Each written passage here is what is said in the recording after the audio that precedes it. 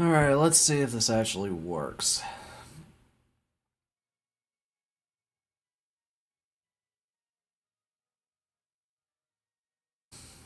Alright, looks like the YouTube notification went live just fine. And I'm gonna here. Okay. Alright. Let's see how this goes. Hopefully the ping system for Discord will work just fine. Alright. Let's go ahead and just get started with this. Because we got a lot of eggs to hatch.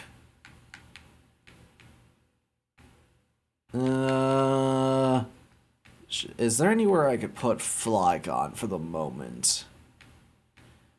It doesn't seem like there is. Shoot. Maybe I could replace.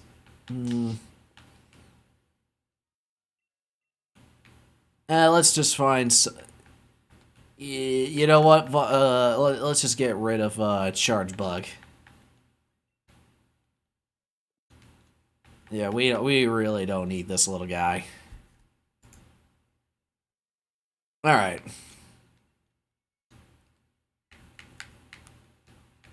All right.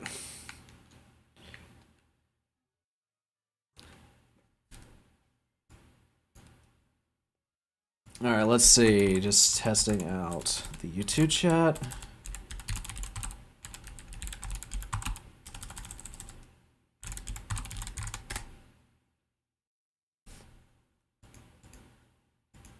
Okay, looks like the chat window is just coming through fine. All right. Well, for the first round, everyone, just to let you guys know what I've been up to, I mentioned before that I was trying to breed a shiny Dratini, and so far we have a butt ton. We've gone through, I think we're up to like an even 200 Dratini right now, and so far no shiny yet. So, and I've got another, what is it, like 25, 50, 75, 100, 102 eggs ready to go. So, who knows? Maybe we'll get lucky and one of these will be shiny. Only time will tell. All right. Let's just go ahead and get started. Yeah, I know this isn't exactly the most exciting thing in the world, but that's perfectly okay. It's more of just I kind of like the simplicity of this. It's just kind of sitting back and relax. And realistically speaking, I wasn't planning on doing this today. It was more of a spur in the moment. It's like, hey, it's a Sunday night, not really doing much else for the rest of the night. Why not do a little bit of streaming just for the heck of it?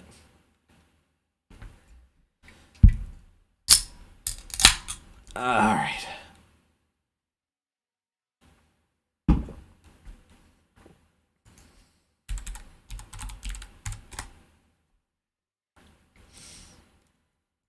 Yeah, so we don't have to really deal with the breeder at least or at least the daycare for a little while. We can just kind of keep going back and forth for about what is it, 100 or so eggs.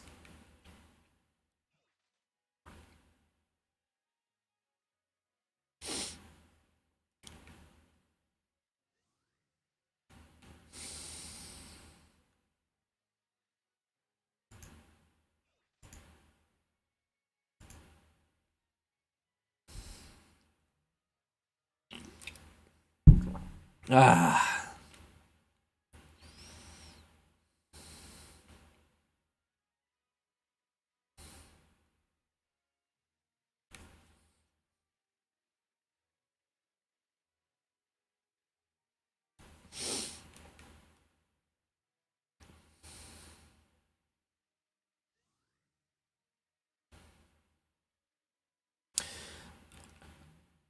I really need to think of something to do with all the other spare Dratini. Because I'm kind of thinking, like, do I just release them all? Do I wonder trade them? Or what should I do with them? I still haven't come to a decision on that one, but I guess we'll cross that bridge when we get there. Oh, speaking of which, here's a few of them now.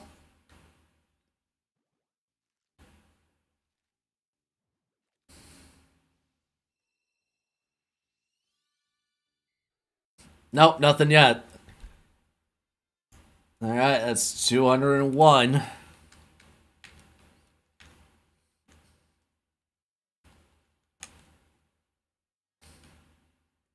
this will make 202.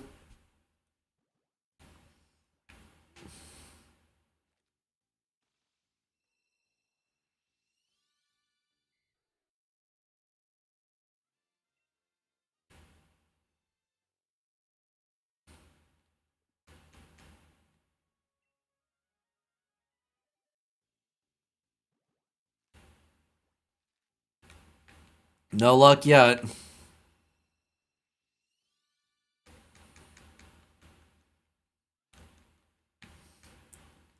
I'm just going to have a swarm of these things. If that's 202, this will be 203.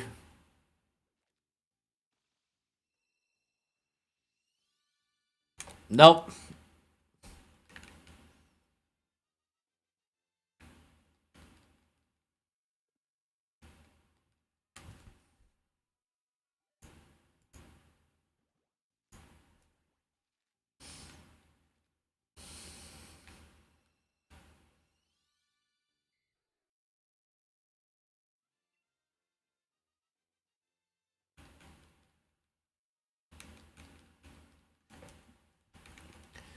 Alright, let's see. What do we got? That's 5. Okay, so we're at 205 now.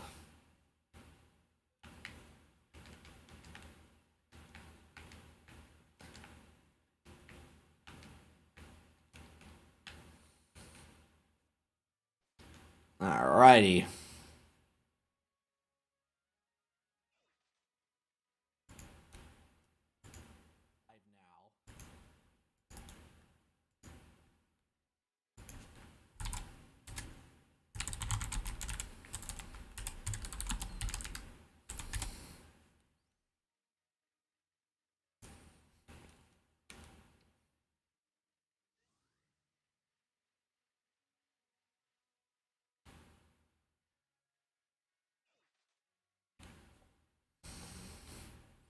You know, I wonder what the longest or what the record is for the number of most encounters when it comes to shiny hunting and or breeding. Like, how many eggs did someone have to go through just to get one specific shiny variant of whatever it is they were looking for?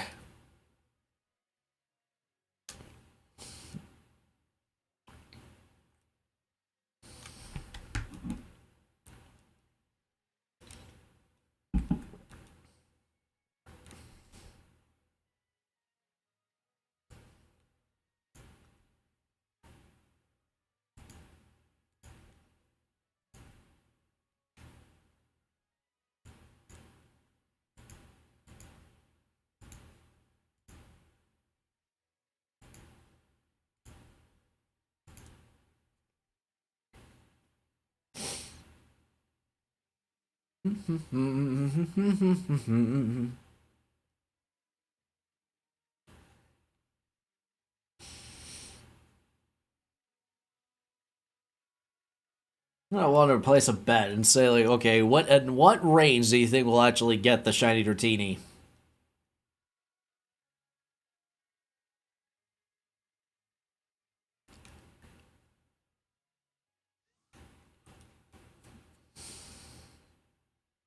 Oh, here comes the next set.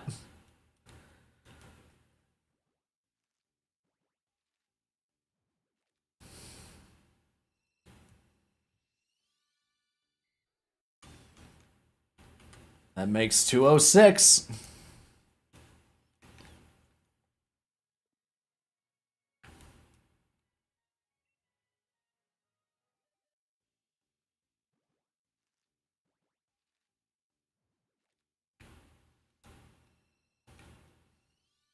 Nope. That's 207.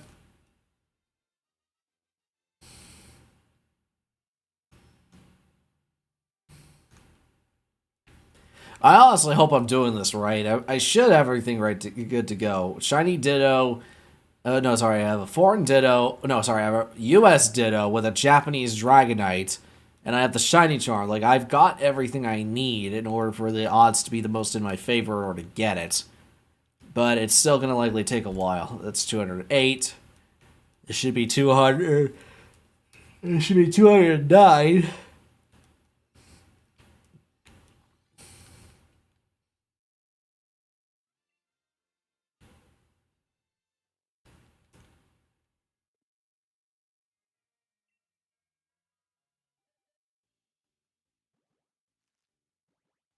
Come on, what do we... Come on, give me something to work with.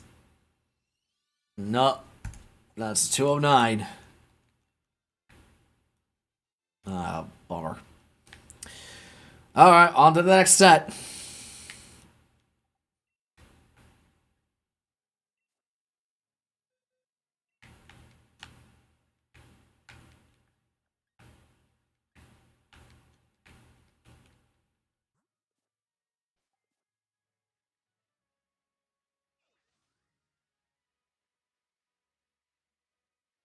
Hmm.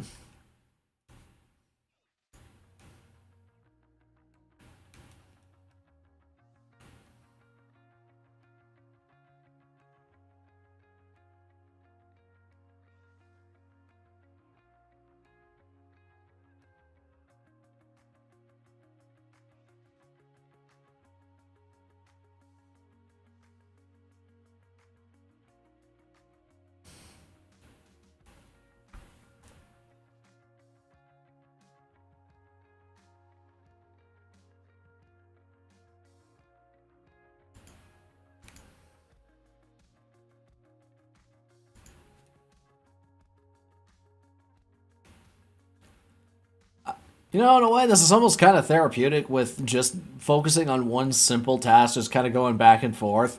I know it's not the most fun thing in the world, and it is admittedly very tedious, but kind of something you can just zone out to.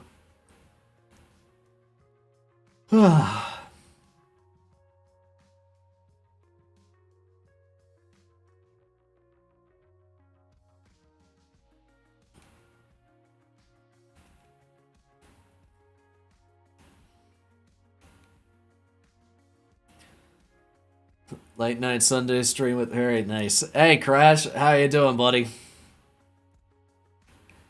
Well, yeah, man. We're just doing a late night stream. It was more like, you know what? Screw it. It's a Sunday night. I'm not really doing anything else tonight. Don't have to get up early in the morning.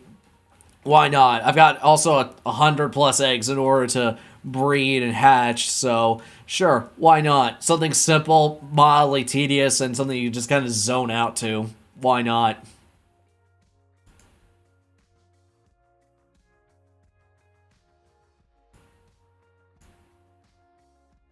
Oh.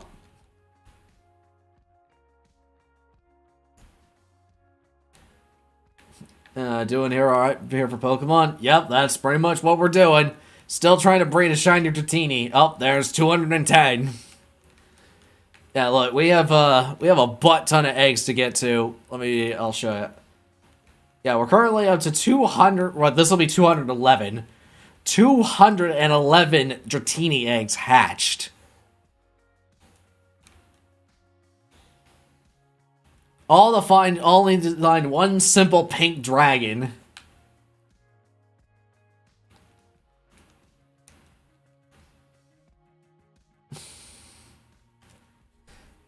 This will be 212.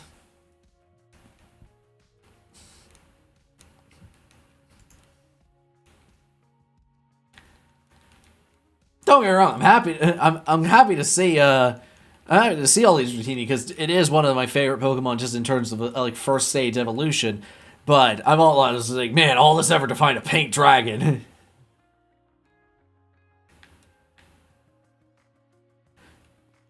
But it'll be worth the effort because it'll be mine. I worked because I worked for it. That's 213.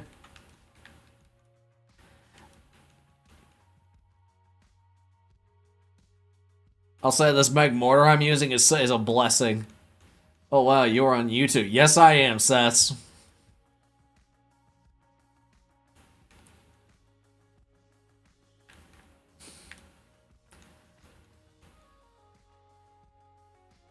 Alright. Yeah, we've got a lot of eggs. So this will be, 215. Look at this. So, this is 215 Dratini eggs hatched.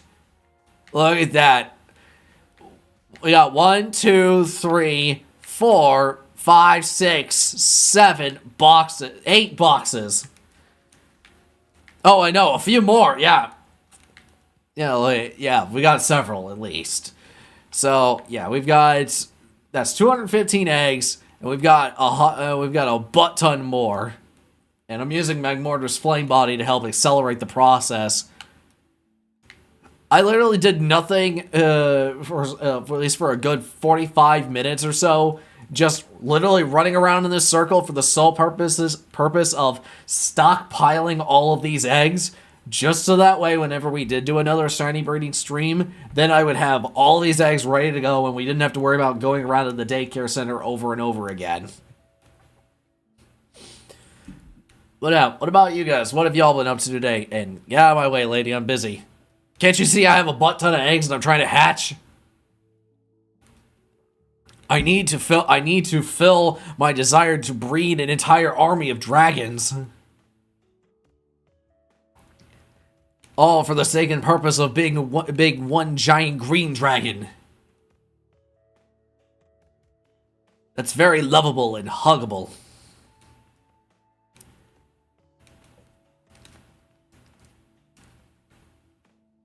I was like, now that I have a foreign Ditto, I can actually almost breed anything I want and try to make a shiny hunt out of that if y'all want me to.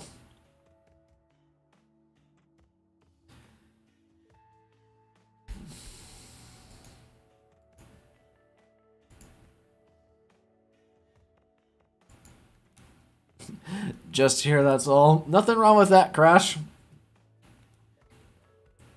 I'm just glad you're taking the time out of your night to drop in. It's always a welcome pleasure.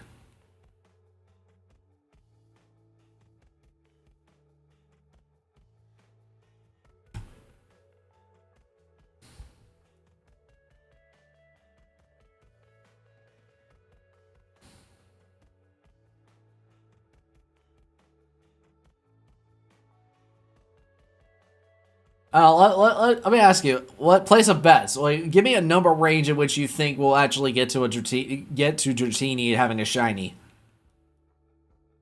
Like, do you think it'll be in the 200s range, the 300s, the 400s, the 500s?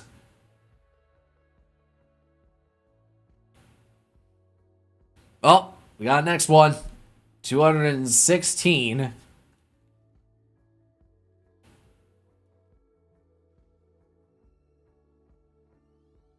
Nope. No dice.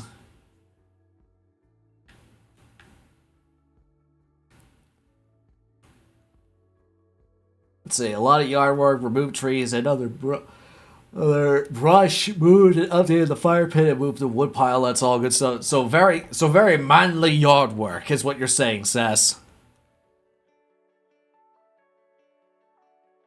Although I don't see anywhere where you said you mowed the lawn.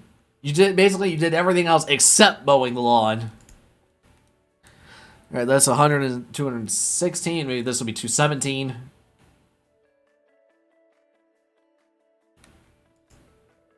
Nope. Still no dice on the shiny.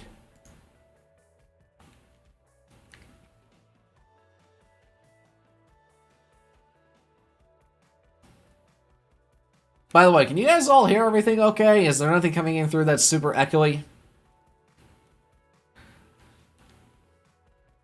Yeah, it was a lot of work. I can imagine so. Alright, that's 218 eggs. Wait, maybe 219? Mowing the lawn is just a weekly duty. Oh, fair enough.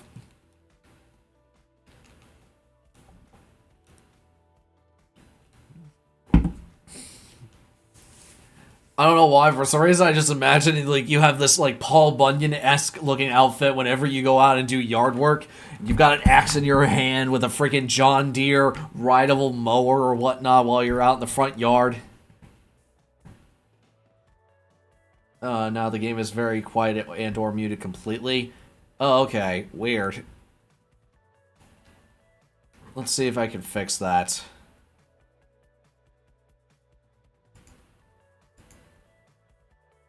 Weird, I have about it set to as high as it can go.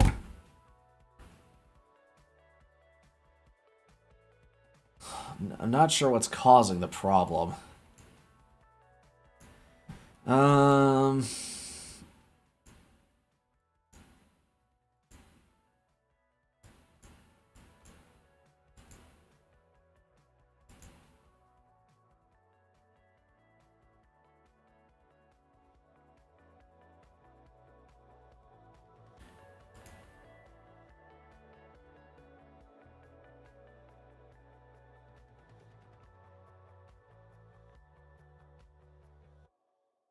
Alright, so I have... That is so weird. I have the audio set to like 200%. Let me try this. Let me try setting it, try drawing it from a different audio source. This might work. I'm not 100% sure. Maybe it's not capturing desktop audio. I do hear music. Yeah, I'm using Tycho's music for right now. Alright, output desktop audio wave sound.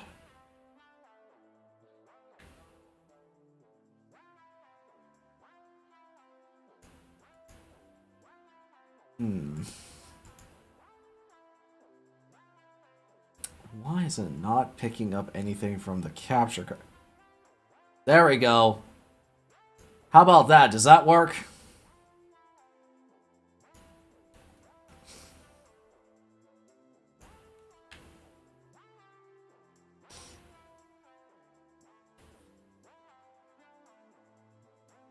Yeah, let me know if that's better. It looks like the audio is coming through at least a lot more now. I could just add in another gain aspect to kind of increase the decibel count for it. Oh, right. Hold on. Let me double check. Did I already... Yeah, I already breeded this blot. Okay.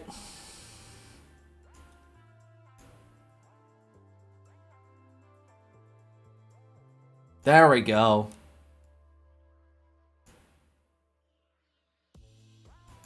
You hear the music, that's all? Okay, that's weird.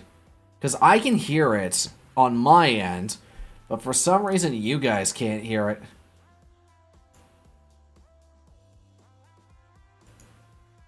Oh. There we go. How about that? Also, hey Pete, sorry, hey Jill, how are you doing, man? Sorry, my brain is derping hard right now.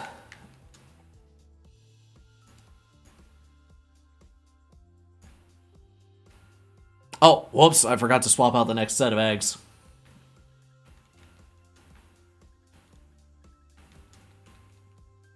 There we go.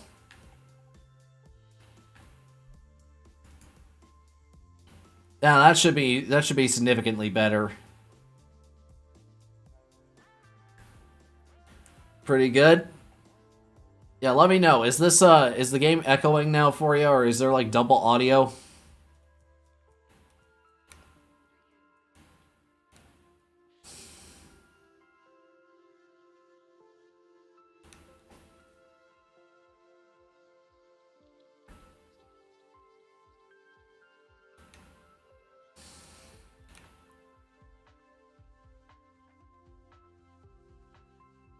By the way, how'd your stream go with Final Fantasy VII? Sorry I wasn't able to watch it. I was kind of busy at dinner.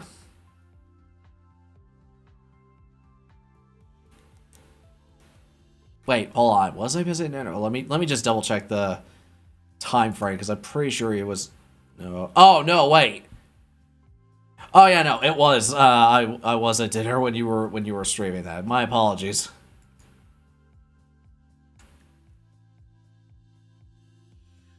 No, I literally just went out for dinner tonight. Went to a local Chinese joint with a couple friends and mostly just had dinner with dumplings or had dumplings while I was there. Then I went to this local bakery joint and had one of their Hokkaido cream puffs, and oh my god, it was delicious.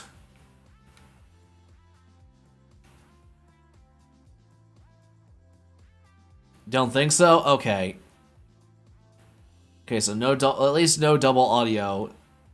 But if anything does pop up, let me know.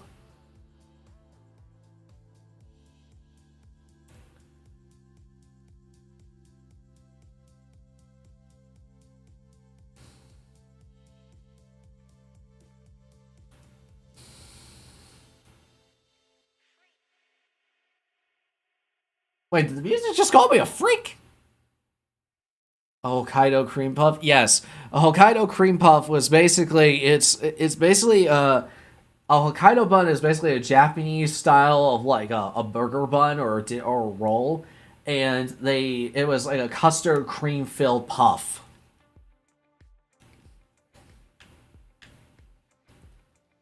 Think of like like a more like fancy-ish version of something like a cream filled snack or a cream filled donut. Think of that way. Like yeah, basically a fancier cream filled donut.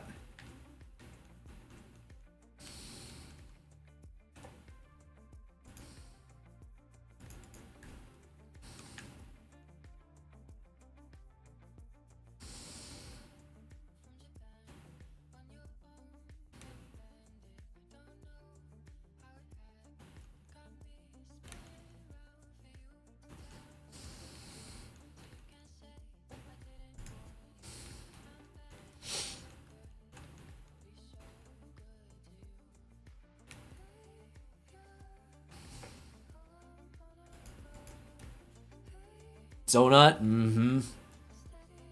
Sounds delectable. Oh, believe me, it is. And the best part is they make them fresh every day at the bakery. So every time when it's like this, it's like a nice soft bun that melts in your mouth, and it's just like, It's sort of, I guess. Okay, Jalen, you would understand this. Like anyone who's ever had a Krispy Kreme in their area, whenever you know how they always have that sign of like hot and ready donuts at that moment.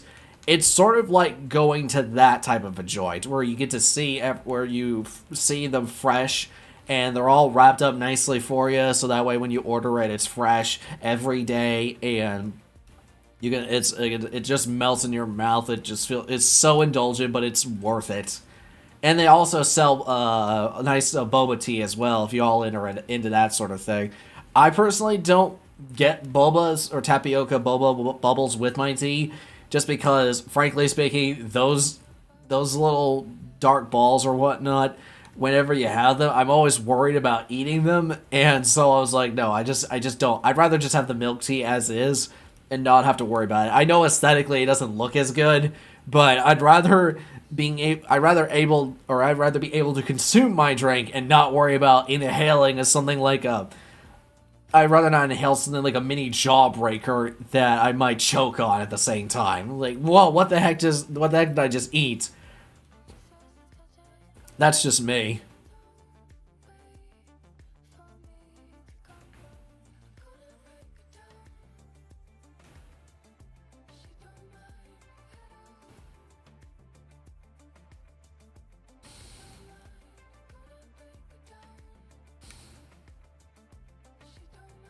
Isn't eating them the point? Exactly. It is the point.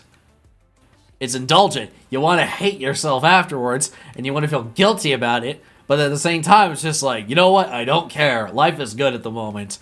I get to have fun. I get to have quality baked goods with friends while having tea, and there's nothing wrong with that.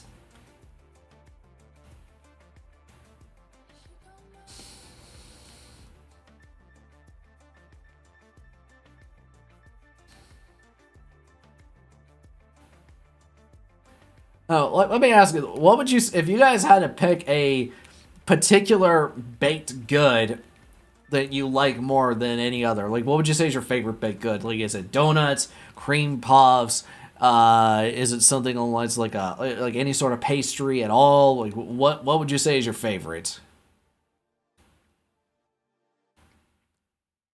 Even if it's something that you don't have that often, but it's something you still enjoy every time that you have it, or like you look forward to it.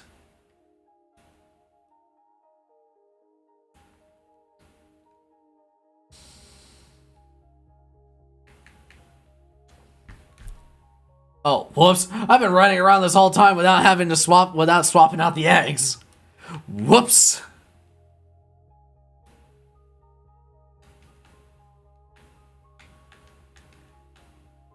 All right, this will be number two. A cinnamon roll. Ooh. Well, thankfully, I've remedied that food-related sin.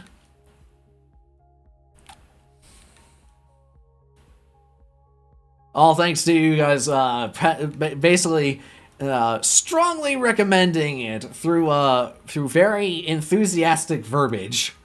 is the polite way of saying it. Boston cream donuts. Okay, I've never had a Boston cream donut, Crash, but that sounds really good. I might have to try that next time I'm up in the northeast.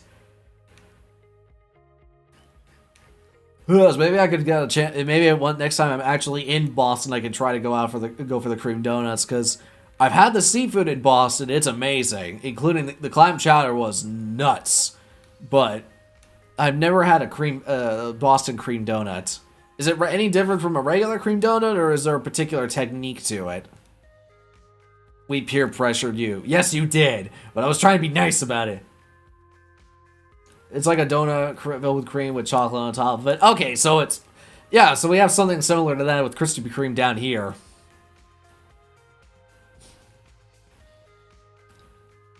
No need to sugarcoat it. Ha! Literally in this case. But yeah, you peer pressured me into having a cinnamon roll. I mean, granted, it was good. I won't lie, it was very good.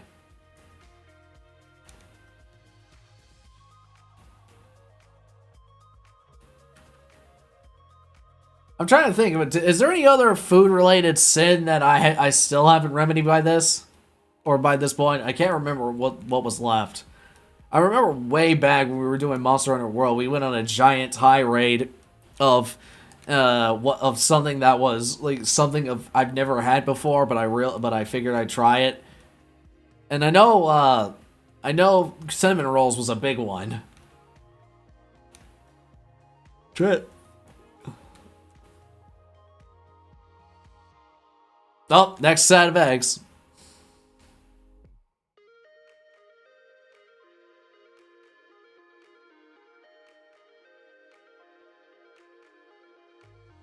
Nope, that's 221.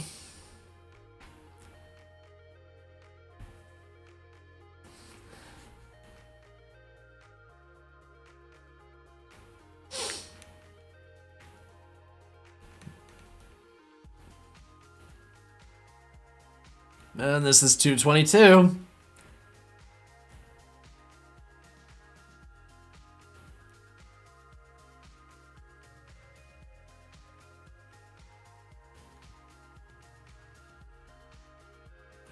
I'm really trying to think of any other food-related sin, because I'm really struggling.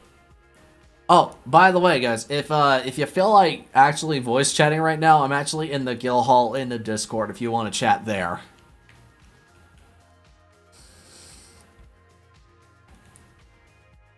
Just give me...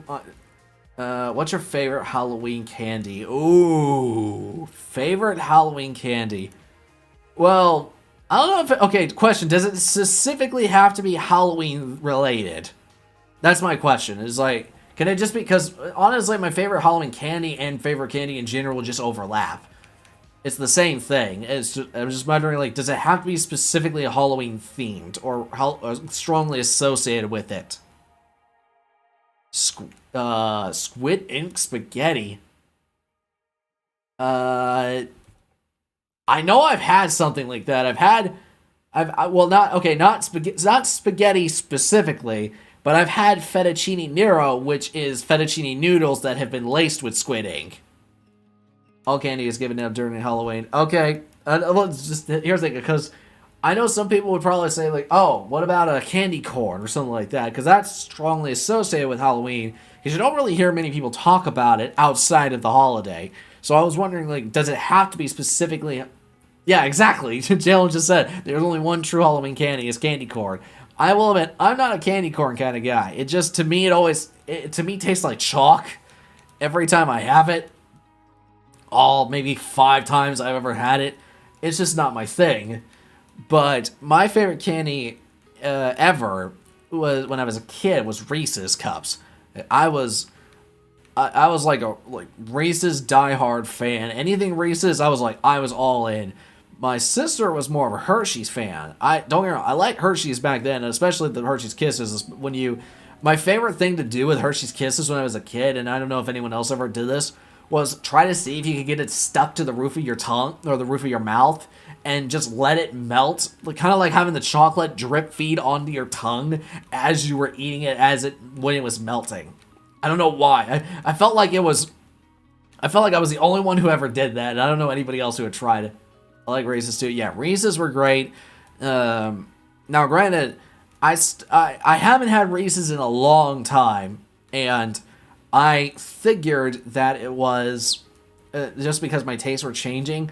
But I grew to like the dark chocolate variant of Reese's, like when it's peanut butter laced with dark chocolate over it instead of the regular milk chocolate they do with Hershey's. It was like, oh my god, this is so much better.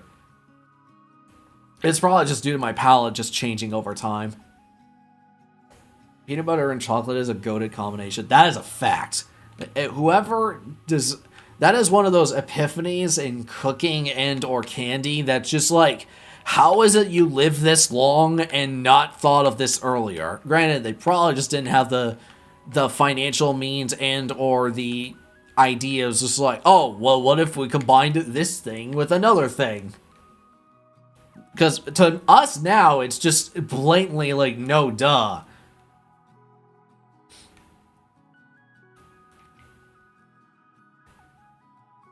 But yeah, Reese's are probably my favorite candy in general. Followed closely by M&Ms.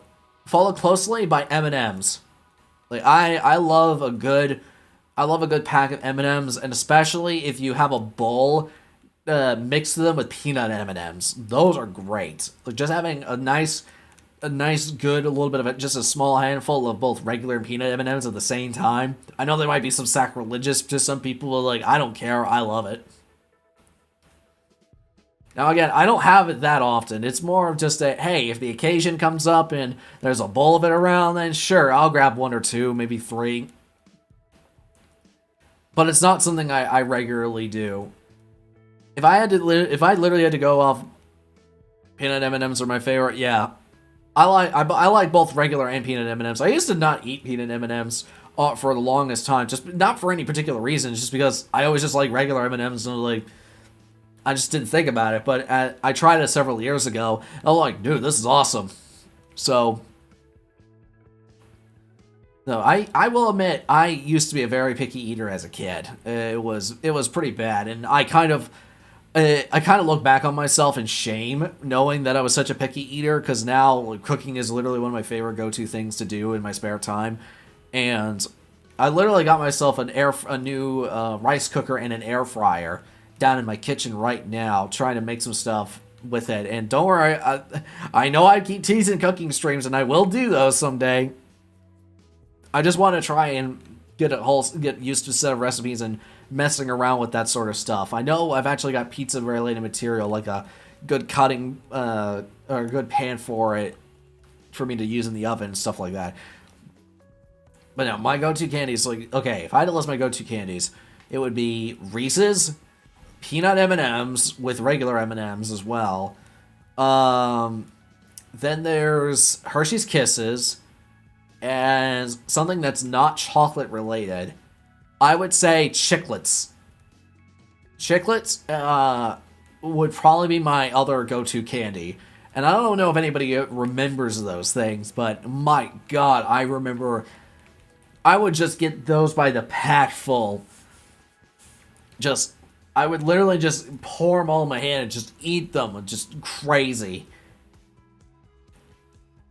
No, that's another one.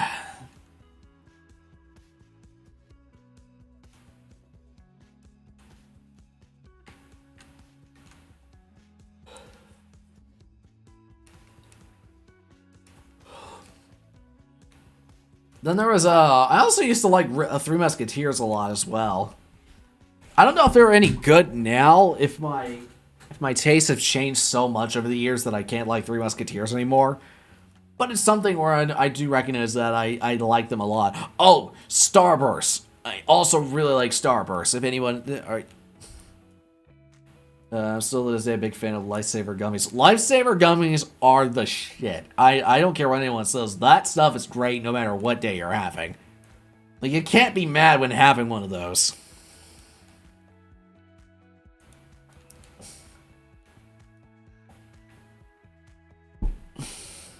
And I'll say this, at least they don't function like a laxative like the Haribo versions.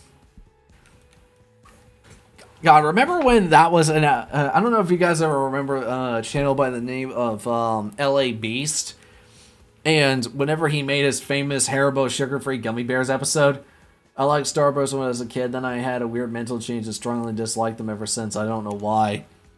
Interesting. I never heard of something like that. I mean, I understand the tastes change over time, so maybe just kind of you grew out of it and just weren't interested anymore. But I'd be kind of curious to hear why that is the case. All right, so that is 230.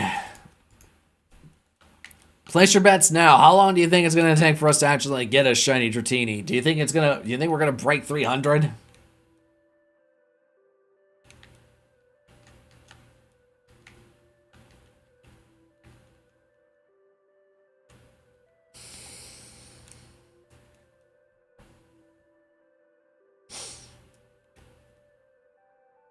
Trying to think of any other, now. I'm trying to think if there's any candy that I really disliked as a kid. I'm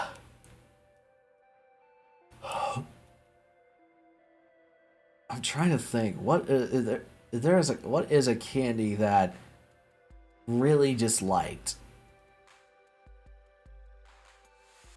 I Okay, I think I've got one. I was never really a huge Pez fan.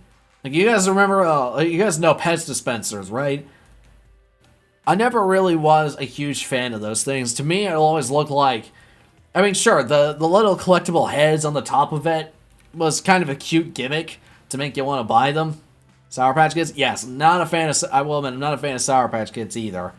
Mostly because I'm not a fan of sour candy in general.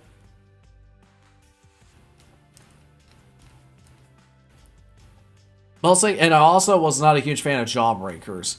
To me, Jawbreakers was just one of those, like, you might as well not have plans for the rest of the day when you're eating a Jawbreaker, because those things are freaking huge. I mean, I know that's in the name is Jawbreaker, but ever since I saw the Mythbusters episode for Jawbreakers, how you could technically make them explode, and apparently leave burns across your face, I'm like, no, I prefer my candy to not explode in my face. No, thank you very much. So I just prefer to avoid them.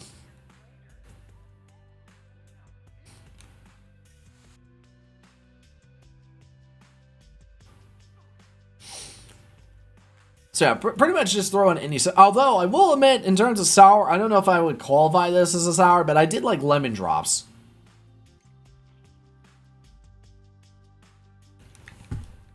Anything lemon flavor, anything is almost an exception for me.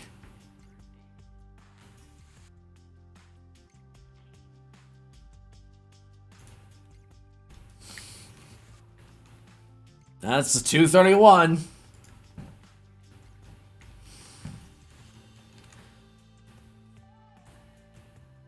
What about you, Crash? Sess, what about you guys? What would you say is your what would you say is your least favorite candy? I don't think I have a least favorite candy. Holy crap, Jalen. Sorry, I had my chat volume way too high on my end. Sorry. No worries, man. That's my fault. All right, let me turn that. Okay, now I think you should be able to talk without interrupting in my ears. There we go. Okay. But how you doing, man?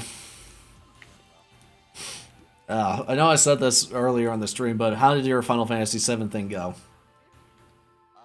It went alright. It wasn't that populated of a stream. But that's fine. Yay. The candy question. Mm-hmm. Like, just one that you've always had a bad experience with. Yeah. Crash is saying anything gummy you just like. Oh, that's unfortunate. I really like gummy candy. Yeah, I will admit I like a bit of gummy candies. I was more of a gummy, like you were mentioning the gummy lifesavers. I was way more into those. Those were always really good. When I was really young, that would be like the candy my mom would give me when I got restless in church. Oh, that's oddly wholesome and kind of funny. Your mom would your mom just like give you the shoulder and it's just like, here, have these candies to shut up. A lot of times she wouldn't say anything. Okay, and would that work? That will work. Now, question: did you ever just let them sit in your mouth so you would savor the flavor, or would you just go through them like crazy?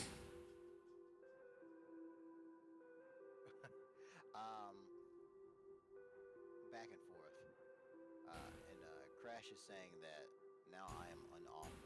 Oh, okay. Sorry, the only reason I was lowering the volume for you is because I noticed that you were peeking into the red beforehand, and so I didn't want to risk making you sound so high or sound so loud that you were breaking through. I gotcha.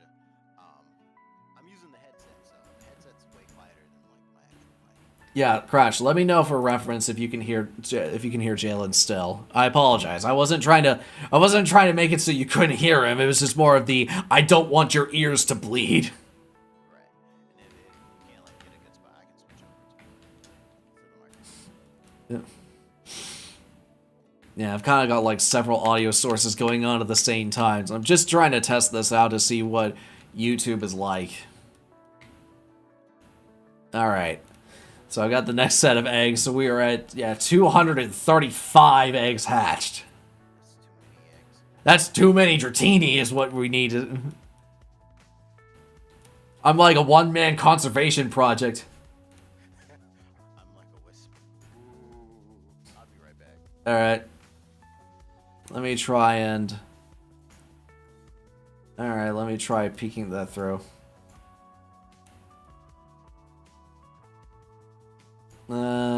Properties. Okay. Maybe if I gave it a... Oh, hold on. This might help. Let me add a gain to him. Let's do it at 10 decibels. That should help.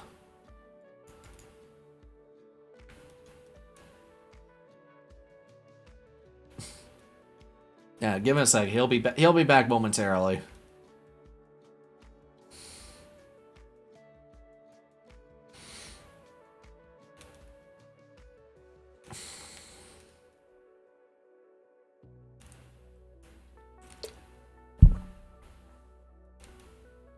I'm trying to think of any other either candy or snacks in general. Ah, wait.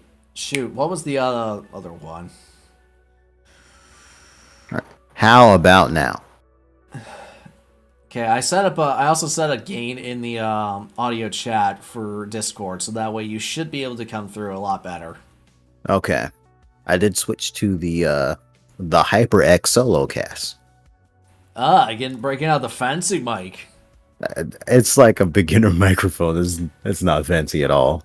I know. I'm just talking smack. Right. I'm using a freaking Shure SM7B, so I can't say shit. Ah. It's like no, like I'm basically the one going overkill with my microphone, if anything. Hey man, good mics that make you sound buttery smooth is always nice. Yeah.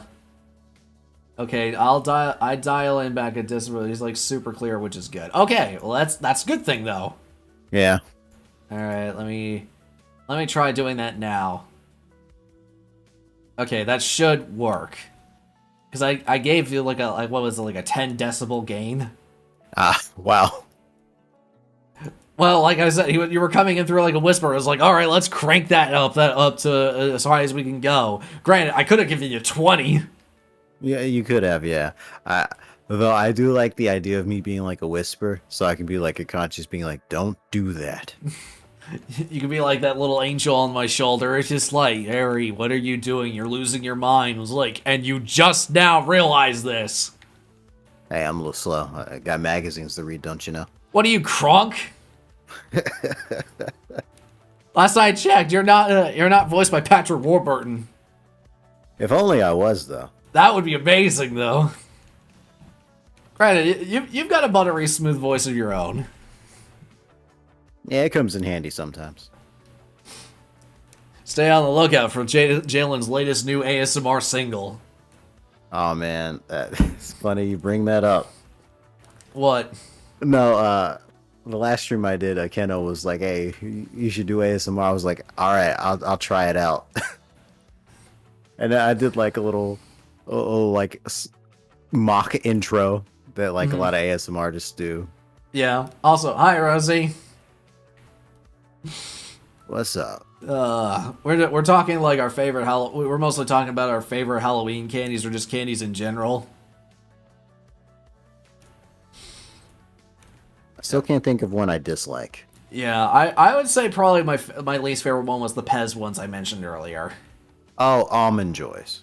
Oh yeah, those are just feel disappointing.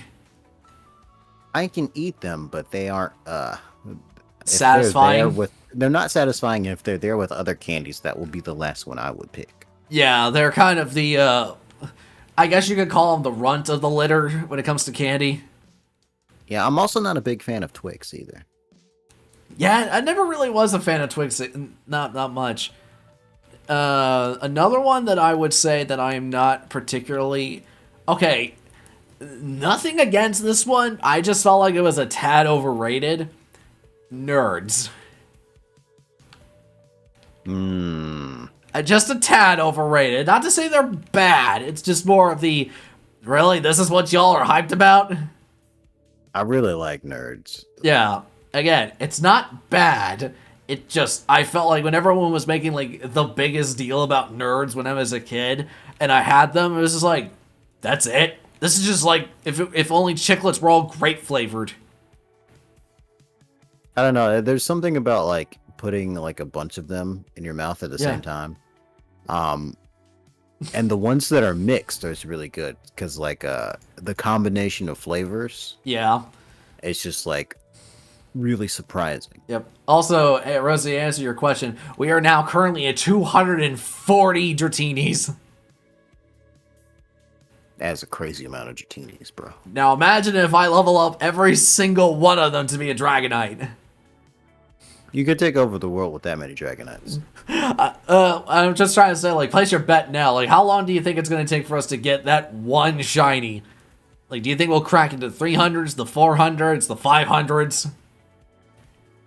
Because from what I understand, the way the shiny charm works when you get the whole thing together in the proper set with the Masuda method, I think it's something like 1 in 512 odds in order to get the shiny. Wow. Which is really low when you think about it, because it used to be, like, way back in the day, it used to be something like 1 in 8,000. 8,000 something. I don't remember what the exact number was.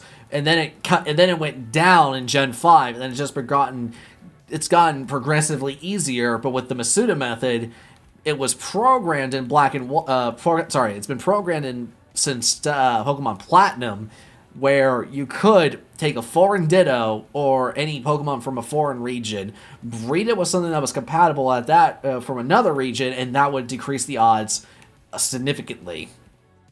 And thus, the current odds right now that I should be working with is 1 in 512, which is significantly better than 1 in 8,000. That sounds like gotcha rates, almost. Borderline, except yeah. you don't have to pay for it. Yeah, you don't have to pay for it. Yep. God.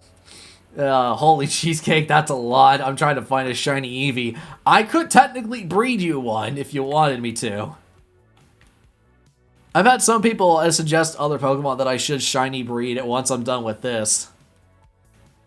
I just figured I'd choose Dratini as the beginning because I already got Ash's Dragonite from the Pokemon event that came out recently. And I had a Ditto already in my daycare center. I was like, so what you're saying is I could technically make Ash's Dragon lay a bunch of eggs, and I can breed a shiny Dratini from that because it's a Japanese Dragonite. And I don't know why, I just find that immensely amusing.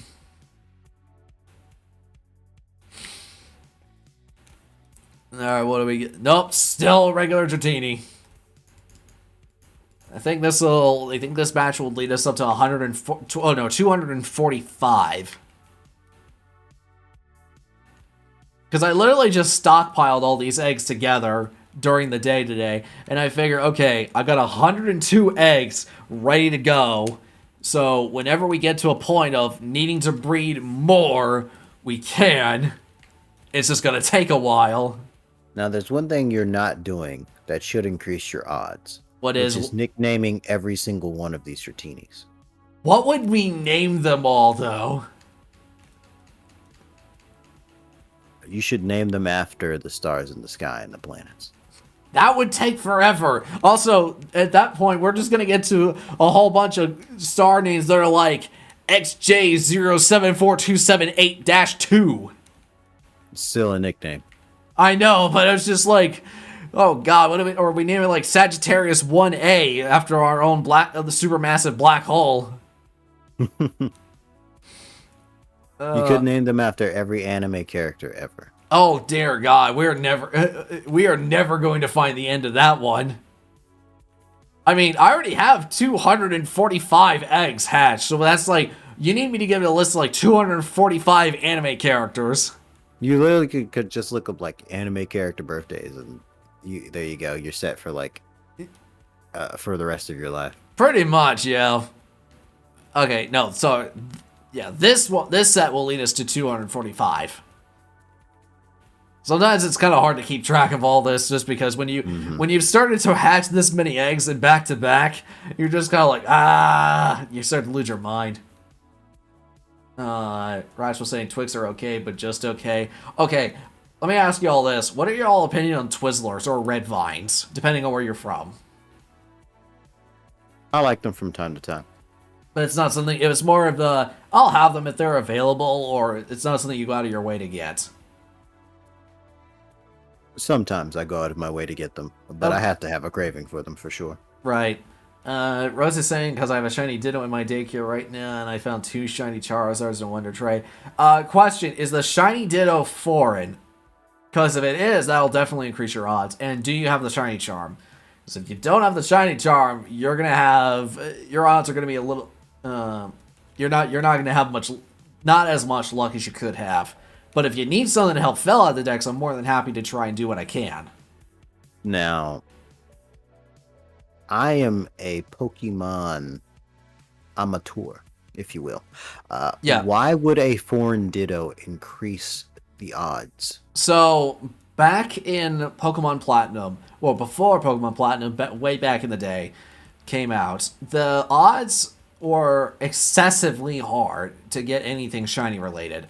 So one of the programmers of the game, one of the main programmers, Junichi Masuda, who's been around with the franchise forever, decided, hey, why not create something of a coding, I guess you could call it a coding error, or a feature where, what if you got something like a foreign Ditto or a foreign Pokemon from a different country?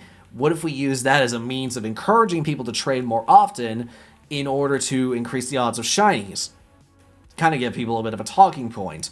So he programmed that intentionally into the games from Pokemon Platinum onwards to say, okay, if you have a foreign Pokemon from any region compared to your game, then that will increase your odds of getting a shiny since you went out of your way to trade from a different region or a different country. So it was done on purpose. For the purposes of increasing shiny odds.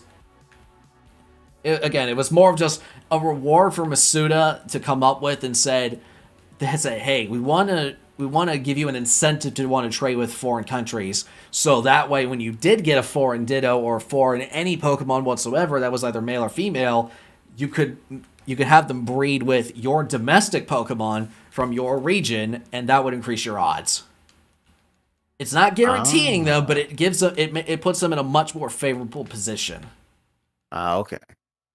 So that's the best way I could describe it. It is something where it was an intentional design choice by Masuda, and it's something that, sure, most people probably wouldn't take advantage of, but for those who are ones who like to shiny hunt on the regular, it's something where they can actually use it to their advantage. Granted, there's been some people who've been doing this for decades at least, and those people have a lot more patience than I do when it comes to it. Like there's I know there's an event that usually takes place among some shiny hunters, what's called Safari Week. And what they'll do is that they'll specifically shiny hunt in the Safari Zone. The one place where Pokemon can flee. And I'm just like, why would you do that to yourself? And the odds of finding one itself without intentionally doing something like this, like shiny breeding, are already difficult enough as it is. And now you're just adding that extra layer on top of it. I hope that at least answers the question for you. Sorry.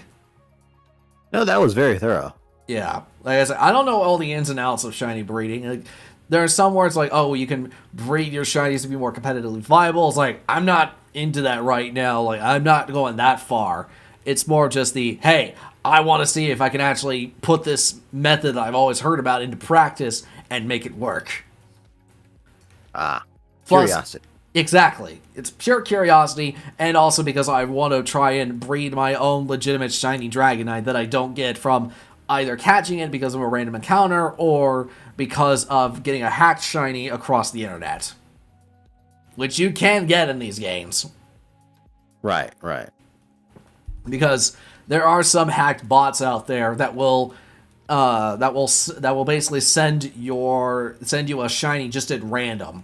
And you never know what it is, but you can always tell it's a hacked one because they'll have like perfect stats across the board. They'll always have a nickname that's promoting a website like machamps.org or some other Discord server or something like that. It's always the same. So if you ever see something like that, a random shiny just wandering around the internet, 9 times out of 10, it's usually hacked. And those I know are technically illegal. Now, it's not to say that you can't keep them in the game because they don't do anything malicious with it.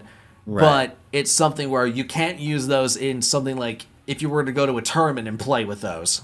Yeah, because they've been manipulated. Exactly. They've been intentionally designed to be as powerful as possible, and that's not fair. Yeah. Yeah, and so it also makes it easy to tell which one is fake and which one is real. So, what if I make a bot that makes shinies that are just regular shinies with like no stat changes or anything, and it promotes the fake restaurant Big Boy Pizza? I mean, you could technically name all your stuff Big Boy Pizza if you wanted to, but I'd say that would probably still be qualified as illegal because they can tell based on who the original trainer ID number is. Mm-hmm. Because every Pokemon has an associated trainer ID number who they can trace back to who the original owner was or who the original creator was.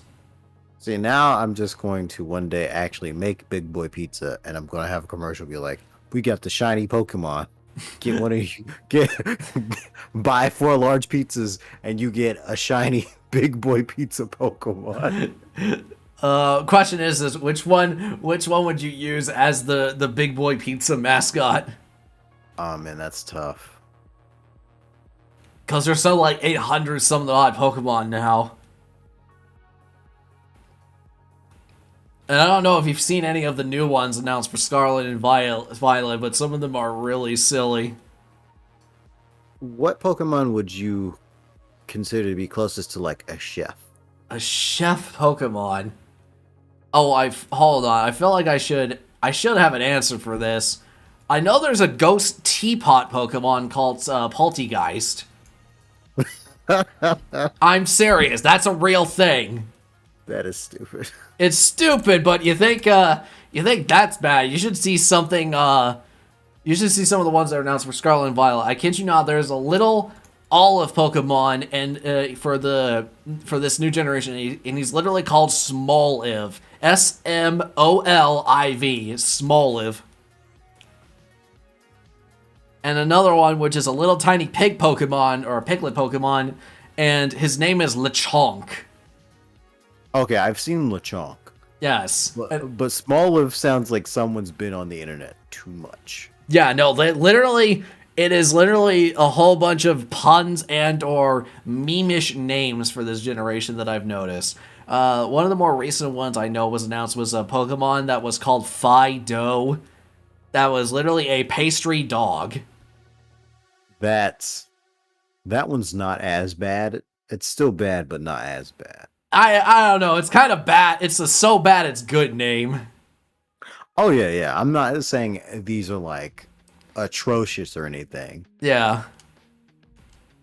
Just It's just It's just funny the fact that they it's- named it like that. right. I wouldn't have expected it, in the 90s, being like, oh yeah, Pikachu, yeah. And if he was named now, he'd be like Spark Mouse. I'm literally trying to look through because I know this sounds bad, but I'm literally gonna have to go with the latest generation and work backwards just because I imagine it's something where the later generations would have something like a kitchen related Pokemon. Poltegeist is the one that immediately comes to mind, but that's more of a tea time thing. Yeah. Okay, not so much a chef related Pokemon, but something that would be dessert related is Alcremie. And that one is literally like a giant set of ice cream swirls mixed together, and that one actually changes. Okay, you're probably not gonna believe me when I say this, but there's a set of I think there's like a set of traits that you can get within Sword and Shield, where if you give it to Milcery, its pre-evolution, and you force your character to spin either clockwise or counterclockwise a certain amount of times either way, that will determine what Alcremie looks like when it's evolved. That is elaborate. It is elaborate. That's not even the most elaborate evolution method I've ever heard of. Let's crash in the weird food theme. The food theme Pokemon weird me out. I mean, let's be real. The idea of humans eating Pokemon has been around since Generation 2. I mean, literally a plot point in the second set of games was Team Rocket going into a slowpoke well and eating the tails. Literally literally cutting their tails off to serve them as delicacy and food. I feel like that's a separate, that is a separation. There's that, and then there's, oh man, this Pokemon's an ice cream. Yeah, fair. Things that we actually eat. Yeah, but I mean, there's also Miltank, which is just a cow that stands up on two legs, and you're just like, oh look, steak. Oh. And then there's stuff like Krabby or Kingler, which is like, okay, let's be real, who likes a good bit of crab? I'm actually not a big fan of crab. Point being is that there's some people who like to eat crab, yes? Yes, there are, yes. So it's like, imagine the giant meat bit you would get from Kingler's claw. Like, that alone would be appetizing. It's like, I could easily see some Kingler-sized gumbo or something like that made in the Pokemon world.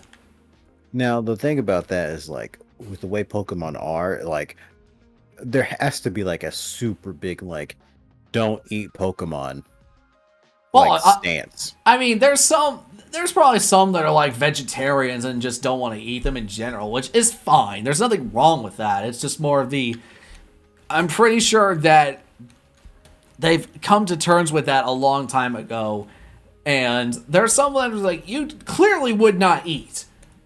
For example, you wouldn't eat a Gengar, for example. Or you wouldn't try to eat a freaking Scyther. That just doesn't sound appetizing. People eat insects, so. Well, yes, but you wouldn't try to eat an insect that's about as tall as you are that has razor blades for hands. I mean, you just use... It would become Monster Hunter at that point, where you would use the razor blades hand parts as a weapon. Oh yeah, excuse me, let me just get this giant Scyther knife out of my pocket. Actually, that'd be hilarious to see someone use that as a cooking utensil.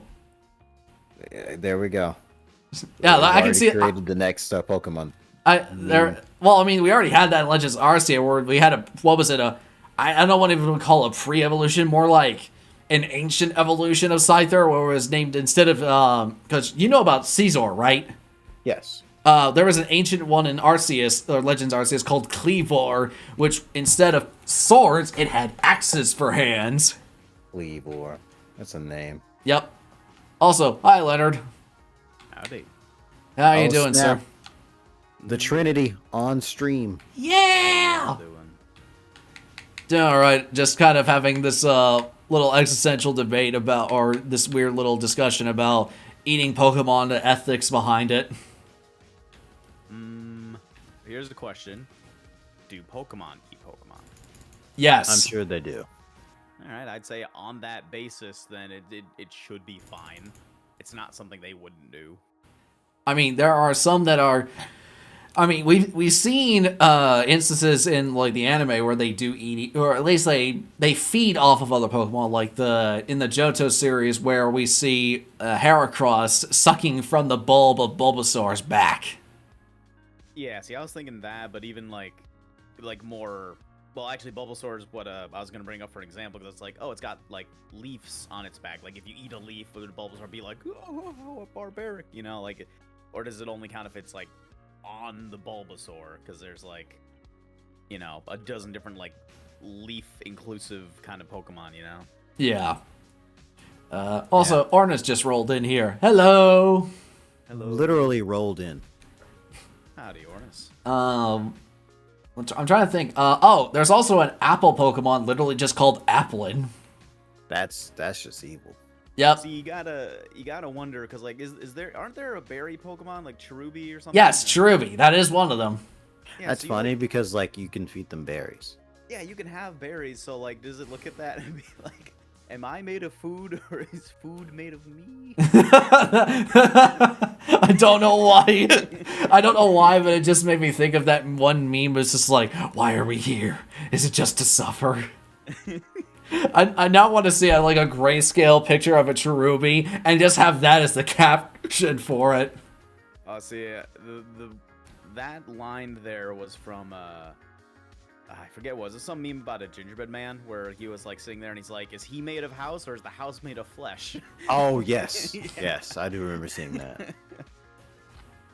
I'm literally trying to look through more to see. Now, granted, oh jeez, now I'm starting to have hiccups. Shoot. Oh, here's one. There's literally a pumpkin Pokemon that is called Pumpkaboo. I see. Yep, and that was a ghost grass type, so I don't know if you would want to eat that for Halloween. So what you're saying? That's spooky weed. No, it's more like a spooky jack-o'-lantern. Yeah. That's more or less what it is. Ghost grass, just like, hey man, here's some scary one. It was just like, hey look, here's a pumpkin that floats. Oh man. And it's also possessed by the souls of dead children. Yeah, Ju- they love to do that with ghost Pokemon. Oh yeah, they really do. Then there's a Clawitzer, which is literally just a giant crawfish with a huge ass claw on it. That's very simple. Yep. It's just like, hey, take a normal animal, make one part of it really big, and then just call it a Pokemon. And, you know, they did that with Kingler. Basically, yeah. Clawitzer is just another version of Kingler. Then there's Slurpuff, which is another dessert-looking Pokemon. Technically, this could qualify as food as Go-Goat. And it's literally just a goat with a bunch of leaves over it. See, I'm wondering, like, there's a couple of Pokemon that I think I would be a bit more confused by. Like, isn't there one that's like just literally like a snowflake and like that's it? Yes, that's Cryogonal. Yeah, how would you cook it? Would it just turn into like water? Or Yes, it would. Would it be like a sentient pile of water as like a different evolution, or like? Well, Just apparently, imagine. from what I You just understand, melt this thing and it's just smiling as a puddle. I think in one of its dex entries, it explains that it only exists in the winter and it turns into water in the heat. See, and I'm wondering if you like boil something else in that water, would it make it taste better? I don't have a clue. Ornus is saying there are in real life recipes for bear, raccoon, squirrel, beaver, and boars. Every Pokemon is edible at least once. Yeah, I'm sure there's a lot of different, because like I know there's like specialty meat shops where you can get all sorts of stuff. You know, you can get like, you know, different varieties of like snake or crocodile. Oh yeah, there is that. Jesus, these hiccups. I hate it when I laugh so much that I start to get hiccups. You want to rely on the tried and true method? Do I have to break that out again? I mean, That if would it make for a works. good intermission. Yeah. All right, let me go get a glass and a knife. Then I'll be right back. Yeah. Amazing. Try We not to did get it. too bored while I'm gone. All right, we have to entertain the folks while Perry's getting ready for the show. All right, cool. Do you know how to juggle? I do know how to juggle badly. All right, I don't know how to juggle at all. I think we're in a bind now. All I'm right. out of ideas. So I am juggling. Yeah. I am juggling nothing, Yeah. Don't drop. which is the easiest way to juggle things. Air. It's all around us. Nah, but I don't know what. I mean, I just kind of hopped in here and, with your guys' thing. I don't know, how was your day? Yeah, how you been? Oh, my day was fine. Went to work. The work was work. Other than that, been home, had some dinner, streamed some Final Fantasy VII Remake, and now we're here. Excellent. Very nice. And what about you? Not a ton. Just All right, getting some rest. I'm putting After, headphones back on. you know, after yesterday, because like I didn't give you guys a full scope of it, but I did like maybe 9 hours straight of it, and yesterday to get that thing out. The full-time job. Yeah. All right. All right, so I've got an empty glass here. Made sure it was clean. All right. Butter knife in. Have to have it blunt side or sharp side down. A fresh can of liquid death. Nice. All right. And fill it up. Lady, do you want to explain this method to anybody who hasn't heard this already? Yeah. So this is the method. All right. It's you got to get a glass, as he's done. Fill it with water, as he's done. You take the knife, which he has. You put it in there. All right. And then you prop it up against your forehead. All right. And then you drink the whole thing in one go. Yep. And if you do all of these specific things, and mind you, it can't be like a straw or a chopstick or a cup or some other drink. I've been told it's very particular because I asked them, could I use a spoon? No. You know, it's like a knife is too pointy. They're like, no, it has to be a knife in a glass, not like a plastic cup. And then you drink it all in one go, and ta-da, hiccups are gone. Yeah. Also, hello, Jerry. You're catching us at a very interesting time because I'm trying to get rid of hiccups right now live on camera, and I'm doing a method in order to get rid of them that I've done multiple times over, and this method is bullcrap. It shouldn't work, but for some reason it does. Also, hey, Samek, again, you're about to watch me try to get rid of hiccups live while chugging this entire glass of water in one go. Now, hopefully I don't make a mess of this, but we'll see. Hold on. And if you guys want to chat amongst yourselves while I try to chug this, feel free to do so, because I'm not going to be able to say a thing while I get this done. It'll probably take me a good minute or so. Nah, you So- good, man. How many times has this actually worked? I think at least 5 that I've seen Perry do, like, with us on, like, voice chat or on stream. That's pretty impressive. Yeah. Like, this wasn't, like, a 1 or 2 time deal, I think. And that's just the times that I'm aware of. I don't even know if we've, like, openly discussed the other ones. Just like Yeah. this sounds ridiculous. By It the way. is. It is ridiculous. Oh, Oh no. you okay, Perry? Mm. All right. It is ridiculous, but it's always worked for me. Now the way I get rid of hiccups is to exercise the diaphragm. You do what? I exercise the diaphragm. All right, and what's your method or methodology for that? And Because literally, if I remember correctly, hiccups come from your diaphragm being out of sync. ah, So, if you can move your diaphragm, this is a skill you have to learn. But for most people, you can exercise it with some breathing, and that should get rid of your hiccups. see, you'll be hydrated for the entire stream. Yeah, no, he's correct. If you haven't gotten your recommended amount of water for the day, that'll do it. You know, there's a bot that tells you like Ha! when you're supposed to drink water when you're streaming. All right, done. Excellent. Almost went through that entire can too. Jinx Lenny, you owe me a soda. You know what? Screw it. I might as well chug the rest. There you That's right.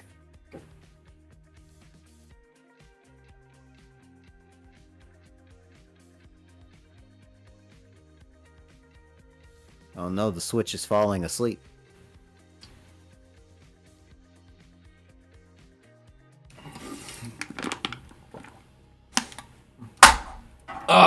Done.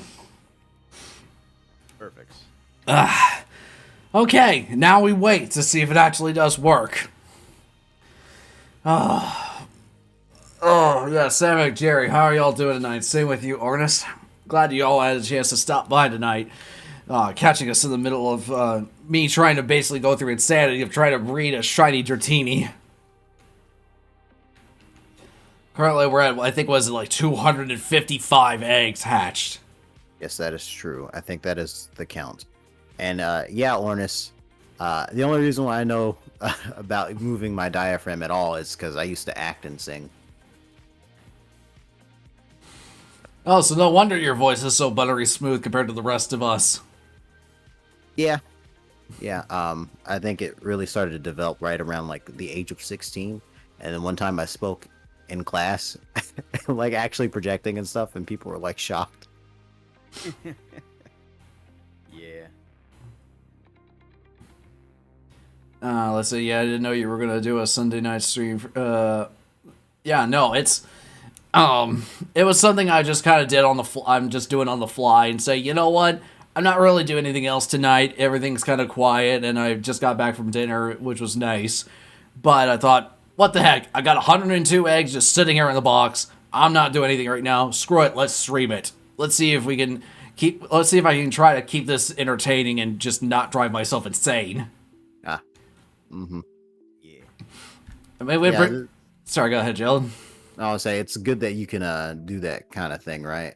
Because if you didn't have a stream or people to talk to, this would be very monotonous and tedious.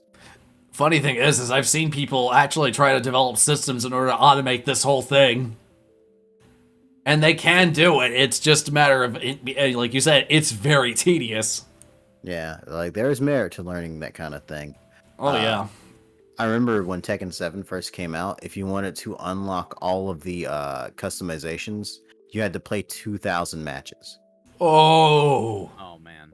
Yeah, so people found ways to like automate that process by like going to like the endless like fight mode and just like they found a way to like keep the one attack button going, and like if you left the system on for like a whole day with this, you would get the 2,000 matches. Oh nice. Yeah, because it didn't matter if you won or lost as long as it was a match played. Excuse me. No problem. Well, it's been about a good, 5 minutes at least since I chugged that whole thing. So I think it's safe to say the hiccups are dealt with for the moment. I wonder I'd if say that so. process is like a mental thing. I don't know. I'd be very curious to see if that's the case. Or what the effect the water has on your diaphragm to force the what causes it to go out of sync in the first place to essentially negate itself. Yeah. Yeah. I believe. Oh man, I won't lie. It's not. No matter how many times I've done that, it's not. It never is easy. Yeah. It doesn't look easy at all. No, I mean when you try to prop a freaking knife against your forehead chugging an entire glass of water at the same time, especially when you're trying to do it on camera, live in front of everybody, and not spill all over the place. Yeah, man. And I still remember when Lenny first told me this method years ago, and I at first didn't believe him. I was like, this has to be I was like, this has to be the stupidest thing I've ever heard, and yet it's worked almost every single time. So, you know, that's always the funny thing is, like, I am almost entirely convinced that, like, 90% of, like, what's discussed there is entirely, like, irrelevant. Like, it doesn't necessarily need to be a glass. It doesn't necessarily need to be a knife. You know, that sort of stuff. But I think there's an inherent placebo effect going on that I don't want to mess with, so I'm keeping all the variables exactly the same.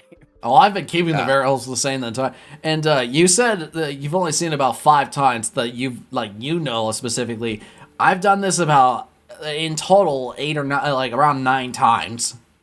Oh, so even more then. Yes.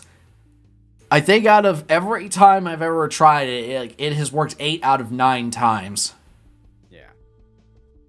And the only reason why it came back on that other time is because, again, I was laughing so hard that it caused my diaphragm to go out of sync again and cause hiccups. Gotcha. I don't know, it seems to come up the most often when I'm laughing. Which was weird because when I was watching your Assassin's Creed video this morning, it was like I was laughing my ass off for it, but it didn't give me hiccups then. Ah, I see. Granted, that was...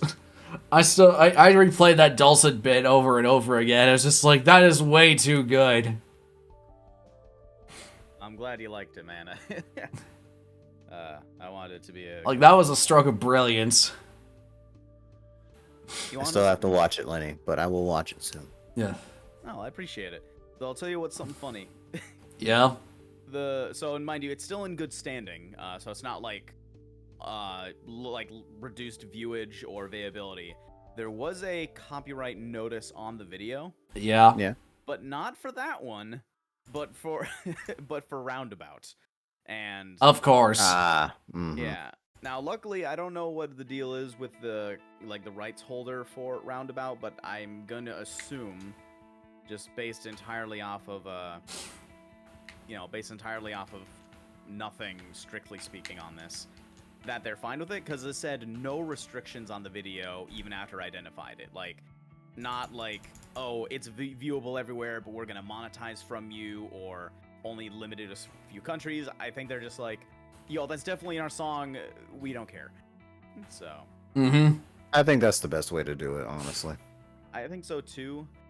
I'm gonna go out of my way and assume, this is entirely a guess, that the JoJo memes using it have been used so often that they decided not to make a big fuss about it, because, you know, if you actually tried to suppress the Roundabout JoJo memes across all of YouTube and social media, that is a Sisyphean task if I ever saw one. Yeah, you would. That's like putting yourself through torture. You would not win that battle, no matter how hard you try. In fact, if anything, you would only make it worse for yourself.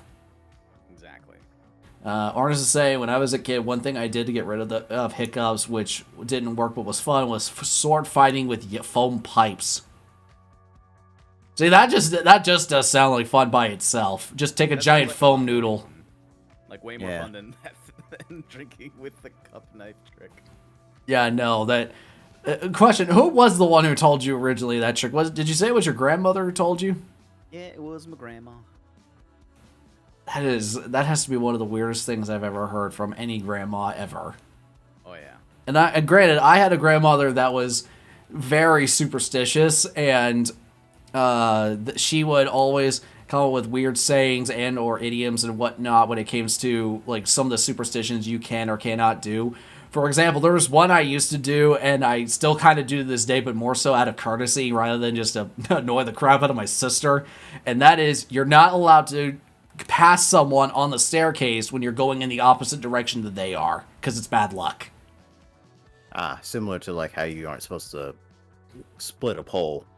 Exactly. With another person. Exactly. So that was another superstition again. So whenever my sister was going downstairs or upstairs and I was going in the opposite direction, I would intentionally walk backwards or up or down the stairs just so I could get to the top of the stairs, and it would drive her nuts every time I did it. And eventually, it wasn't because I believed in the superstition, it was just because I was pulling the big brother thing and just intentionally annoying my sibling. Now, granted, when I still do it, even if it doesn't happen that often, it's more of saying, like, look, I just don't want to be in your way when you're going up or downstairs. I see. So it's more of just, to me, it's just more of a courtesy or mannerly thing, rather than trying to, do the whole typical sibling thing and just annoy the crap out of your other sibling. Because Maturity. yeah, it's more of just I'm so tired of fighting with my sister or my siblings in general. It's like, look, it's not worth it at this point. Because I will admit, we used to fight like cats and dogs. It was not fun. Like there was if I remember correctly, I think one of the very first instances in the little story time is when she was first. I think when she first came home, and I was with my my babysitter, technically second, or as I like to call her, my second mother. She was in the car seat at the time, and I was around 4 or 5, like 4.5 years old at the time, and I saw her in the front, in the back seat with in her booster seat and whatnot, and I noticed she was there, and I said out loud, "Do we have to keep it?" Oh, Lord. Yeah, and if that doesn't tell you the starting point of the relationship between my sister and myself, that should pretty much set the bar. Mm-hmm. I mean, granted, brothers and sisters fighting each other as siblings, that's nothing new. That's been done a billion times over. Now, granted, none of the stuff that we ever did to each other was nearly as bad as what apparently my parents did to each other with their siblings. Because I know my mother has told me, and my dad has told me a fair amount of stories, as well as my uncles telling me their stories. And some of that kind of makes me go, how did your parents not kill you from some of the crap that you pulled? Because if I had done any of that stuff with my siblings, then you would have had my body on a spit or something like that. Like, you would have, to quote my own mother, she would have knocked me in the next week. Ah, yes. The Time travel powers of the moms. Yes. Thankfully, it was just using with her hand and not with a shoe.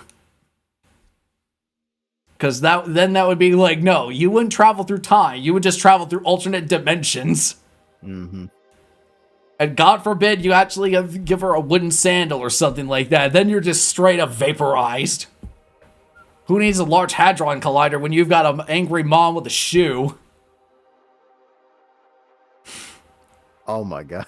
That reminds me. I saw a picture of like this restaurant in Mexico, and the outside there was a graffiti art of Bowsette holding a slipper. Okay. It was like, oh snap, Bowsette's got La Chancla. Oh no! Run! That's more dangerous than the Super Shroom. Oh man. Oh man, that would have been great. Did you guys ever get any like massive punishment or at all when y'all were kids? Yeah. What was the worst thing that you would ever get as a kid? Like, was it like timeout, soap in the mouth, or what?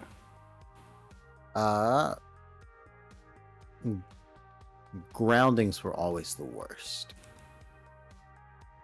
Yeah. So one time I was particularly young, I was grounded for at least 2 or 3 weeks. And I couldn't do anything like fun. So no TV, no video games, no computer stuff, unless it was like for school purposes. Yeah. And that was pretty much it. Me being me, I didn't do much outside stuff, so there was not much I could do besides read. Yeah. Were you at least allowed to do that? Yeah, I was at least allowed to do that. They couldn't stop me from reading. They just felt that would be like defeating something. I mean, like that's a little too far. Yeah. Though later on I did find a way to avoid that. I started using my imagination more, and I'll never forget. I was grounded one time, and then I hear my grandparents say to my mom, "He's grounded, but he's still having fun." I was like, we need to stop that. Yeah. What about you, Lindy? What was the worst punishment you ever got? That's a tough one. I got a lot of various kinds of punishment of various sorts, you know, groundings and, you know, sent to bed without dinner, spankings and such, you know. But the one that I think sticks out the most is I was like young, you know, just to understand the relative severity of this is I liked Ed, Edd n Eddy a lot, right? And I liked the character Plank. I thought he was a very fun character, despite not literally doing nothing.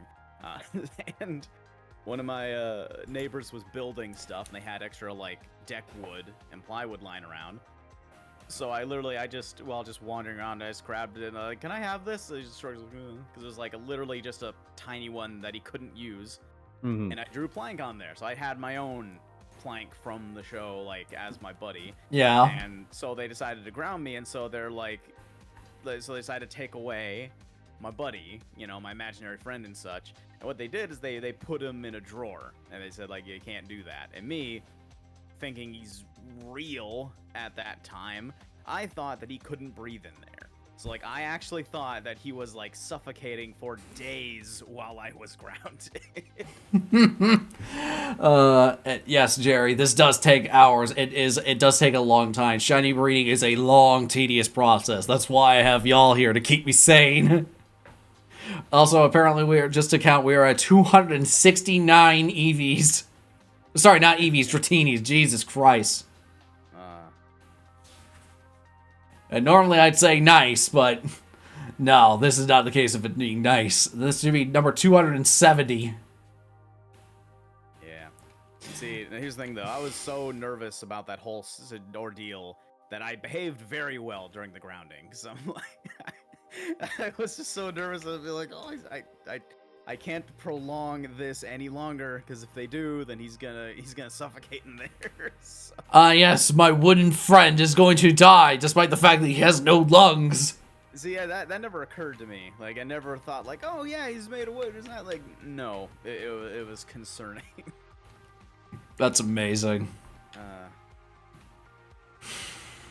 I'm trying to think. The weirdest. Okay, I know I've gotten grounded before. Granted, I never really was much of a troublemaker when I was a kid. I will admit I had very, very few outbursts of when I was like bad on accident.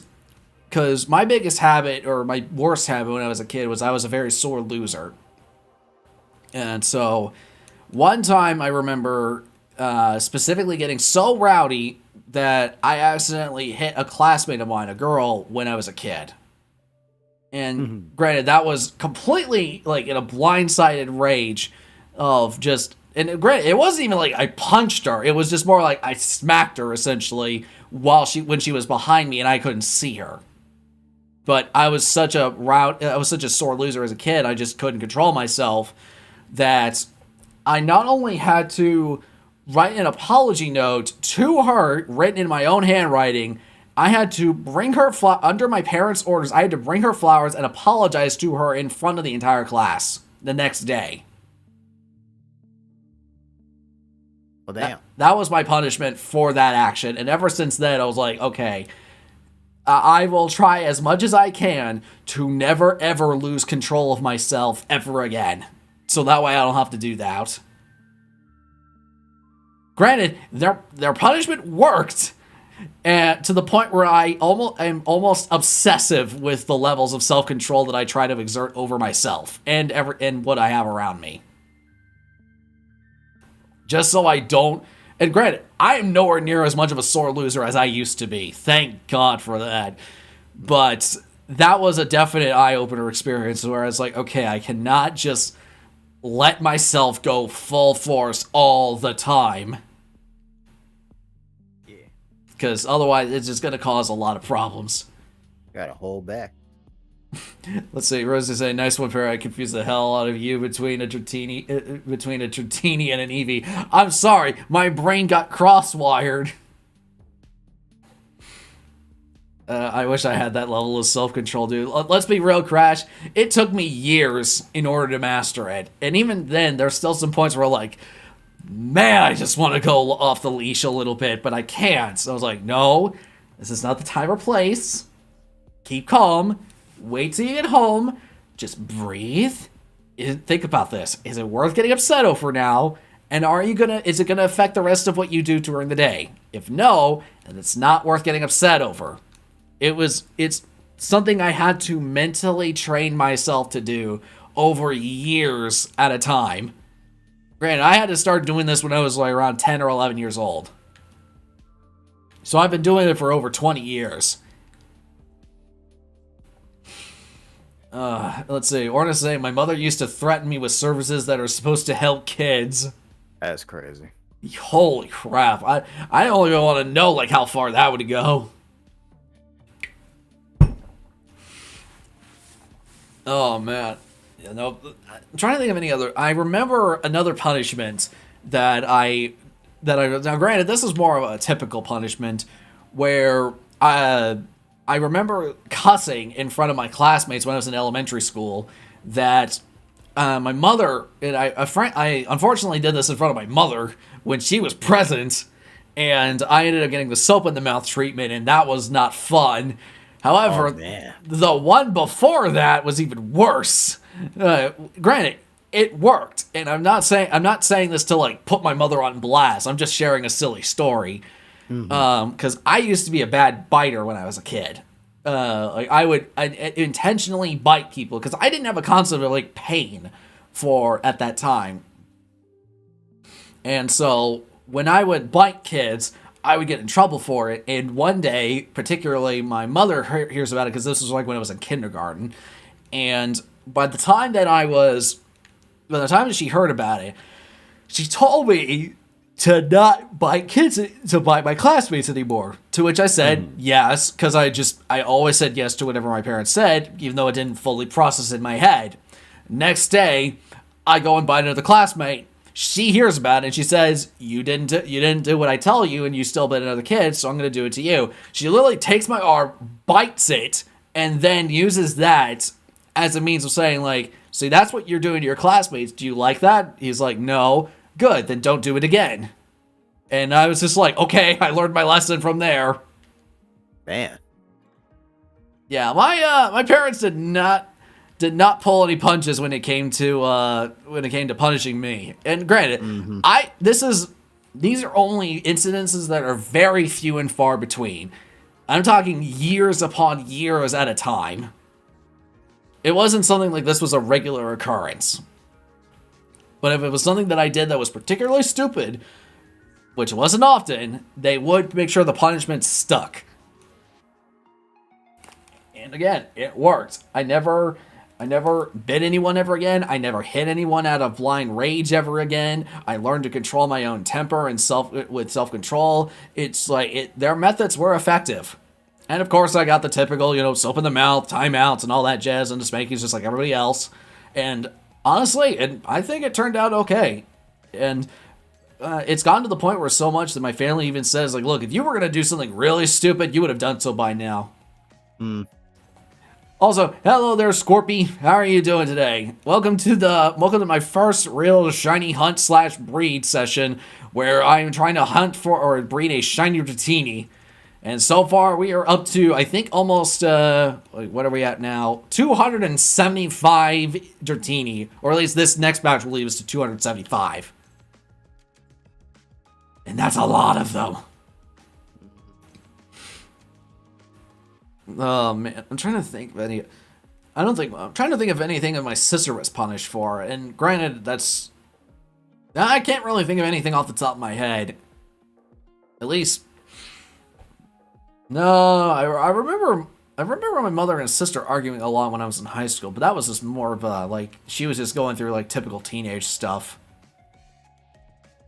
Yeah, no, nothing I can think of off the top of my head. Mm-hmm.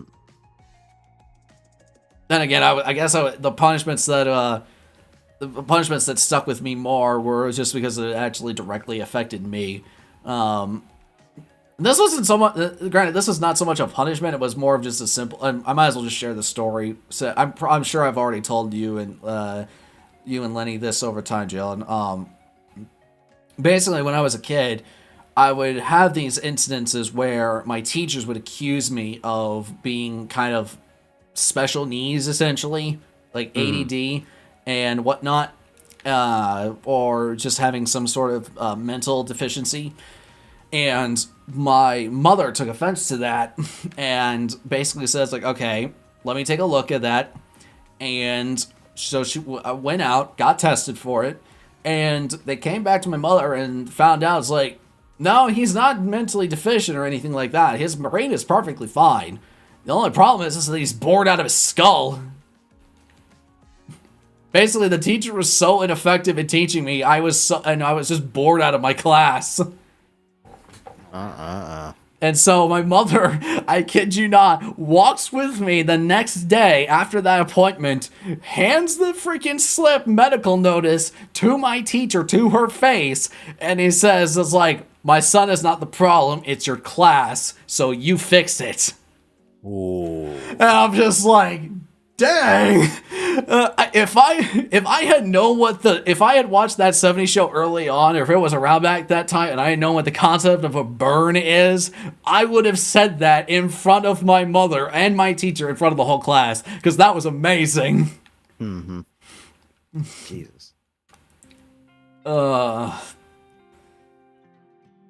I don't know. Let's see. What's fun is I make my own characters on Discord, pictures, and I got a fan art. Oh, that's pretty cool, Scorpy. What kind of characters do you do fan art for? Like, I know you say your own character, but you do fan art of other pre-existing characters. Also, I love the name, the Venus Flytrap Jester. That is a very creative name.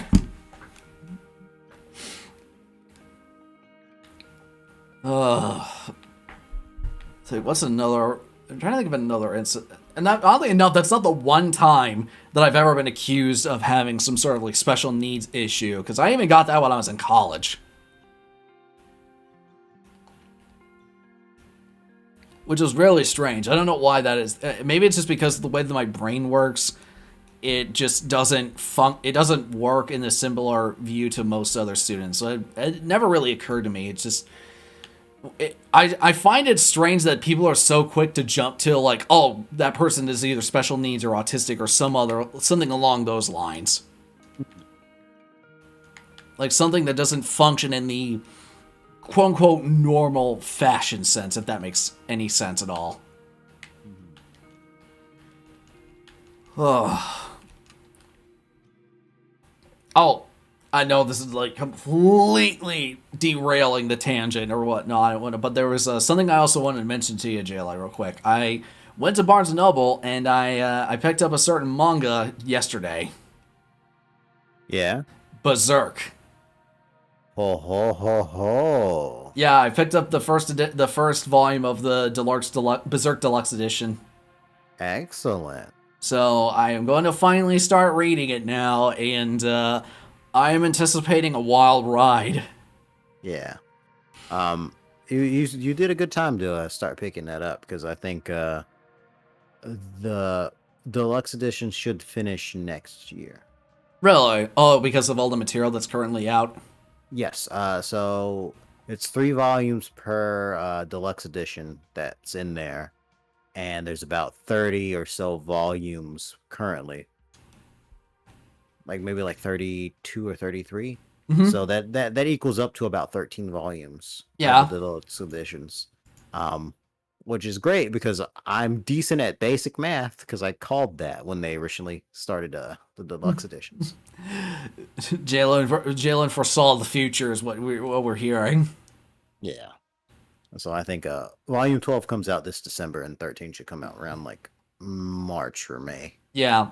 It was more just because I really just did it on a whim. After I saw Avatar, I was thinking to myself, yeah, but why not? I'm not really doing anything else the rest of the afternoon. Why not go into Barnes & Noble, see what's available, see if Berserk is on the shelf, because why the heck not?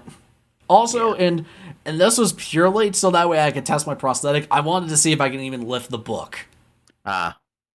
So, I kid you not, I was literally trying to grab this thing with my prosthetic in public with the plastic wrap still on it. And I won't lie, I got some interesting looks while I was doing that. Oh yeah. Well, yeah, even the sales girl that was on the show floor, she noticed that I was doing this and asked us the typical like, "Hi, can I help you find anything or whatnot?" And I was trying to be polite and say I was like, not at the moment. I'm not really currently looking for anything specific. I'm just trying to test out my prosthetic to see if I can even lift this book up. And I told her I had never read Berserk, and then we basically went on for talking for almost an hour of just different manga recommendations. And there was one in particular that I actually wanted to share with both of you. I don't know if you've heard of this one, Jalen, but Lenny might enjoy this one, because let me try and give you the elevator pitch for it. It's basically a manga where you play as like the love child of Saitama and Ma from Mob Psycho 100, but you go to Hogwarts, and instead of using wands, you use your fists. Talk about Mashal. Yes, exactly. Mashal, muscles and magic. Yeah, Mashal. That's it. That was literally it. That Yeah. sounds amazing. Yes. Yeah, I've been reading it since it came out on Shonen Jump on the app. It's great. Yeah, I figured you would know about that, and Lenny might get a kick out of it, because I literally told the girl, Casey was her name, and she was telling me about it, I was like, I literally thought to myself, I know one guy who is a big Fisticuffs fan who's gonna like this concept. Because there was literally one instant, apparently there's one instant in the manga, and you could probably back this up, Jalen, where the character shoots a giant energy ball of magic, and the dude basically volleyball spikes it with just his bare hands back at them. Yes. I remember the reaction to that from the supporting characters, and that was just like, how is that possible? Right. Okay, so apparently I need to boost Lenny's volume or whatnot on the stream, because it's not coming in through loud enough. I apologize for that. Sorry. I don't know. Do you guys hear me okay? Well, do you and Jalen hear me all right, at least? Yeah, I hear you fine, but I also have your volume up anyway. Yeah, so okay. let me, so everyone, please let me know. Can you guys hear Lenny and Jalen just fine now? And I apologize if it's not loud enough, because I'm still trying to work through the audio levels on Discord and trying to get the fine-tuning of it. On fine-tuning for Discord and OBS. If you can't hear me, say you can hear me. Whoever's not here, raise your hand. I don't know why. It's just anytime when I remember that bit from the Rugman's movie, even back then, it was just like, how the heck does that even make sense? And the answer is, it doesn't. Man, it's been a while since I've seen those movies. Yeah, we were, I was actually telling, when I was out at dinner tonight, I was telling one of my buddies, Ben, about the movie Terror at Bloodfart Lake. And yeah, because he'd never seen it. And I'm just like, dude, I'm telling you this right now just because I'm talking from experience. Get a bunch of your friends together, get maybe some alcohol if you're in the mood for it, and just sit down and watch the glory unfold. Because I guarantee you are going to be quoting this movie after you watch it. Absolutely, it's it's beautiful.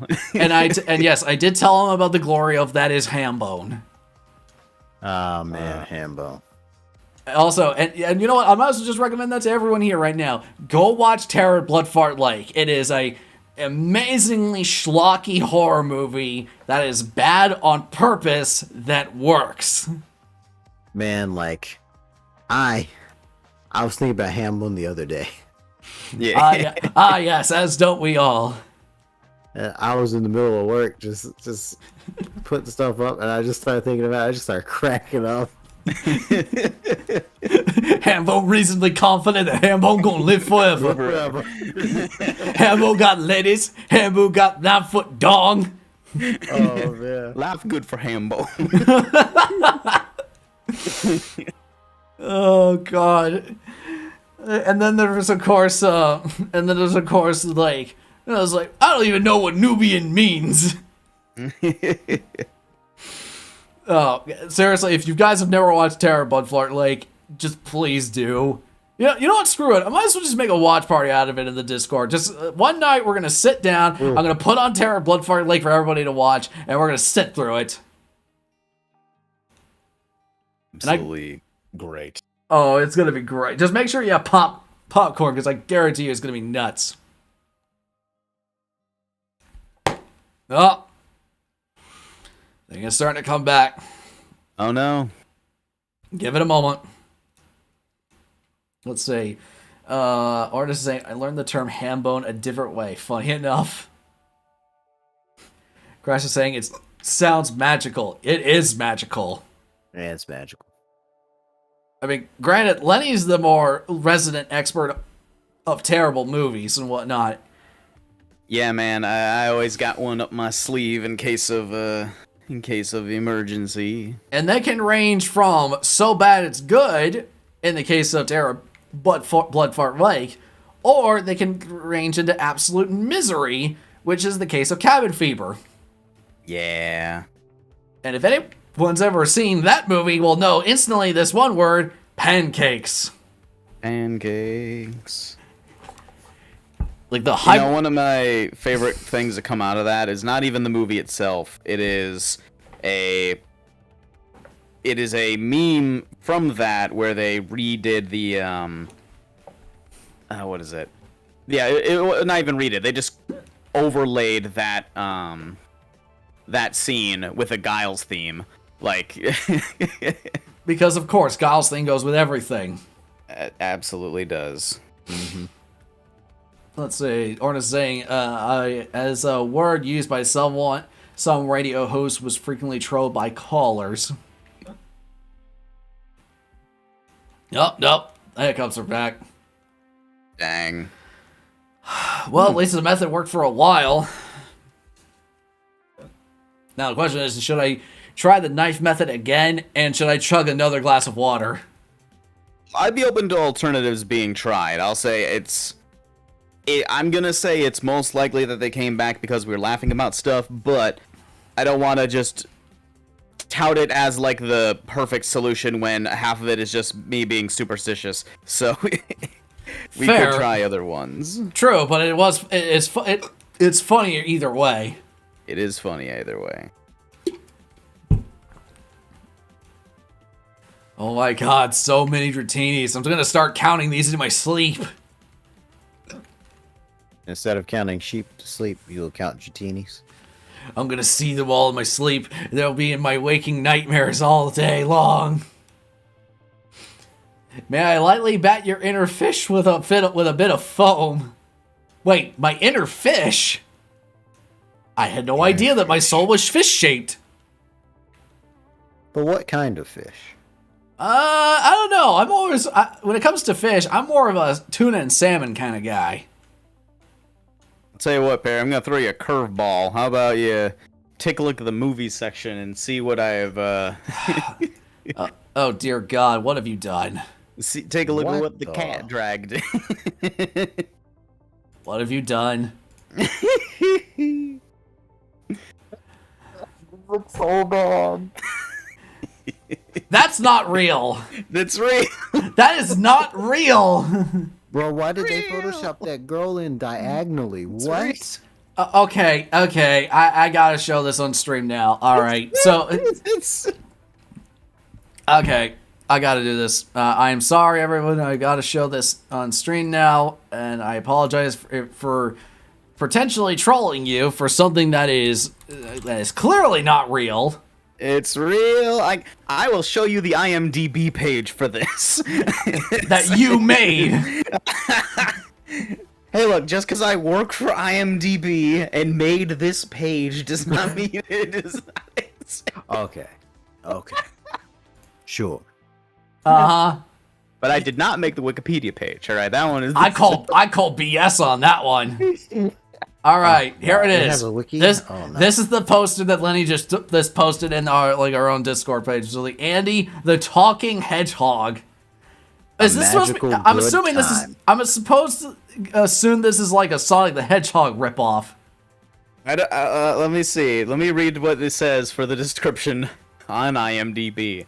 I'm gonna see if I can pull this up and read it verbatim. This sounds like a Christian movie. Let's see. It doesn't. Question: is it made by Pure Flix? No idea. I can check. I don't think they would make this. Screw it. but- I'm gonna look this up too. Andy Okay. the Talk. Here's the verbatim from IMDb. After a girl's wish for all animals to have the ability to speak comes true, local robbers try to capture her talking hedgehog. Wow, you don't need to take a hedgehog. All the animals talk. Yeah, all of them talk. They're trying to take just this one. Again, I'm going to repeat it. Why is that girl photoshopped diagonally? It's great. Oh, you think that's bad? You should see the alternative poster where it's literally done the same way. Here, I'll show it right now. Because I almost don't want to believe this. See, look, it's done exactly the same way, Jalen. Oh my Oh, god. no.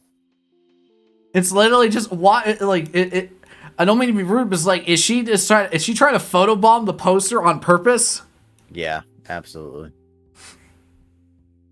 Ain't no way. It's literally the same. I mean, it's the same quote. It's the same exact face for both Dean Cain and Tara Reid, and it's just a different pose. It's like, okay, this time the hedgehog is not on a horse. Oh god, his teeth. I didn't even pay attention to that. Oh no, why is he smiling like that? I don't think I want to know.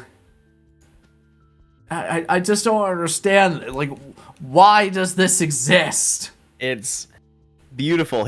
Why is the hedgehog angry in this one? Like the last time he looked like kind of like whimsical, like whoa, I'm riding on a horse. But this one he's like, hey, back off, man. Okay, I have a theory about that one. Question: It was uses the same quote, bro. It still uses a magical good time. Yes. Now here's the question: was the first poster released in Japan, and was what I just showed the U.S. poster? I don't even know, man. There's like 5 posters that you can find on Google. I don't know which one is the real one, except for the one. Wait, there's 5 posters? Like That's there's honestly not surprising. there's several. Like if I were just kind of let's see. Oh God! Because like they just vary in quality. Like you have the one that This has to be a Sonic ripoff. It has to be. It came out in 2018. Yeah, so it would have had to come out literally as. Wait, hold on. Sonic came out in no, wait. Sonic 1 came out in 2020.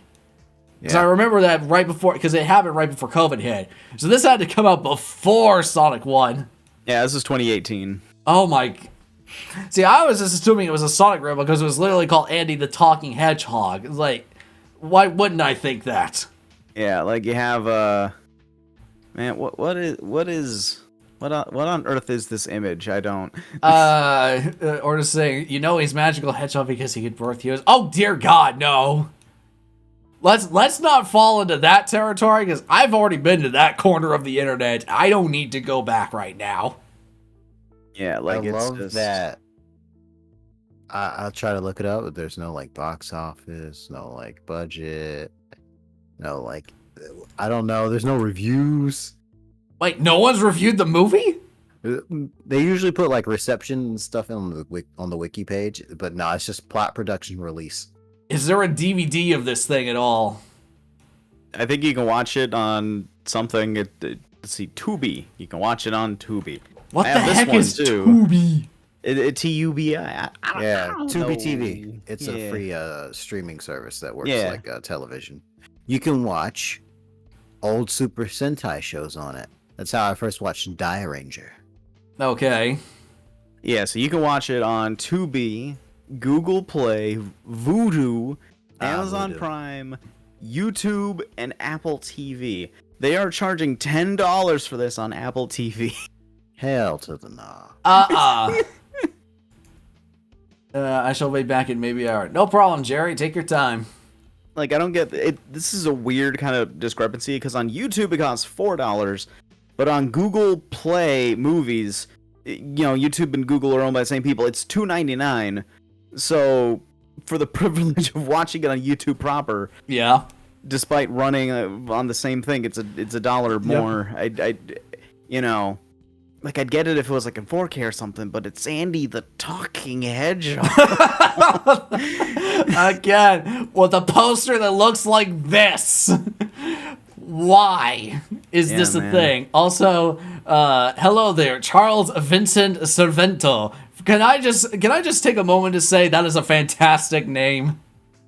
Yeah. Like that, That's awesome. Like that is a name that's like hello, my name is Charles Vincent Servento. Like I almost expect him to make entrance like a matador, like Zorro into the room or something like that, just cloaked in black, looking elegant and dripping like crazy, and just have a great ass hat and just looking so classy. Just with a name like that, it just sounds so good. Sorry, I just wanted to gawk over that just for a second, but yes. Anyways, we're discussing very schlocky movies right now, and apparently Lenny, out of his infinite hat of complete garbage, which is basically now it's like this is the latest in terms of what he's been able to pull out, is now Andy the Talking Freaking Hedgehog. With Dean Cain. And Tara Reid. And to answer your question, Ornis, I don't know if Tara Reid is a porn star. I've heard the name before, I just don't know where. She was in American Pie. Oh! Yeah, not quite that other thing. No, that necessarily. That is a okay. shocking movie too, by the by. Oh, what? Yeah, it's a very schlocky movie as well. Which movie? American Pie. Oh, yeah. But that's shocking in a different way. Yeah. That's like that's we'll call that classic schlock as opposed to find it for less than $1 at a dollar store kind Yeah, I of. will admit, That's because of fair. that movie, I can never look at cherry pies the same way again. Yeah. I feel like that had too many movies. It did. It should have stopped at one. No, there's some value in the main storyline being like growing up and then getting married at the end. So the trilogy is viable. Yeah. It just went on for way too long. Yes, we didn't need like the 33 spin-offs and American Reunion. Yeah, exactly. As I was saying, I wish my interest was always like that. I also imagine that anybody would want to have a awesome entrance like that. Yeah. If anything, I imagine that if there was a wish that could apply to everybody, almost everybody, assuming that you can hear, because obviously there's deaf people, trying to be inclusive. I would imagine that everyone, if they had the ability to have their own theme song play in any building that they chose to walk into, they would do Like it. a pro wrestler? Yeah, exactly. I would have either that or like in sitcoms when like the favorite character comes in and the audience just claps and cheers. Yep. that would be great.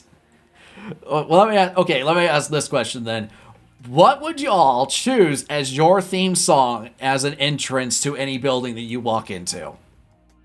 Like you want to walk in and you just want to have the whatever song you want. Doesn't matter. Don't worry about copyrights, the cost, or anything. It's just a matter of you step into a building. As soon as that plays, everyone instantly knows it's you.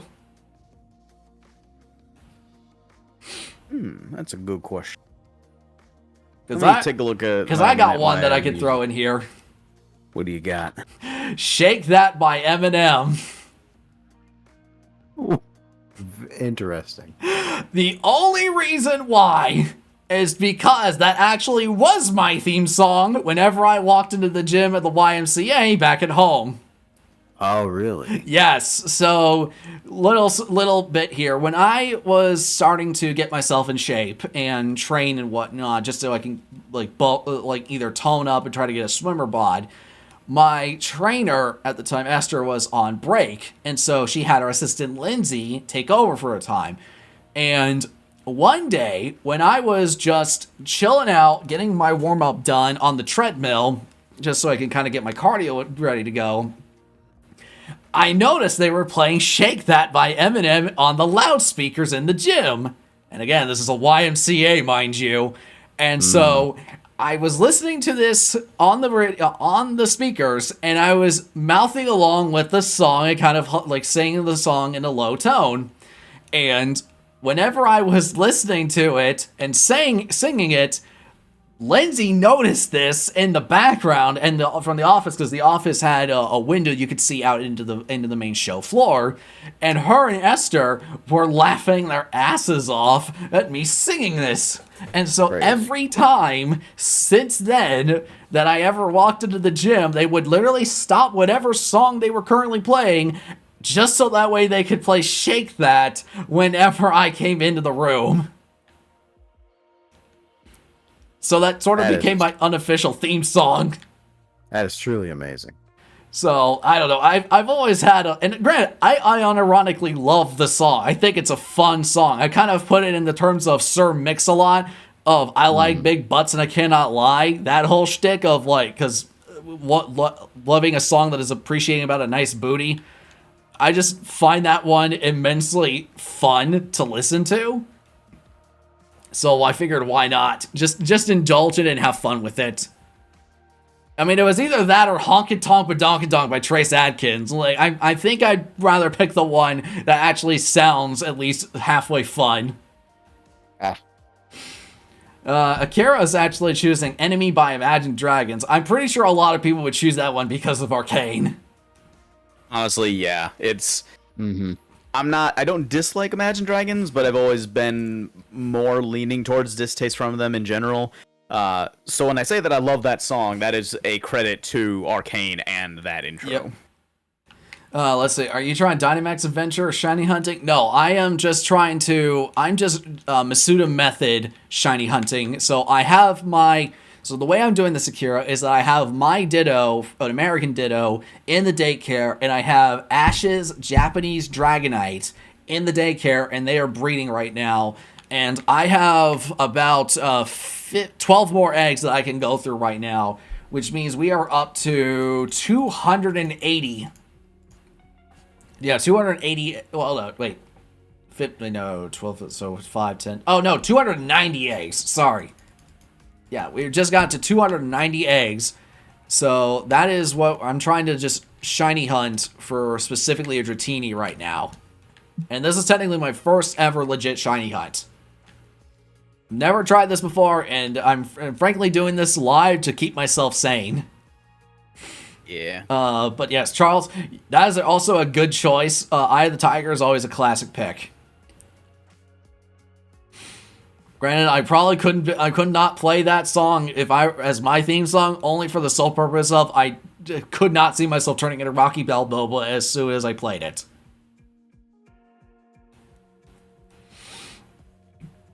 Oh man, I was like, what other theme song would you all think of? See, I guess it's hard to say. I say that because like I want to say I would want to choose depending on purpose. I say that because like I don't always necessarily want to come into the room looking like the biggest badass, you know? Like yeah, that's true. Like if I'm I don't know, if I'm going to church or like going to like it's like, oh, I'm gonna be someone's godfather. Oh hi grandma. Like it would be. Yeah, I imagine you wouldn't want to play the soundtrack to Mad Max Fury Road as soon as you step in the room. Yeah, it's just gonna be different. Battle drums on the way to an interview may or may not be successful depending on the job. You don't want to have your entrance done by a guy with a flaming guitar just shooting off with torrents of flames in the background and giving a heavy metal. Because I'm like, if I'm applying to be like a like a fitness coach at like a gym, they'd be like, you're hired, But then any other job, you're like. So you're applying to be a librarian? Yes. Like, yes, boy. That would be great. I would love to see a skit. Someone do that as a skit. Also, hello there, Way Gaming. Let's say hi, I'm a fellow PokeTuber, just stopping by saying hey to check out new creators. No worries, Way. I'm glad that you're stopping by. Look at it this way. I'll be honest. I would call myself a PokeTuber. I'm working on a Nuzlocke at the moment. I'm doing literally my very first shiny hunt right now.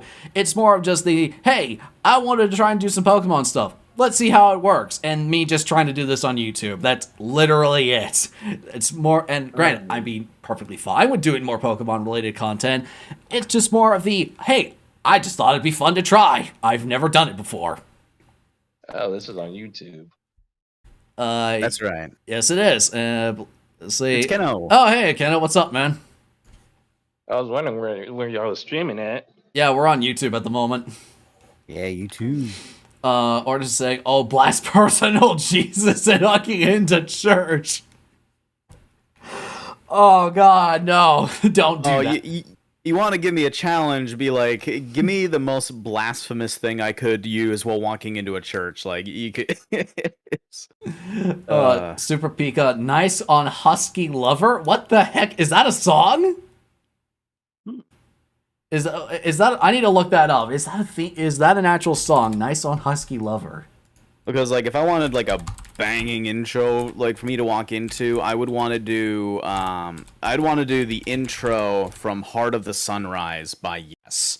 Oh, yeah, that's a good choice. Yeah, if I haven't shown you that before, Perry, I should show you that, because that thing slaps. Really?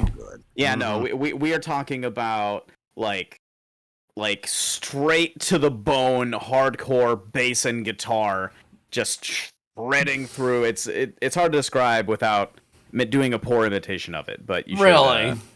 Maybe once we're done here, I can show you a sample of it. It's pretty good. Fair. That's fair. Yeah. Also, welcome Super Pika, and yeah, welcome to everybody that showed up here. Honestly, I just decided to do the stream on a whim. I didn't expect this to be as populated right now, but thank you. It's honestly a pleasant surprise.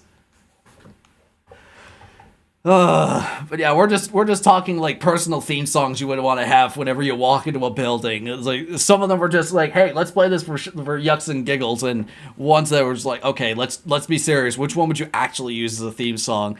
If I had to pick another one, it would be "I've Been Everywhere" by Johnny Cash, which has been very appropriate for me this year, just considering I've been traveling almost all over the country. In fact, my mother was the one who suggested that theme song, and ever since I heard it, I cannot get the freaking tune out of my head. I'm still trying to think of one. I gotta think of one that doesn't have lyrics in it, though. Yeah, see, good instrumental openers or ones with very specific, like, good kinds of ones are good for that. Man, like, you know, Johnny Cash ones are always good. What's the Cut You Down? Is a pretty good one from him as far as that's a really good one. Yeah. Oh, I got it. I got it. Oh, you got it? The intro music that plays for Bob Ross, The Joy of Painting. That's a very wholesome theme, and I would imagine everyone is just like, oh, this is a chill dude. I like him. Yeah. See, I'm trying to think of another song. Okay. I'm not sure if this would work, but I would love to see if I could make this sound intimidating. Is Creator from Roborg. I don't know if y'all have seen it or heard that one before, but it's got that sort of like really dark edge, like very visceral, edgy cyberpunk feeling. Like as soon as you hook into it, you feel like you're absorbing the entirety of the internet in your head. Mm-hmm. But not in the like, oh, let's like download a whole bunch of memes. It's more like I have access to the entire world's information nexus at my fingertips. It just fills you up with a whole big sense of power. Let's see. Orna is saying Hiding Knives by Junius. Okay, sorry, I almost read that wrong. Is this pre-recorded? No, this is not pre-recorded, Akeno. I like how he asked that. I know, it's just like, yes, I pre-recorded this entire live stream, and I pre-recorded all my responses, including the timing in which Lenny and Jalen would react to everything I said. Including the part where we specifically addressed you coming into the chat and then leaving. We're clairvoyant. That is what we call amazing when, foreshadowing, ladies and gentlemen. How did the chat know how to properly respond to us? That's the real question. We don't know. It is one of the great mysteries of the internet. Oh man, let's see. What are we at right now in terms of shinies? I believe we are at 200 and Oh, yeah, whoops. At 295. So we're starting to run out of eggs. Hmm. There we go. Nice one, Husky Liver. Sorry. Sorry for what, Pika? Is it just naming the song wrong or what? Oh man, no, that's I don't know. It's kind of amazing whenever someone like there are some people who can do pre-recorded streams. I've just never seen one actually try doing it or how like you would logistically do it. Huh. It sounds like it'd be a royal pain. It to me it sounds like it would defeat the purpose. Because I mean, you could do it. yeah. Let's see. Akira's saying Shiny Emolga also looks really nice. I would agree with that. I do like Shiny. A lot. There are a lot of Shinies that I generally do like. I just decided to go with Dratini because Dragonite is one of my favorite Pokemon personally, and the green dragon specifically is something that's very personal to me. And so I figure, why not have it as my first shiny hunt? Because I literally got Ash's Dragonite from the recent event that came through from the Masters 8 tournament when he was fighting Cynthia. And I was like, all right, why not? Just figured it'd be a fun thing to try. Also because I also find it amusing that Ash's Dragonite is the one that's getting bred for the sole purpose of getting me a shiny Dratini. Yeah, Ash. You gotta pay it forward. Yeah, it's just like, hey, look, I know I know you're about to go up against Leon and everything, and potentially get yourself crowned as the strongest trainer in the world, but that is something that's like, look, your Dragonite needs to put in some work for me. I need to have something personal done for it. Let's see. Now that you mentioned it, have you guys seen Cyberpunk Edge Runners? I have not, but I've definitely heard quite a bit of buzz about it. I'm still planning to watch it sometime this week for sure. Yeah, I've heard a lot of buzz around it as well. Yeah, I know a lot of drama has been circling around one of the like smaller characters in particular. Everyone's making a big fuss over. I can't remember what her actual name is. I think it's like Rebecca or something like that. Yes, that's the small girl. Yep, that one.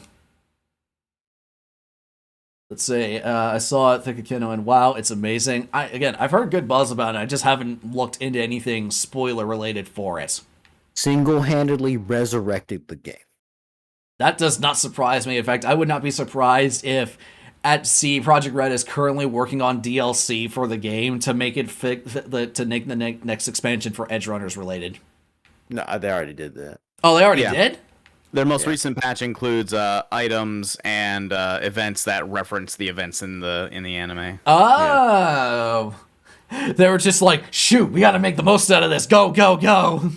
Yeah. And that's the thing. It's like, I want people to like Cyberpunk. I say that not like out of spite necessarily, but I say it because like I do not like it, but I don't want to deprive people of what they enjoy. Mm-hmm. And a lot of people are playing it more now compared to when they used to, you know. And it's I'm glad that they're happy with it. I'm still not. Because some people are like, oh, it's got all these additions and like it's cool that the world is being built out like this. And I'm like, I wish you could have given me that kind of captivating story when you actually launched the game at launch day. And if you couldn't, delay the game or have a trigger write the story for you. I don't know. But it's like, for my money, I feel like the enthusiasm is somewhat hollow because it's like third party to something else. Essentially, if that makes sense. Yeah, and like here's the thing though. It's cool if they still like it, and that's why I led with like I still want people to enjoy it because it's like just because I don't think it's legitimate doesn't mean that their enjoyment is false. Oh yeah, you know? It's not. You don't hold it against them for enjoying it. It's just something where it kind of makes you feel a little bit sour just because of the fact that it could have been this good right out of the gate, but it didn't. They didn't bother actually doing that or holding off the game until then. Well, yeah, you see it like this. The anime's out. Netflix is making money. Trigger is making money. And CD Projekt Red is making money. And some more people are happy. Yep. It's not an overall bad thing. It's just, it's unfortunate that it had to wait this long after Cyberpunk had already cemented itself as something of a disappointment for a lot of people, where it could have had a much more positive impression from the get-go. Yeah, and I guess that's more so my thing is not strictly in the sense of like saying that I don't want people to enjoy it. Is and I don't. This is me using the term more strongly than this circumstance would necessarily warrant.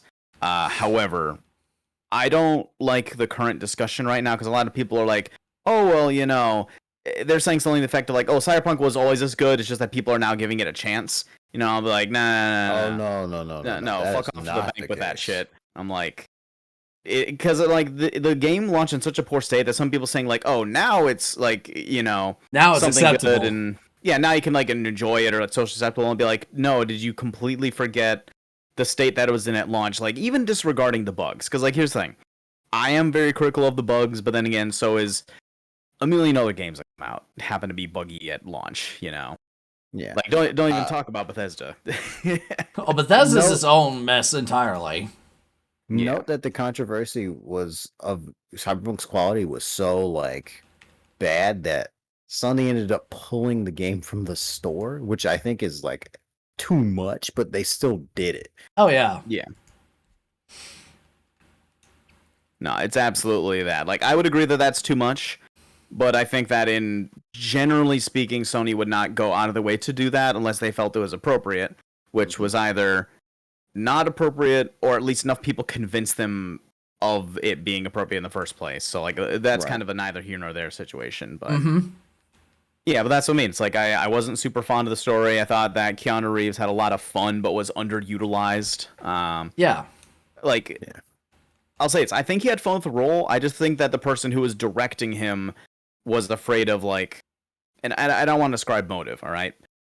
Keanu Reeves sounded a lot more like Keanu Reeves trying to be Keanu Reeves while reading from a piece of paper instead of Johnny Silverhand. Oh, I see. Like he was like he was almost reading a parody version of himself. Yeah, because most of the line reads just come off as very, very like hollow and soundstagey. Like it doesn't sound like he's there actually saying the thing.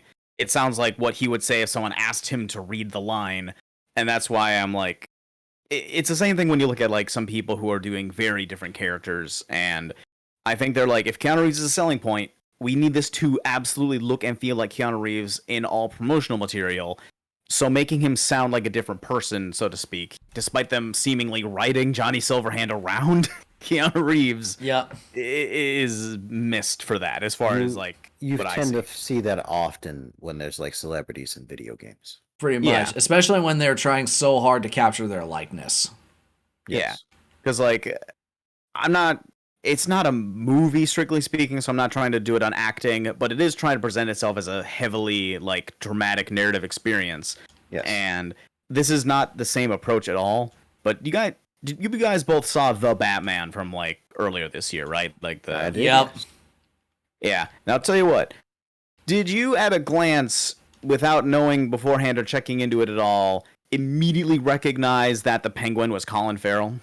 No. Not off the top of my head, no. He looked familiar, but I couldn't quite pin it down.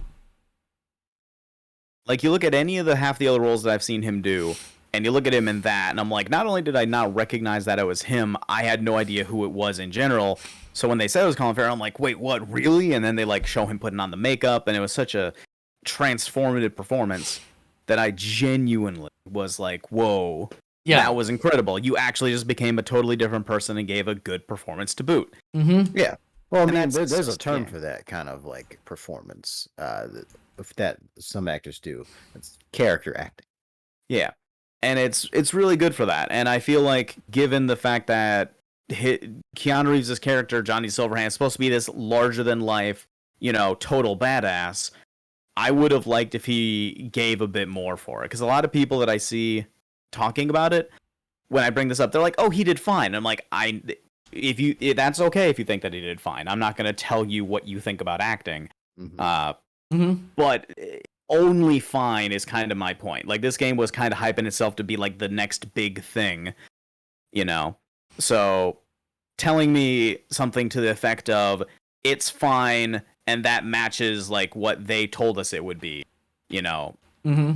I'm not even saying didn't meet the hype, because a lot of people will give themselves their own hype for this, but the way that CD Projekt Red marketed the game was that it was supposed to be like a revolution in like open world crime focused RPGs, you know, And it like they're wasn't. like, oh, it's they're gonna. That's a very specific subgenre. Yeah, I mean, it is, but the way they were presenting it for like narrative choices and freedom and everything else was like, ooh, it's gonna have the depth and mechanics of, you know, Fallout or Skyrim, but have all the like, you know, open world and like fleshed out kind of nature of chaos that you have with the Grand Theft Auto series. And that to me is like, whoa, that's a lot. And then they had the game come out being more shallow than both, and it was unfortunate. It was unfortunate, and that's the thing. I wouldn't have minded if they just would have stuck with one or the other and not hyped it up. But a lot of features shown in early promotional material were cut from that. Yeah. Let's see. Crash is saying the journalists loved dragging Cyberpunk through the dirt before it even came out, and certainly that didn't help before the release either. People wanted it to fail. Really, I didn't pay attention to Cyberpunk until right like the day before it came out, really, because I was like, I wasn't really interested. And I was like, you know what, I might as well play it. It's gonna get a PS5 version later, so I'll get a free upgrade, you know. And then I played it, and everyone was like, the game's buggy and stuff, and I was like, and then I played the game, and then like a guy ragdoll in an elevator, and then he like turned invisible, and then he shot me, and then I shot him, and I was like, What? oh. Yeah. And let's say Crash is saying, well, why wouldn't they hype up the game like that? EA and Ubisoft do that all the time. Look how shit the Cyberpunk or the Battlefield games are, and they didn't get a tenth of the backlash. See, here's the thing I'm looking at, and I'll say it's been a while since release, so I would be willing to trust you on this, Crash, but I don't think I remember it the same way that you would. Like, I don't remember them dragging through the dirt. If anything, I remember them playing defense for it. Like, you know, I remember like IGN giving it a 9 out of 10. You know, Eurogamer gave it a recommendation. Games Radar gave it a 5 out of 5. Game Informer gave it a 9. Like, I remember all of them coming out of their way to say this, and like, you know, they're providing the promotional material, you know, and doing interviews with Keanu Reeves and saying like, you know, oh, what's your character going to be like when you start doing this? And it was like hyping all of it up, and part of it too was them only showing footage from like certain versions of the game. They actually, the only time I heard a complaint as far as dragging them was them saying that they could only show PC footage of the game when they were reviewing the console versions for video reviews. Like, they were not actually allowed to use their own footage unless it was the PC version. Which already raises some red flags. Yeah, and that's the thing. It's like, if the game was like bit off more than they could chew and they were open and honest about it, if they like, hell, if they said something like, hey, we're gonna release this game at like a discounted price and it's an open beta, you know, but you follow that up with them not doing that, and then only realizing at launch, like, oh, hey, here's all these features that are cut, and here's all these issues that make the game not particularly well played at launch, among other things, and then only recognizing or acknowledging some of these things after the fact, and then also limiting what your exposure to people is by only giving reviewers like a weird kind of embargo even post-launch on what was able to be shown. But it's like, that doesn't speak to me like someone who's earnest and transparent about the process. That's, yeah, I would say that's fair enough. Crash is saying, oh yeah, IGN and a few others, yeah, but don't forget about Kotaku and those types of websites. Those were the platforms that were like, this game is racist and etc. Essentially, a lot. I feel like that didn't have as much damage because the game's not like that at all. I can't say anything just because I haven't played through Cyberpunk. I know I've gone on publicly has said that I wouldn't play the game until the whole thing was basically complete.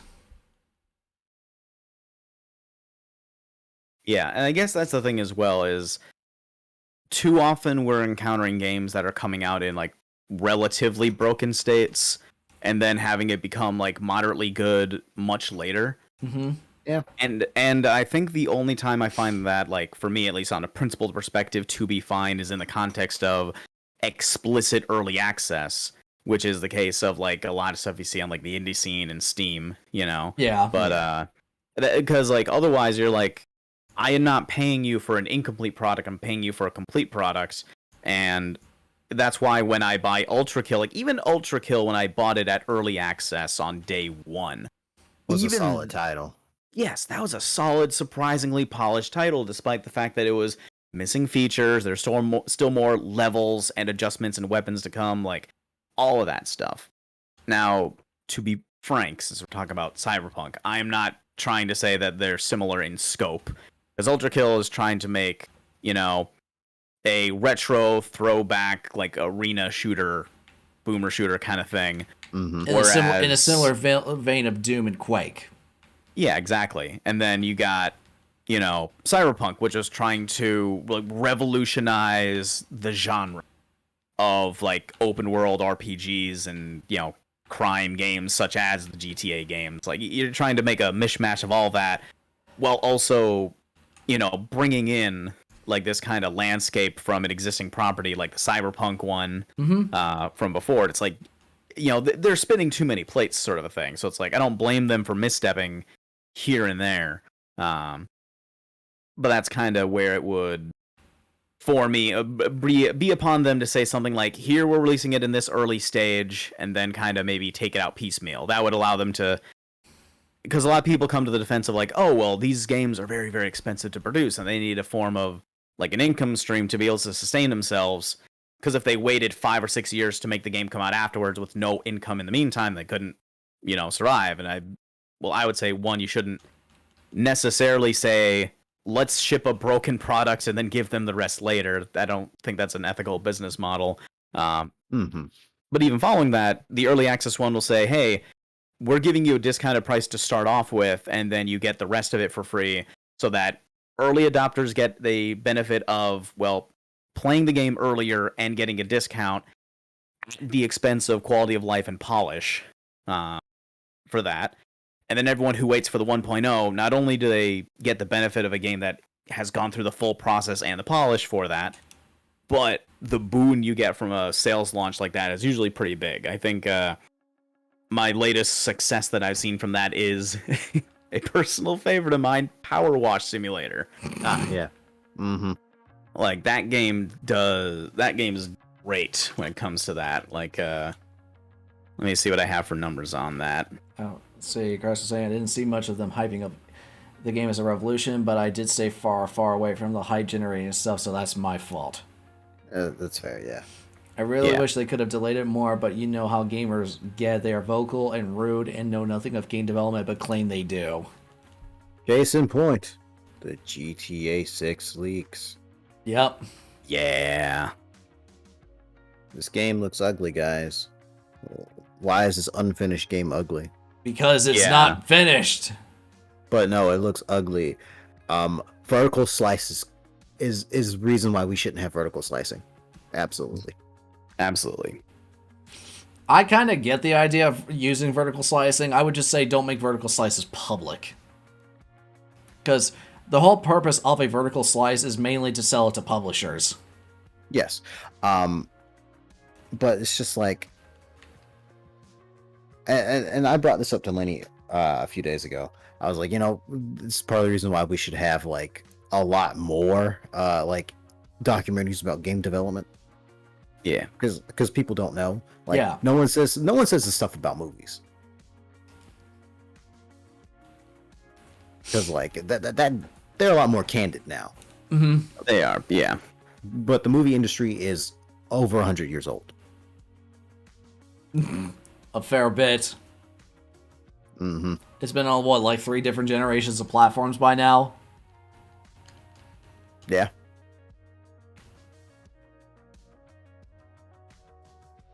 Oh, man. Crash brought up Saints Row 2022. Whew. I'm gonna stay away from that game for a while. Yeah. I'm just gonna stay away from that, period. Like, once it's finally, like, cheap enough to be like, yeah, I can... $20 is probably the most I'll pay for it. I would say not even... I wouldn't even spend $5 on it. I can find better games than that in $5 than that.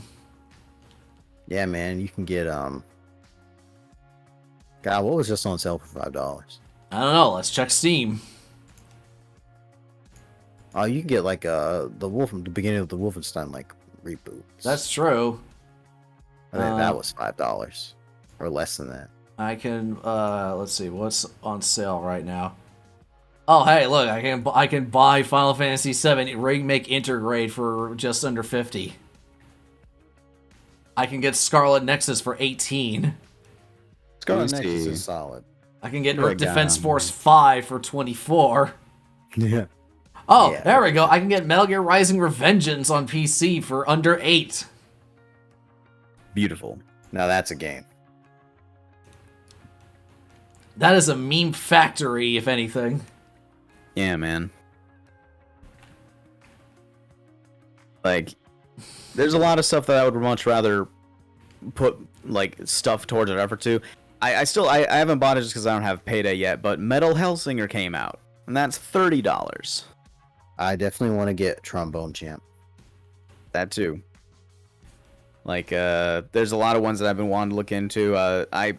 I'm not super good at like building or like world games, you know, like world management sims. Yes. Yeah. There's one I do want to get that I'm kind of looking into. It's in early access, but it's called The Wandering Village, and it's like village building, resource managing simulator, but all of it takes place on the back of a gargantuan animal. Oh, Mhm. okay, cool. Yeah, and so you not only have to like build within the confines of this particular creature, but what you build and how you build and what your resources are play into how the creature acts and reacts. So like, I don't know what that entails, but I'm assuming it's like, oh, you got to keep the creature comfortable or fed, or you don't want to overburden it. Like, and I just think that thematically and just like visually, that just seems that's very captivating. So I want to give that a try at some point. That is the very definition of a novel. Yeah, and that game is $22 right now, and That is it's crazy. early access. You know, so like that's Mhm. again just being open with what we have here. However, I need to check on this because I think actually just let me see what it is priced at right now. So there's you want to talk about things filling a niche. You know, like this is not a Doom clone, but it is a Doom clone. Proteus just Oh yeah. just came out in the 1.0 recently, and that is looking amazing. And that one currently has a 95% positive rating amount on Steam, and it's $25. To answer your question, Akira, no luck yet. Let me check to see how many we've had so far. It's quite a bit. Let's see. My organization's a little bit out of whack right now because we had to swap to a different box.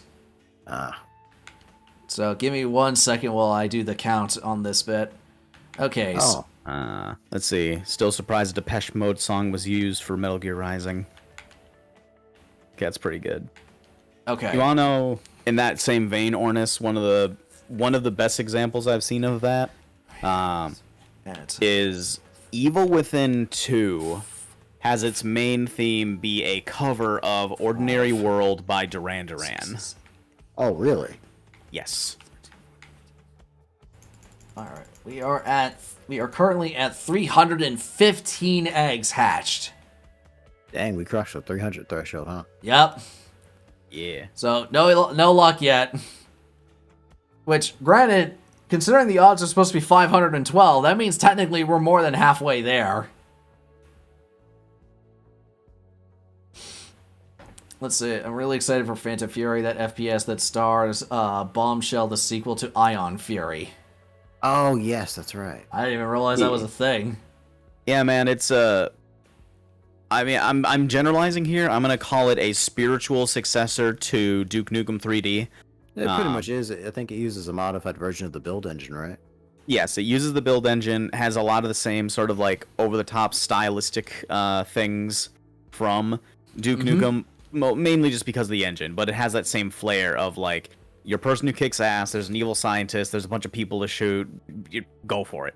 Exactly. Well, shoot, even the villain of Iron Fury is voiced by the voice actor for Duke Nukem.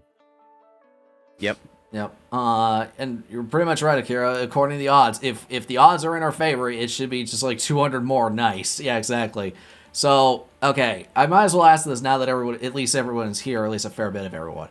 So, with all these eggs, once I actually get the shiny Dratini, what should I do with all the spare ones? Should I release them into the wild? Should I send them out through Wonder Trade? Should I nickname them all, or do what with them? I think you should, on Thanksgiving, just release all of the Dratinis on Wonder Trade. All right, on Thanksgiving, I can do that. Lenny, what do you have as an idea? So Wonder Trade is probably going to be a good idea for this. I'll say. Akeno's saying cook them all. I can't cook them you. all. That's quite. Yeah, we come full circle. I mean, we did start this whole conversation and stream off together by talking about what Pokemon food we would have. Yeah. Yeah, straight up. I don't know. I don't know if Dratini would taste very good. Plus, I don't think I could cook something that looks so cute.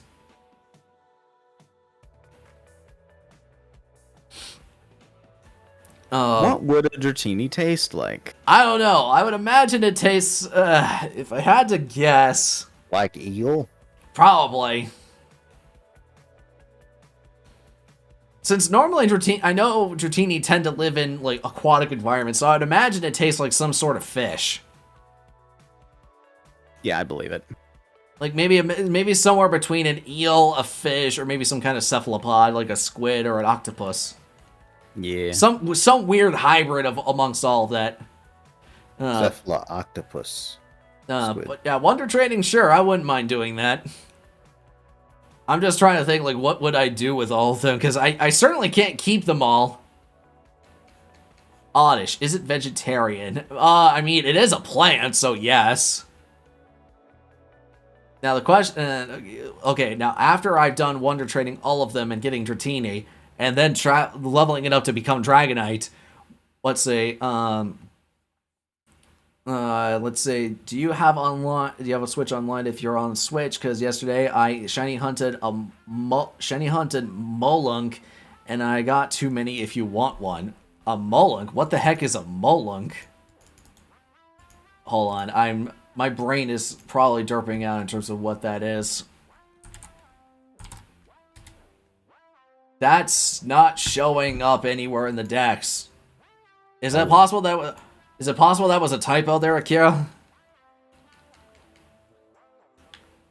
Because I'm looking through the Dex right now and it's not showing up. And by the Dex, I mean Bulbapedia. I mean, I like to think I can have a decent knowledge of what every Pokemon is, but I don't think I've ever heard Molunk before. Are you sure they're not setting you up for a pun or something? It's probably a pun, and I'm probably just walking...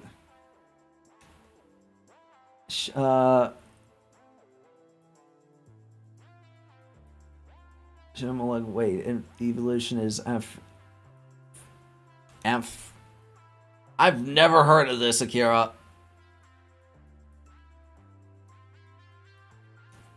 I'm trying to think, like, is it... Can you send me a link to what this thing looks like?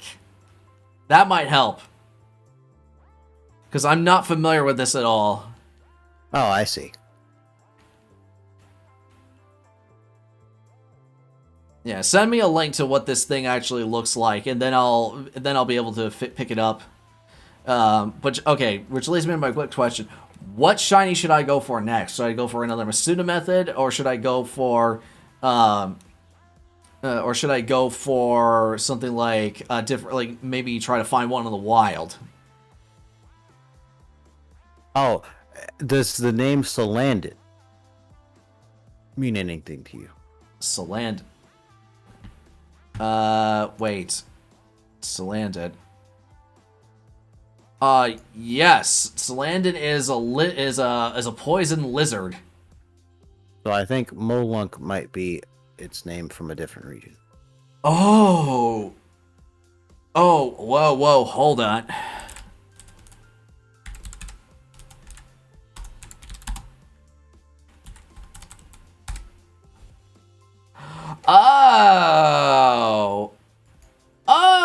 Okay. Okay, no, yes, I do know of Salandit. Yes. Sorry, I just wasn't familiar with that name, and just because since I'm from the US, I'm not as familiar with foreign names for certain Pokemon. Yeah. Okay. Yes, I do know that Salandit is, I believe, the shiny for that one, since it's typically a black and reddish hue, the shiny version is white. And the same applies to the shiny version of its evolution. However, it's only the female version of Salandit that evolves into Salazzle. Really? Yes. I think it's kind of meant to imply that generally speaking, when it comes to poisonous lizards, the female versions are a lot more deadly than the male ones. I gotcha. Oh, Akira's saying he's from Germany. Okay, that makes a lot more sense now. I'm looking at the wiki for Molunk, and yes, that is definitely German. Sorry, it's my understanding of German is very minimum at best, to be perfectly honest. So, Sweet. Akira, you're also a fan of the movie Akira. I mean, it is a classic. Yeah, just for terms of talking, I recently picked up the manga box set from the 35th anniversary, and that's been a good read. I really like the manga so far. Yeah, I've heard. You said the movie only covers like maybe a first couple of books. Yeah, like a third of the overall story. Is it weird that movie never got a sequel or follow up? I don't think it's weird. Probably more like if they wanted to do another one, they'd probably have to get Otomo to do it. Mm-hmm. Just like because he directed and wrote for the first movie, the original movie, I should say. Right. Is Otomo still even working? Let's see what he has done recently. If he has done anything at all. But sure, if you feel like trading over a Molug, then I'm perfectly okay with that. I will admit, Salandit is not my favorite Pokemon ever. And out of curiosity, is this a let's see. So you want a shiny one, or I only had luck with male ones? No worries. I mean, if it's a shiny male one, that's perfectly fine. I'm not really that worried about it, but I appreciate the offer either way. So I'll say sure, why not? But I was gonna ask which shiny should I try to go after next? Because I had a couple of people suggest me some other stuff like a shiny Eevee, shiny Audino. Trying to think, Emolga I know was mentioned earlier here in the chat, and let's see what else off the top of my head. I have a Sceptile. I could go for a shiny Trico if I wanted to. Flygon would be pretty fun to try, or I could do some shiny legendary hunting. Granted, that's a whole other different system in terms of how I would get those, because I can't breed legendaries. All right, so Otomo hasn't done anything since like 2013. So it's been a while. Yes, I didn't realize he was the writer and director for Mushishi. Really? I don't know how I missed that. Well, I guess that's something. Wait, have you already seen it? I've seen some of it. I haven't seen it in full. Okay. Mushishi's really good. I haven't seen all of it, but what I've seen has been excellent. All right. Is there any particular Pokemon y'all can think of that you would want me to try and shiny hunt next or breed? Nothing I can really think of. I thought this was your last one. No, it is I've already done. I've already got my Pokedex and everything completed. This is just what I'm doing after it. Okay. Yeah. Yeah, this is literally the result of me getting the Pokedex completed was getting the shiny charm just for the sole purpose of making breeding and hunting for them easier. Like, this was always the end goal I had in mind when I actually got it. Okay.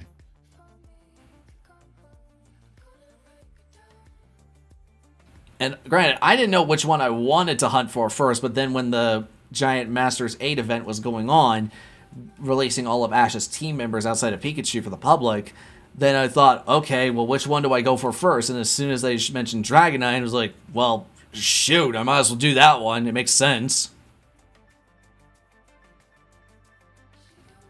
Let's say, sorry, I don't understand that word right now. I gotta go. No worries, Akira. I apologize if I'm using some words that you maybe not be as familiar with. Extended. Oh, extended means like longer or with more things. Yes, that's it. Yeah. Mm-hmm. But yeah, no, I figured I might as well at least ask what you guys would be curious or want me to try and challenge myself with to do. Because I really don't mind doing this right now. Sure, it might be really tedious, but the fact that you guys are here keeping me company while I'm doing it is helping me make this a lot more tolerable. Because technically speaking, I've been doing this for almost 3 hours right now. Literally just riding around in a circle back and forth in various different ways just for the sole purposes of getting a whole bunch of eggs. Yeah. Let's see. The name here is just from movie Snot and extended cut. Oh no, sorry. Keno was making reference to a version of the movie that has more scenes, or is a longer movie. I don't think he was talking about your name. Yes. Mm-hmm. I think he was just saying he would like an extended cut of the movie. Yeah. Let's see, Kira's saying maybe Shiny Hunt to starter. Okay, I can do that. That wouldn't be too difficult. I do already have a bit of starters. For example, I already have all the original Kanto trio, so that would be easy. I could do. I think I have Swampert and Sceptile. I don't think I have Blaziken, or maybe I do. I don't have any of the Johto trio.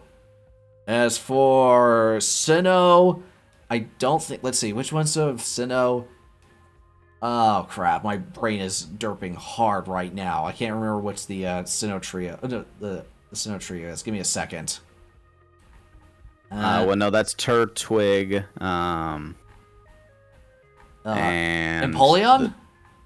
Well, no, wait, no. Right, Infernape! Do you mean the starter? Oh, yeah. Yeah, Turtwig, Chimchar, and Piplup. Yeah. There we go, yes.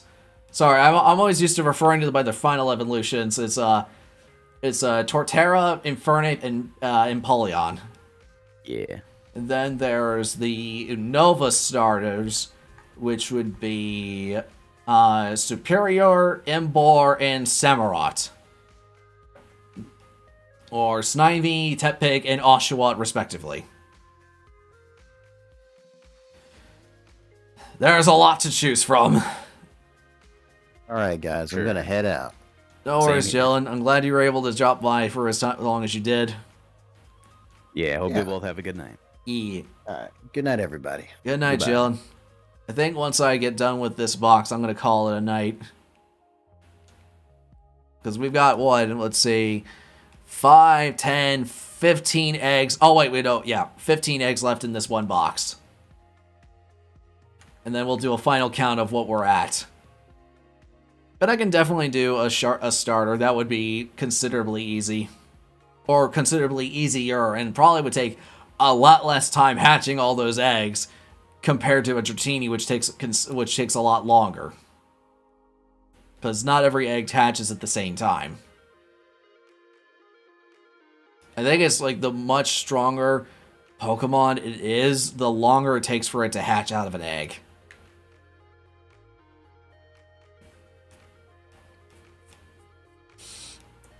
Oh, lordy.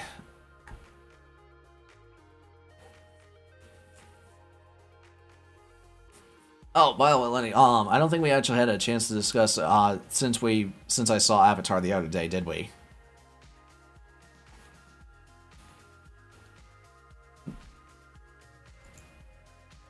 Oh, well, I guess he already had life. My bad.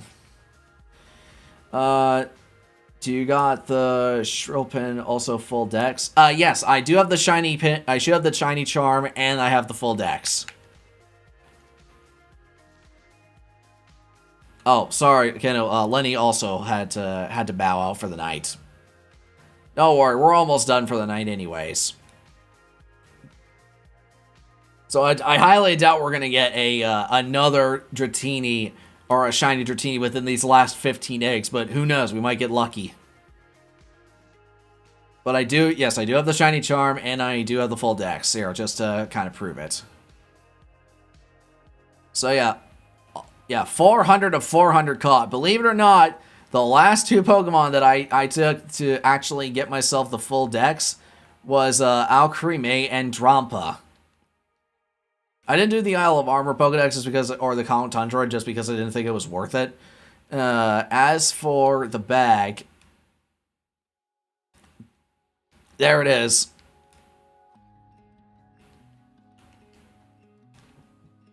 Yep. After this, I may watch cooking videos with Crash. Sounds like fun. Are you going to question, or are you going to subject yourself again to Fanny Craddock?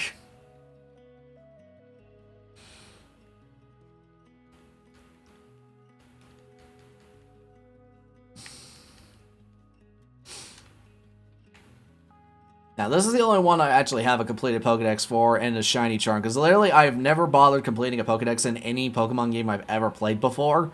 So this, to me, is like all new, uncharted territory. I've never done this before.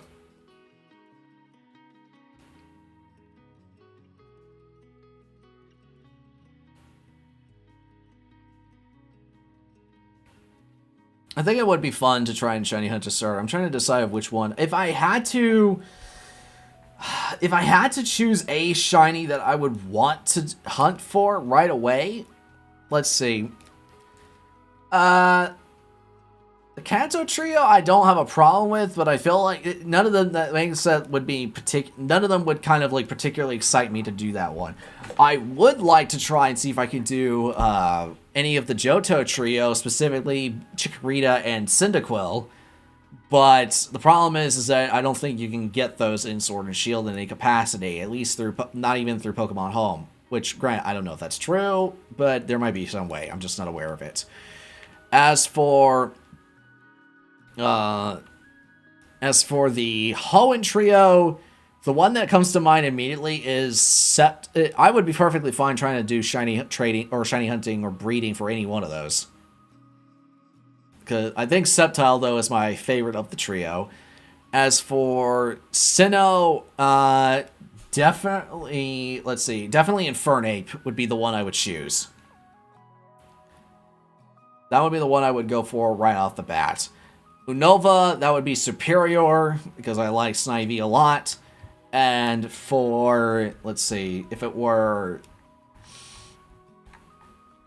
Kalos, let's see, Ugandan Knuckles, I have to breed Arohan in Shining Pearl. Oh, Godspeed to you, Ugandan Knuckles.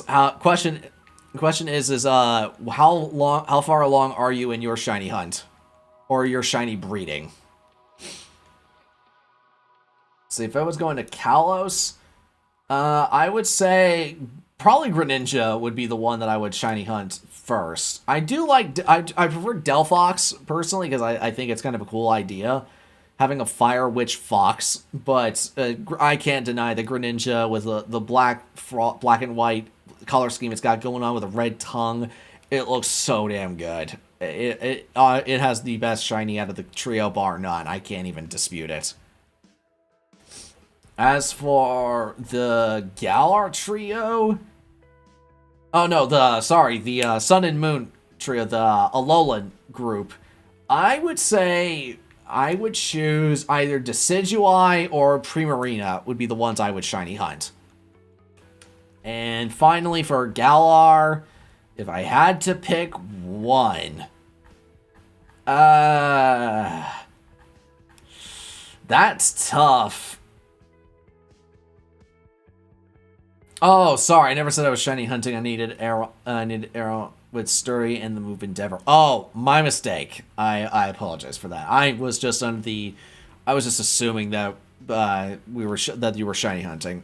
My bad. If I had to choose a shiny one for the trio for Galar, The problem is that I don't really like either. I almost don't like any of them. Like, maybe Cinderace just because I like Score Bunny, but I'm not really thrilled by the color scheme of it being what it is. I feel like swapping around the colors would probably have done it a lot better. But maybe maybe having Cinderace be like a dark rabbit with white shorts or something like that. I don't know. Maybe something simpler.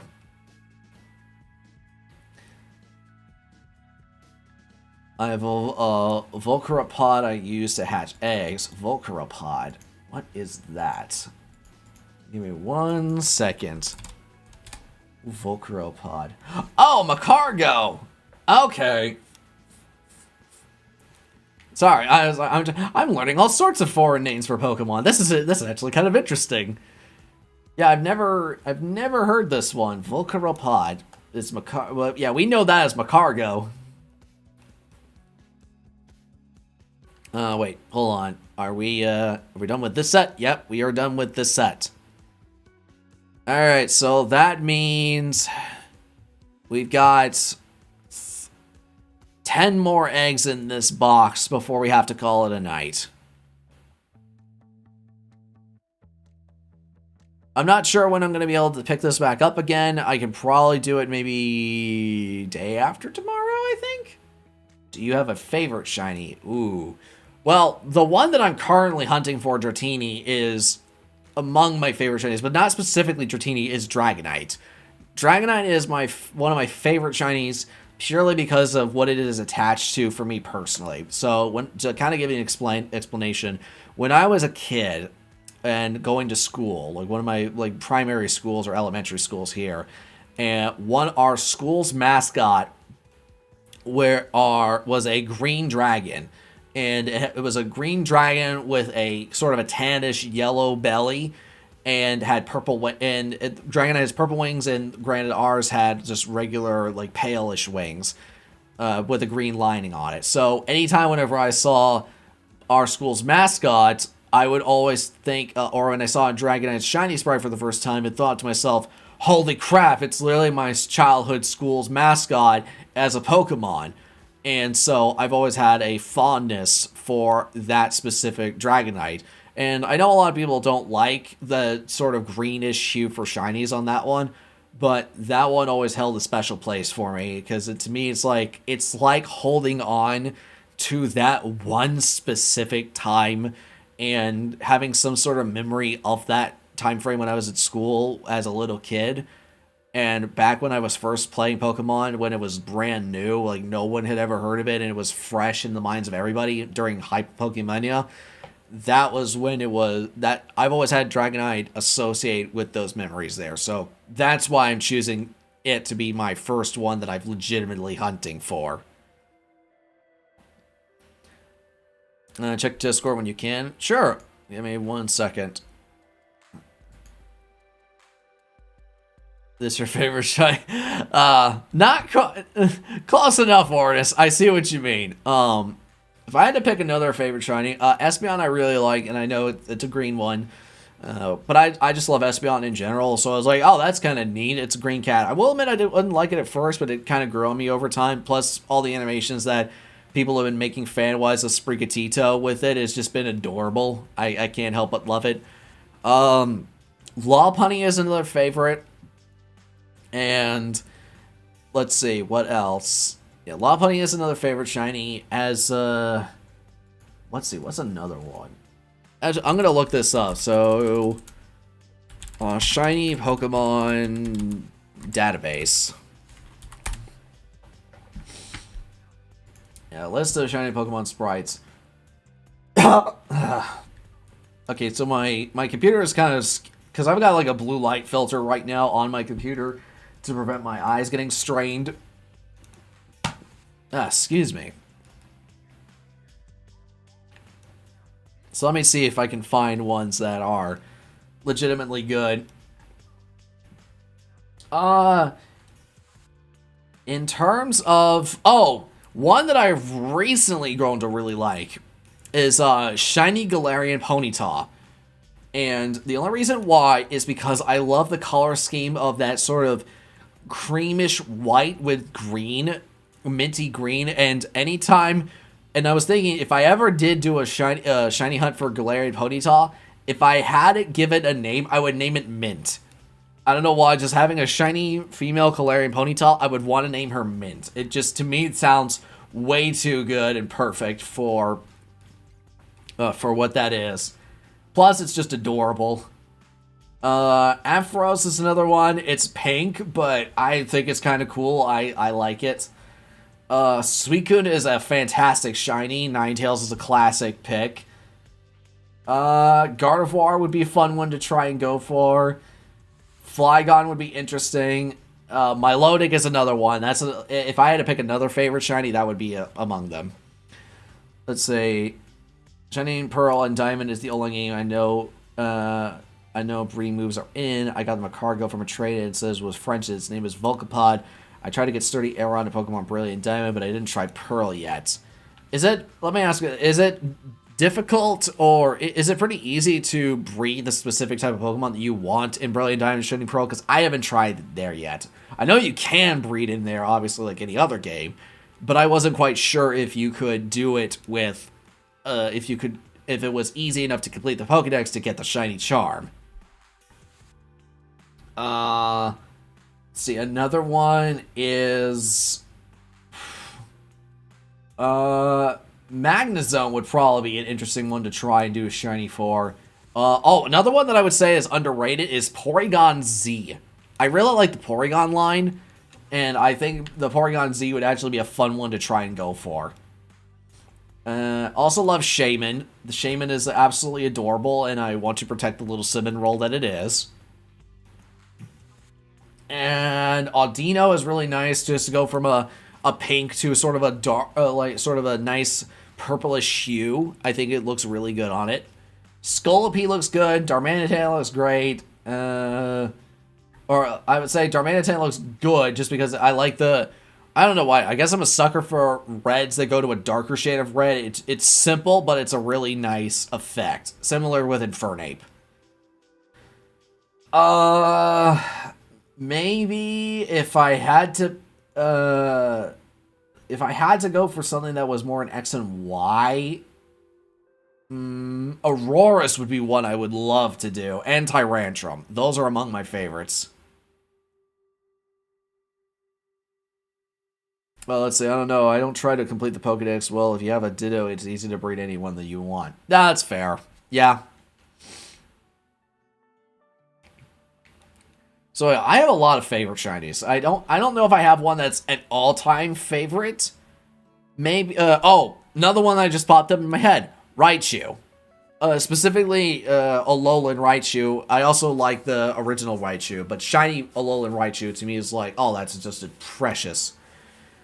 Yeah, those are ones that I would definitely say are among my favorites. Lycanroc is pretty good. In fact, I would arguably say that Lycanroc is better at its shiny form than its regular form. Mudsdale doesn't look half bad. And I guess that's all I can think of off the top of my head with regards to anything that is pre-Galar.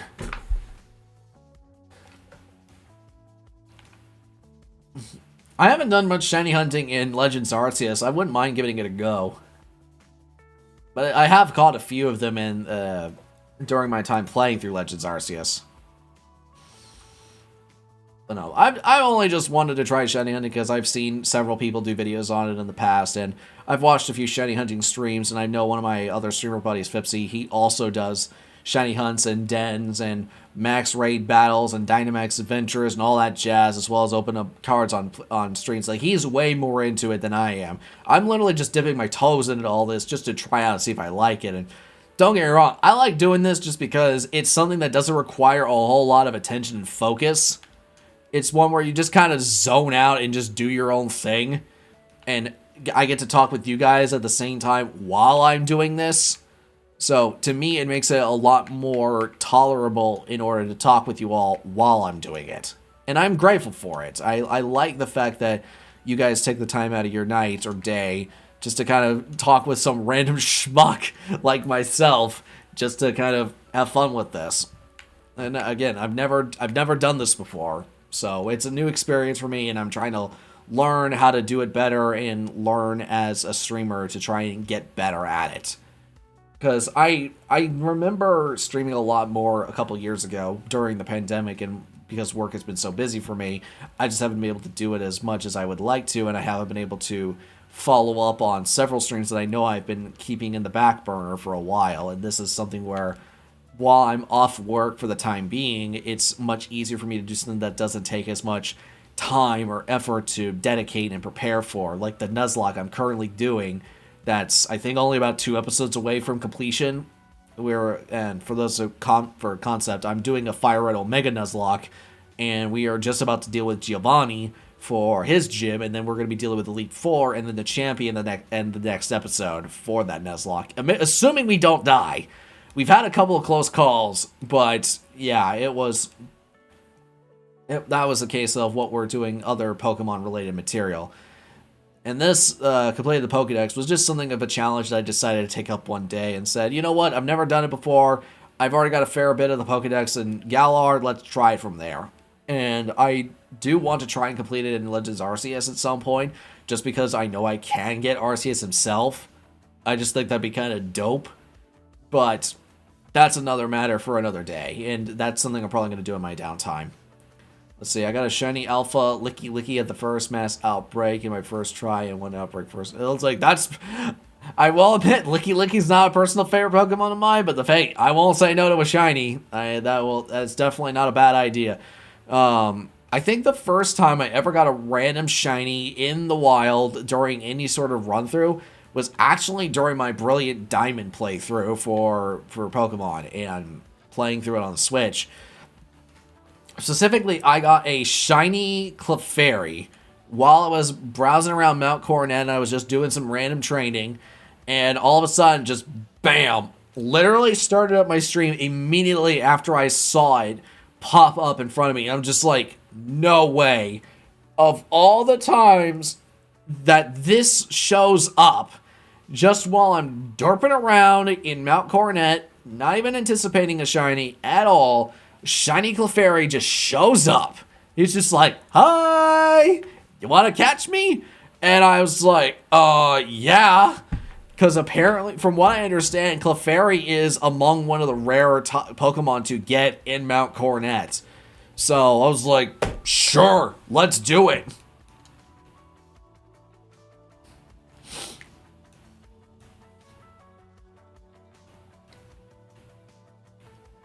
Now, that's probably my first time I ever got a shiny, specifically during a random playthrough that I wasn't trying to, or one that I didn't have to go to post-game in order to get.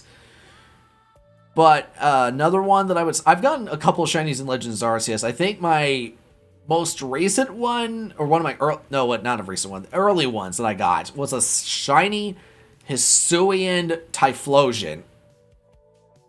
I don't even know how I got that one. I think I got that probably a Cyndaquil. I got a shiny Cyndaquil, and then I evolved it into a shiny Hisuian Typhlosion. Still no luck with Dratini. I do want to show... I wouldn't... If I could do this, I would love to be able to have the shiny Galarian legendary bird trio, because I love the designs for Galarian, Articuno, Zapdos, and Moltres. But the problem is I think those are shiny locked, so I can't physically get them. I just like the fact that the shiny variants of those is harkening back to their original color schemes. I think that's a smart idea.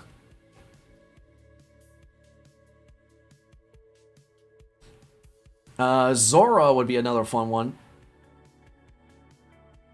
Can't spell Dratini without Drat. That is true.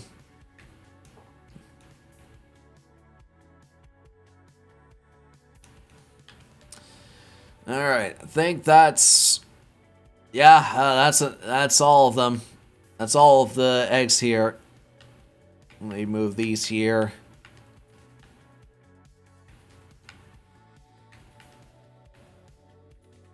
And I think this is actually our last box. Yeah, so after this, we will have had our every single box full of Pokemon.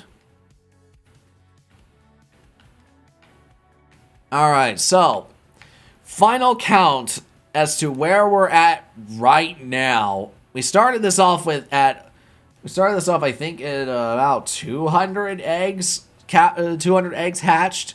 So we're at, let's see. Let's go back all the way through. Okay, so we got 25, 50, 75, 100, 125, 150, 175, 200, 225, 250, 275, 300, 325, 326, 7, 8, 9, 30. 330. I one time grinded for a shiny Gibble and Ultramoon took 3 years because I had to encounter a Kuroko, and then it's 1 in 25 chance that when it calls help a Gibble. Worth it though. Pokecrest, that is insane levels of commitment. I massive respect. Let's see. It was 90. Oh my god. Let me. I can't quite see it. 99,032. Jesus. Holy smokes, that is nuts. I couldn't even imagine. Like, okay, how many? Out of curiosity, you said it took you 3 years. How much time did you dedicate over the course of, like, on average a day? Did you do it day by day, or did you do it like sporadically over the course of a few years? Because that just sounds insane. I mean, I don't know about you. I probably would have stopped after about 1,000. I'll admit that I've never done a shiny hunt before. This is literally my first one that you're seeing, is me trying to hunt for a shiny Dratini just so I can get myself shiny Dragonite. So I'm just like, that is ridiculous.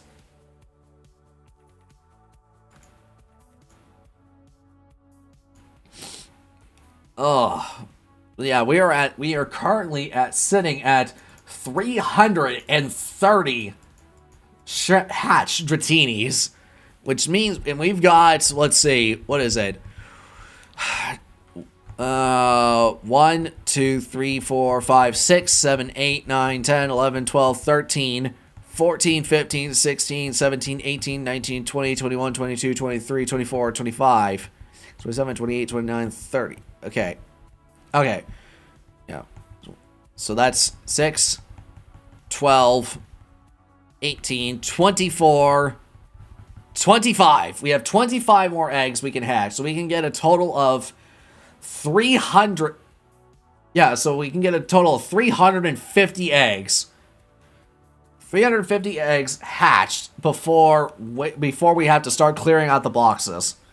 Let's see, a few hours, sometimes all day. Also, it had to be a certain weather for it to encounter as well. Plus, I had to make it mega, and the way to get its stone is by winning 50 1v1s in a row, which took 1 year. So technically, it took 4 years. You know, hats off to you for that level of commitment. I am impressed. You know what? I will shiny hunt in that Let's Go and see how long it takes. I've heard it's actually not that bad in Let's Go. Like, in terms of shiny hunting, Let's Go is actually one of the easier games you can shiny hunt in. I've never tried it, but for what I've seen in videos around the Poke Corners of the internet, I'm sorry I had to say that, it's just what came to my head. That's what I've heard. It's relatively easy compared to most other games. So, yeah, so we are sitting at 330 right now in terms of hatched Dratinis. You would probably think that Garchomp is my favorite Pokemon. I mean, if it is your favorite Pokemon, there's nothing wrong with that. I mean, I would say, I know a lot of people kind of diss Garchomp shiny form as saying it's underwhelming, but I was like, who cares if it's underwhelming? If it's your favorite Pokemon, then what's the problem? You like it, and have fun with it. I mean, we literally just do shiny hunting just to kind of kill time at any rate. So, I don't see a problem with it. If you like Garchomp, go for it. If you have another favorite Pokemon, also go for it.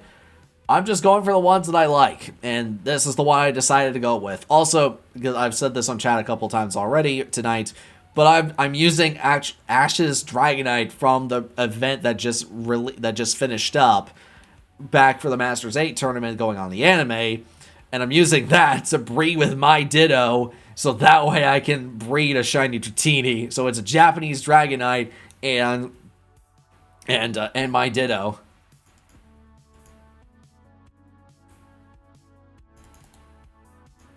But no, it's been a lot of fun trying to.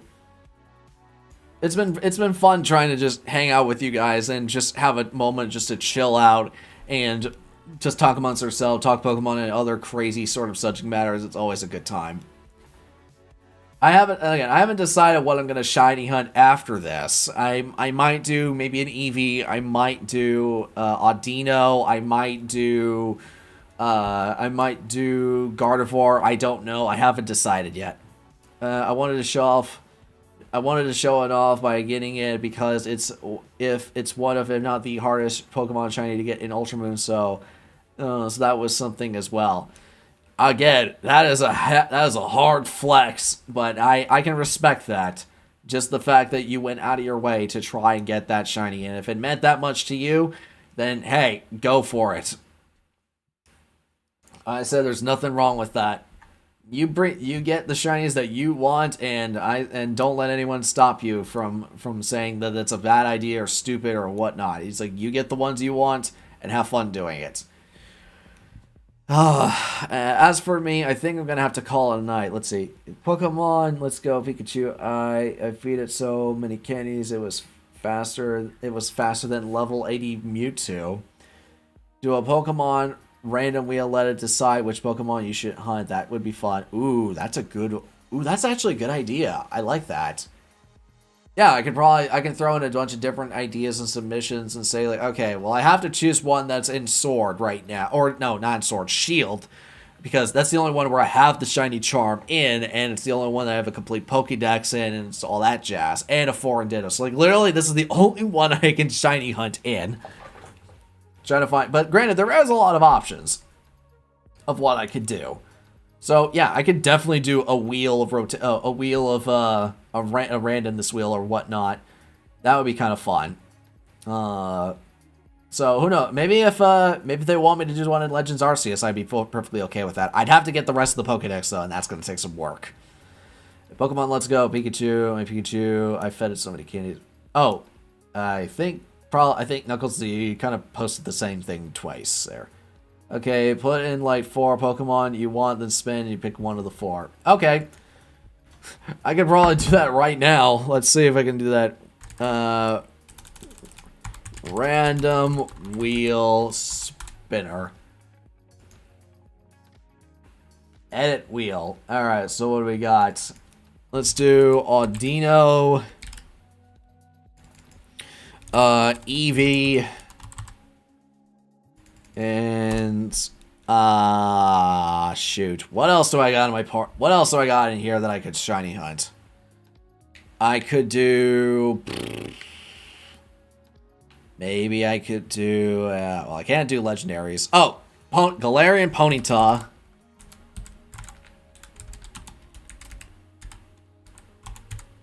There we go. And then, what should I hunt after that? I fixed the comment the first time I forgot to say Pikachu. No worries. Gotta duck out a little early, have a good one, Barry. No worries, Ornis. We're about to wrap up anyways. I'm just deciding what I would like to do next time. Wobbuffet, lol. Okay, that'd be funny. I'm not sure I would actually go for that just because I'm not a huge fan of Wobbuffet, but that'd be funny. I could do Sceptile. That would be... Vulpix? Ooh. Okay, question. Regular or Galarian or Alolan Vulpix? Because there's a difference. I need to see, actually, what does... I never actually looked at what does shiny Alolan Vulpix look like. Okay, so it's just a slightly slightly paler or slightly grayed out version of its snow form. Okay, that's not bad. Oh. Ooh, shiny version of Alolan Vulpix looks nice. Ooh, that'd be... I like that one. I think that'd be a fun one to try. Alolan has almost no difference in its shiny. Almost no difference. Not the Vulpix one, but Ninetales does look great. Like it's got that like ghostly silver grayish look with the red eyes. It looks menacing. I like it. Shiny normal. Yeah, I know the normal version of it is golden for the regular version, but the shiny version is gray. Is a little bit more gray with gray with blue eyes. I don't know. There's a lot of options we can do, but we can save those for another time. So, and I don't mean to do this, but it'll say, look, if you want to talk more Pokemon stuff, I'm more than down for that. I'm just gonna say, look, if you want to do that, more than happy to do it in the Discord.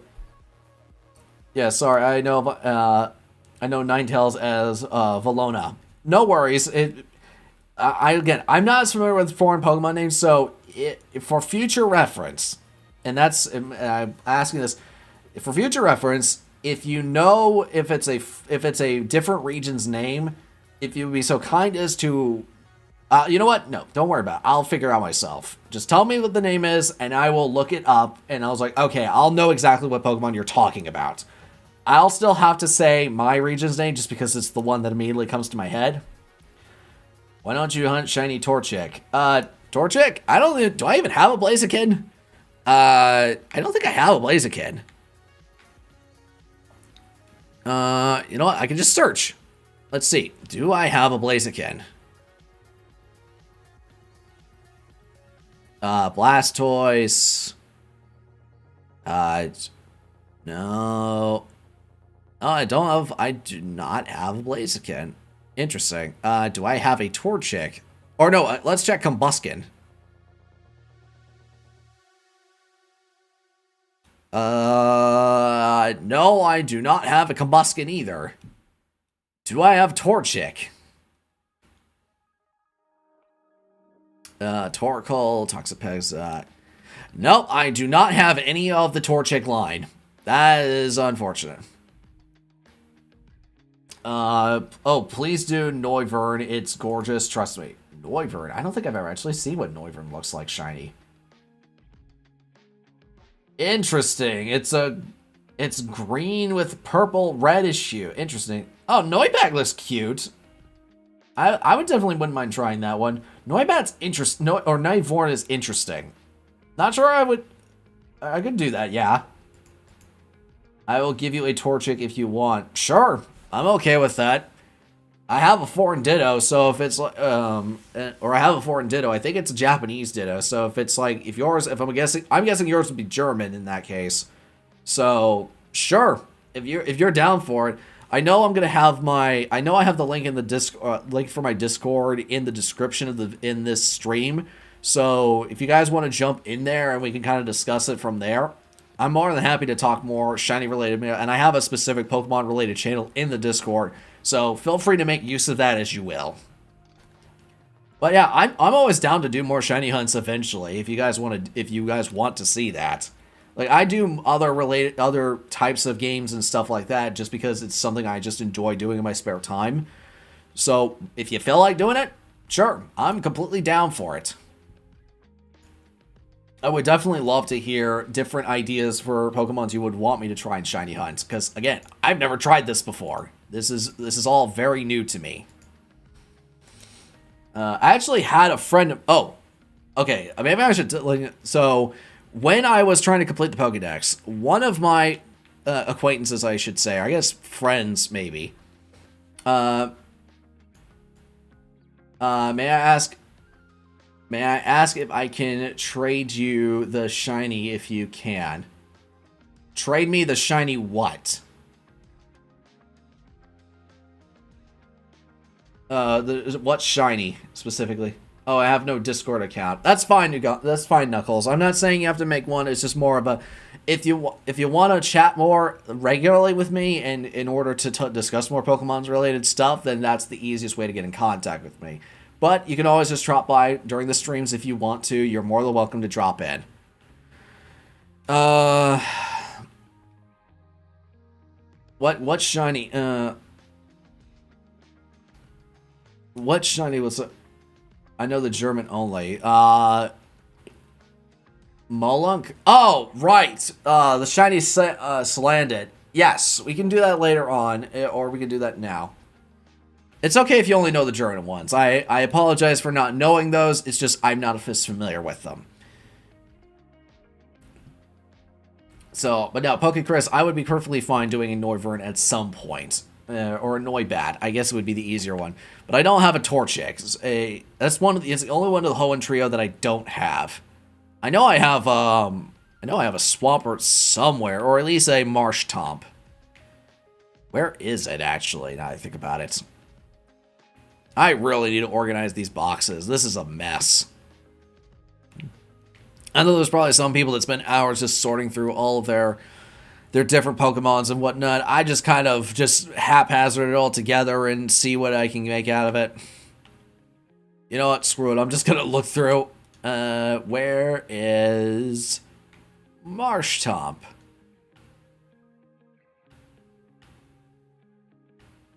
Wait. Why is it not here?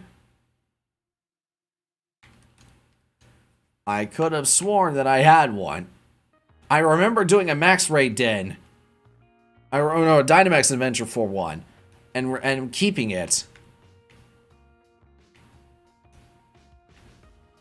Did I choose a different Pokemon and not think about it? You know, you'll have to hunt in Let's Go or Sun and Moon. Funny you say that, considering that Sun and Moon are the only Pokemon games I've actually not touched. Like, I will admit, I skipped that generation entirely just because I was not a fan of a lot of the Pokemon's designs at the time. I specifically said it was the color palette that really turned me off a lot of their designs. Granted, I've seen some of their shiny forms, like, okay, that actually does look good. Like Lycanroc I've mentioned is really nice. Toucannon is not that bad. Primarina is really good, and I also like, God, what's the... Decidueye. Decidueye looks fantastic. So yeah, what in particular do you want me to trade you for the Salandit?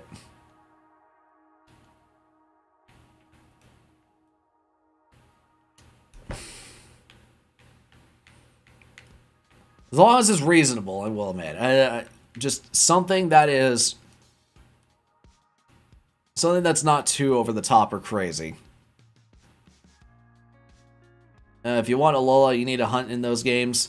I mean, I have some Alolan Pokemon already in here. Let's see, because I have an Alolan Vulpix and Alolan Sandshrew already. Let's see, and Alolan Raichu. So, all I would need is to use my Foreign Ditto and Masuda method each of those. Where is the sucker? No, there's another Dratini. There's a Ditto. Where the heck is it? Oh, I probably put it in the other box over on this end. Well, that's Glaceon. Where? Ah, there it is. Yep. See? Yeah, here it is. My Alolan Vulpix. And my Sandshrew. And I believe Raichu's not too far from here. I know I have an Alolan Raichu as well. Let's see. I've read them. I've read them. That won't let you get the Alolan and just try. Oh, right. Yes. Yeah, I forgot about that. There are some... You can breed an Alolan one in the game and you don't get the Alolan variant of it. Hopefully you spin the wheel before you get off. I won't... Pokemans, don't worry. I'm not going to spin the wheel until I get Shiny Dratini. Just because I was like, okay, we will find out what that is once we... Let's get this Shiny out of the way first. Then we'll worry about the rest. Because, can I give you the shiny now? Yes. Give me 1 second. I will set up a link code.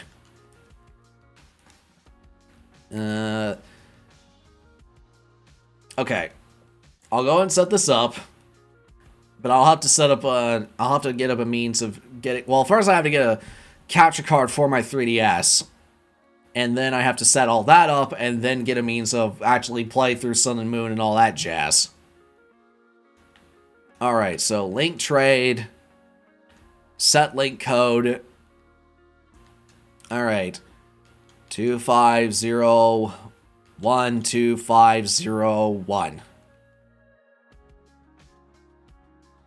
Okay. Now, is there anything in particular you want, Akira? Just so that way I can... Just so that way we can make this exchange reasonable for the both of us. So I will wait here until we're done with the shiny.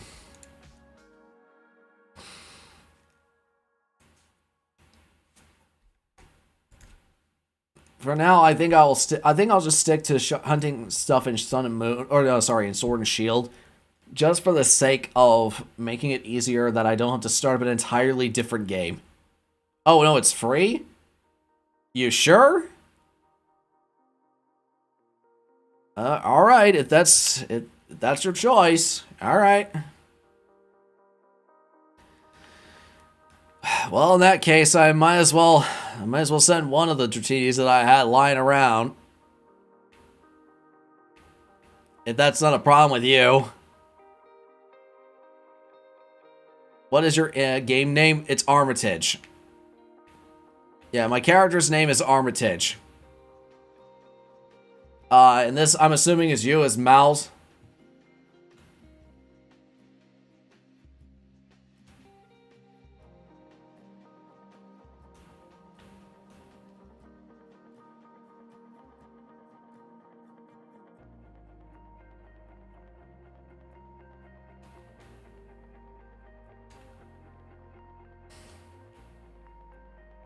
There's a big time zone. Okay.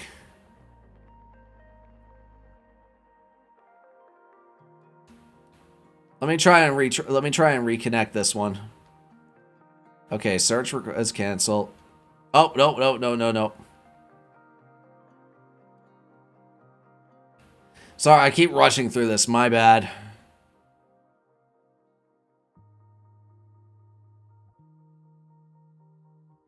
Okay, set link code. Yeah, 2501250 Okay. This is the code that I'm going to be setting it. And just put that in.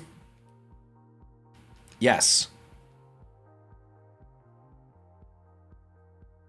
Okay, so set that code and then we'll send it over. Okay.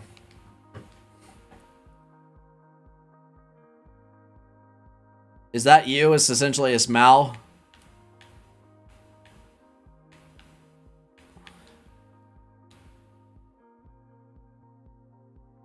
Alright.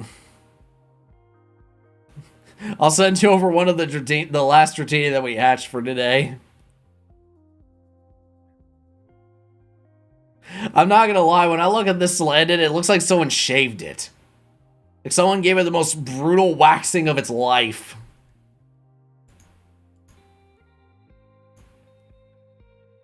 Whee!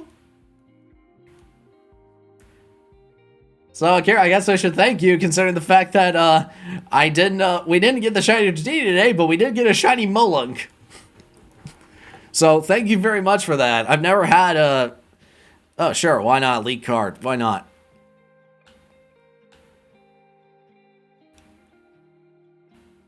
And it's Junman. So, who knows? Maybe I could breed a shiny Salandit from this one. Make it a female one. Hey, did you know that you can ride Pokemon Let's Go and not a single Pokemon, a single multiplying, you can ride it, show up shiny, and it's shiny when you ride it. That's awesome, actually. I mean, I knew you could ride them in Let's Go, but I've just never, I've only just I've only just beaten Let's Go a while ago, and that was mostly just because out of boredom. Well, another shiny too. What's the shiny?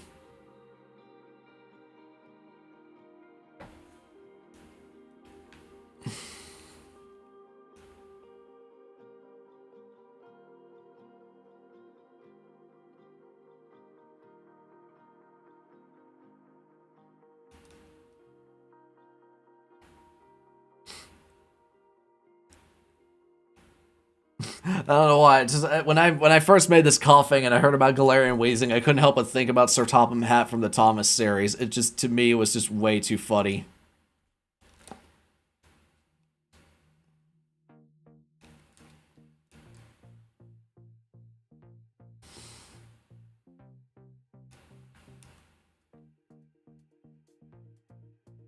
And that fire thing from the fire arena, no idea the name. What's the German name? Yeah, what's the German name for it? Just look. Fire thing from the fire arena.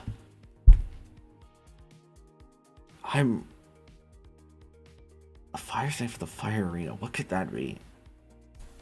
Are you talking about, are you talking about a Turtonator? Hold on.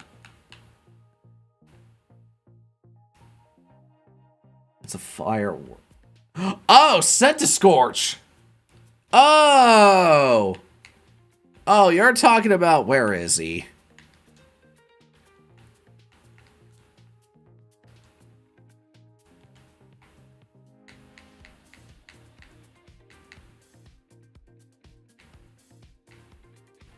Ah!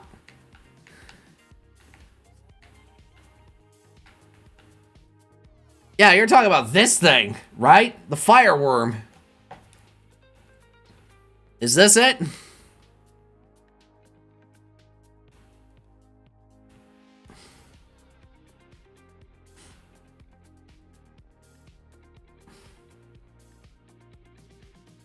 Yeah, you're talking about this shiny version.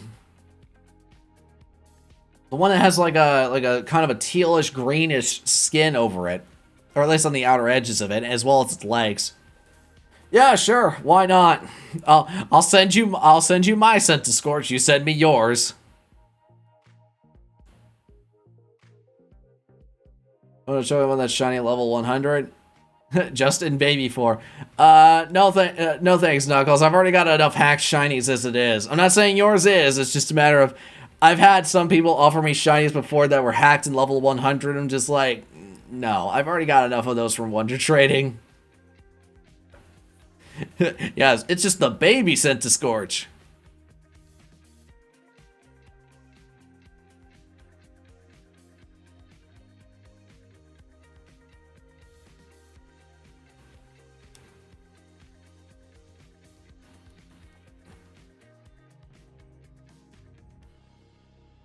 Yeet! I appreciate the offer though, Knuckles. It's just one where I like, look, I've had enough. You got 3 boxes. You got 3 boxes of shinies. Jesus. All right, I think that's enough for tonight. Yep. But no, I do appreciate it, Akira. I would very much like to see you and Knuckles as well as Chris come back anytime. We'll have fun with them. Oh yeah, I will make sure they will it's not a hack, it's from Let's Go. What's the shiny? Plus, I don't even think I have a oh wait, it looks like someone did a shiny, or someone got a Gigantamax Kingler. Interesting. Yeah, what is the shiny from Let's Go? I just don't think I have a means of Wonder Trading from Let's Go to here.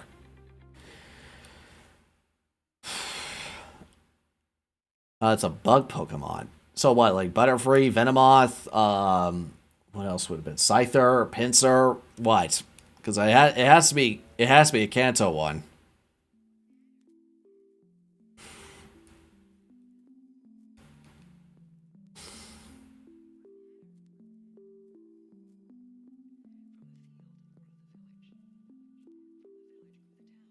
And I think let's see what, maybe one more. What I will do, shiny hunt wise. Which one will it be? Oh, I can move it to sword. Okay, how long will that take?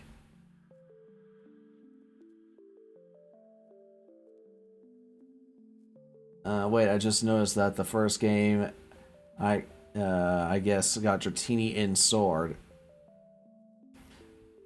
I don't remember if Dratini is a sword exclusive. I just remember getting a hold of a Dragonite, well, not too long ago, and just breeding a whole bunch of them.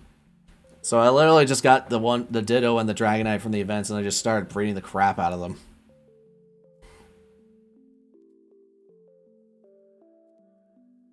Ooh, I can do a Hone Edge. Yeah, I can just breed an Aegislash. That'd be something I could do.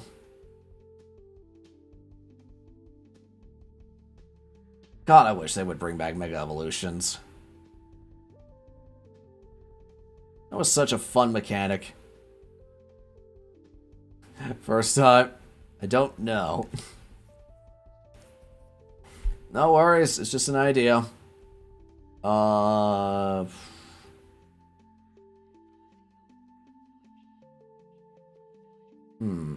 have to look into it and see what else I could try in Shiny Hunt. Ooh, Zora might be fun. Wait, do I even have one? I should have I think I have a Zoroark. I will give you a Torchic. Okay, yeah, let's just do the Torchic and we'll call it a day from there.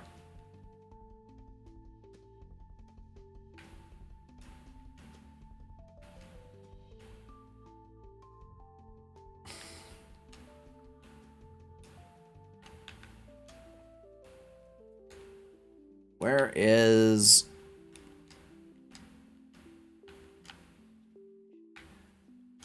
No.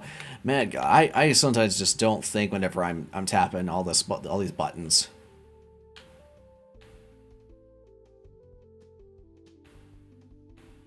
I don't see Zora anywhere.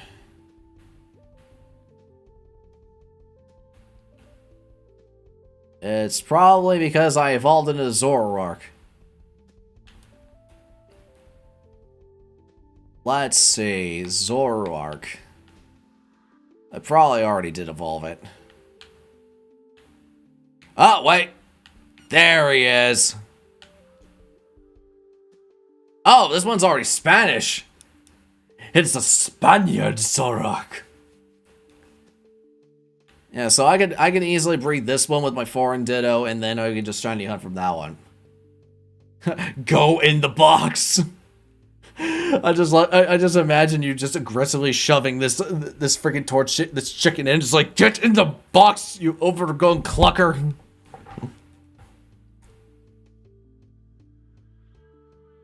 It's easy to see if you're looking at all of them. Yeah, sure, let's do that. Zorua. Sure. Update wheel. Edit wheel.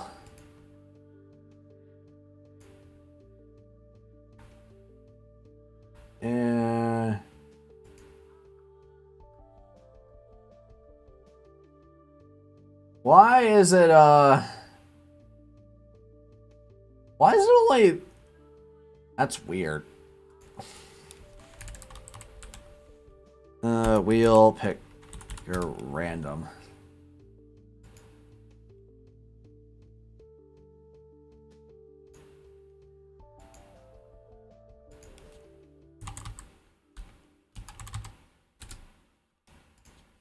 Zorua, Galarian, Ponyta, Audino. I'm just putting the ones in the picker wheel. Box list, good when looking for a Pokemon. You can also try shiny hunting a Galopa or a Wolverwalk. Let's see what those are. Not sure. I'm not familiar with those names. Let's see what we got. Galopa. Yeah, that's Ponyta and Rapidash. Yeah, so the one that I would look for if I was to do a shiny hunt for Ponyta and Rapidash. Let me just go back to the boxes.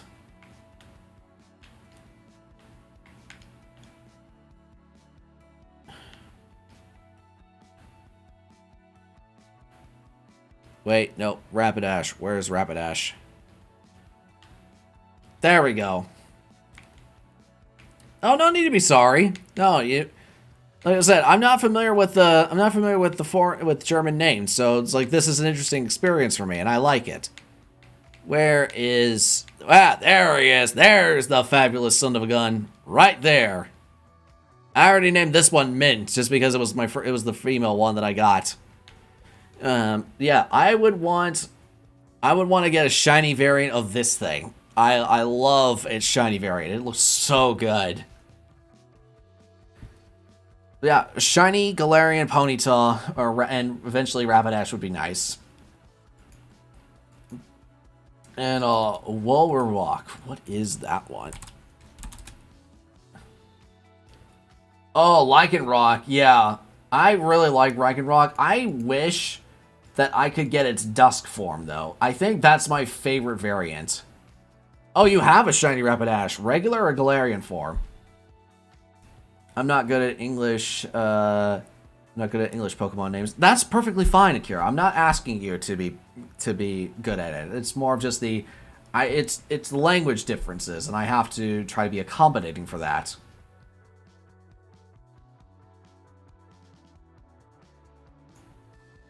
I'm gonna have to get, if anything, it's forcing me to actually be familiar with this, which is interesting. Fazulai. Fazulai, that's actually interesting. Fazulai.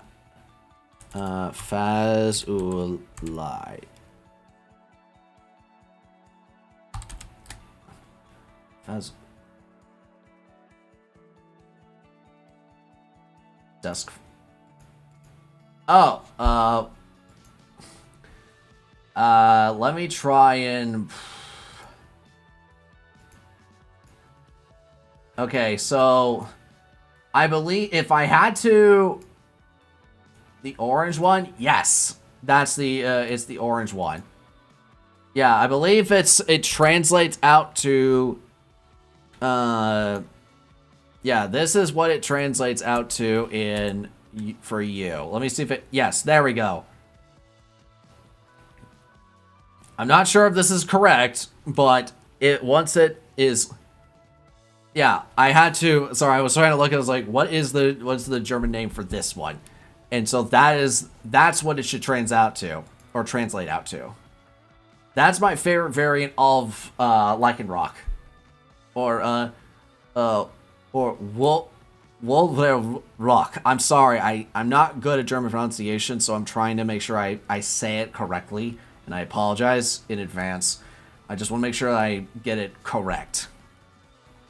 But yeah, the orange one is the one. Yeah, that one is the one that I would want, because that is I like that orange and white color scheme for it. It looks really good, and I like the palish blue hue it has. Fazula is Turkish. Interesting. I'm typing it in, but it's not showing me anything. It says it's Fazula is Turkish. The question is what is which fossils? Because there's like a bajillion fossils. Can you describe it? I'm literally trying to look this up as I'm researching it.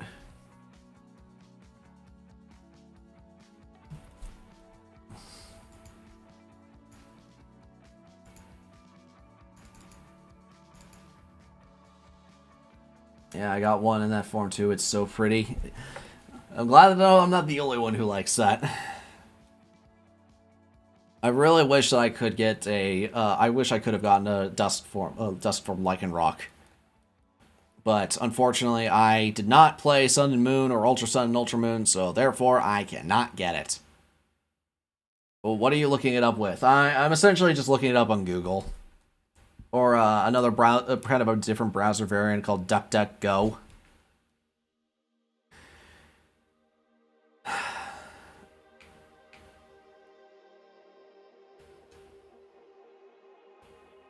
Now, while I'm doing this, I might as well hatch the last batch of eggs.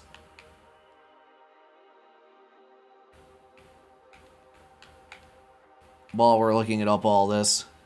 You can get it in Sword, I think. I don't have Sword, unfortunately. I only have Shield. What are you looking up? I'm trying to look up what you were mentioning before. Gaunt Knuckles with Fazulai.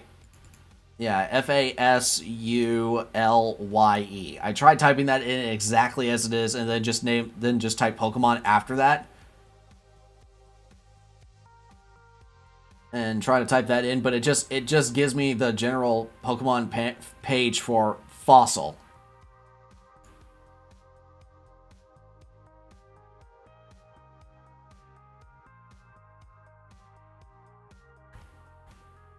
Because I'm not sure. I'm trying to look and see like which fossil is it, because there's several.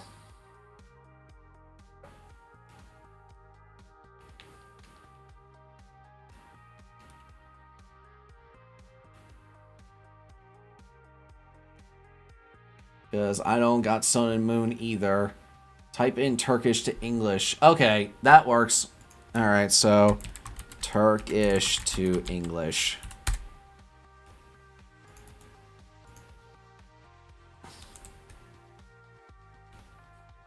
Bean. It translates out to bean.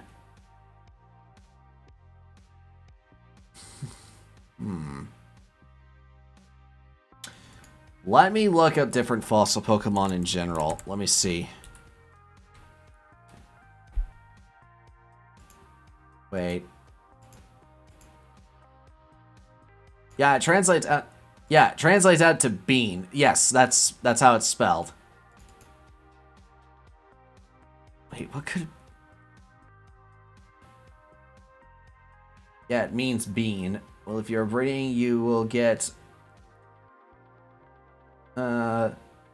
If you breed, you'll get Waffle or Ruffles anyway, because that's the baby Pokemon of Wolverine. Yeah. Yes, I know the baby version of it, or at least the pre-evolution.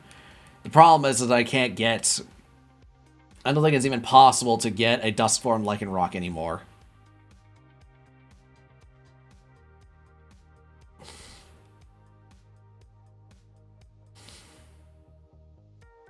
Is it Pescaragon? Pescaragon, what the? Let's see, Pescaragon. Pescaragon, what is that? Oh! Dracovic! Okay. Oh, you mean... Is this... Let me... I think I know exact... Is it, this guy? Is this it? Pescaragon? Or as I know him as Dracovic. Why did I say mean? I have no idea.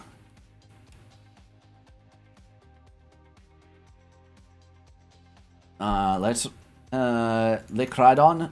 Licridon. What does that mean? Oh! That's, I know that one is Octazult. Yeah, this is Octazult. Electric Ice. Yeah, we have Dracovic, we have Octovish, Octazult, and, oh god, what's the other one? Shoot. Yeah, the Letragon, that's another one we have. Those are the 4 ones. Those are the names that we have. Yeah, it's weird. It's, I'm not gonna try and pretend to make sense out of the names. He is freezing. Literally.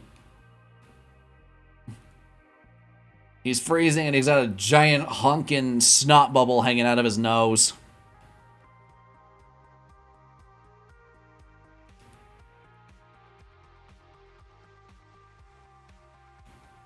So, but yeah, if you have a Torchic that you want to send over, then by all means, that's perfectly fine. I'm more than happy to try and if you're gonna willing to do that, then I will definitely try to see if I can try to breed a shiny Torchic and then eventually get it to a Blaziken.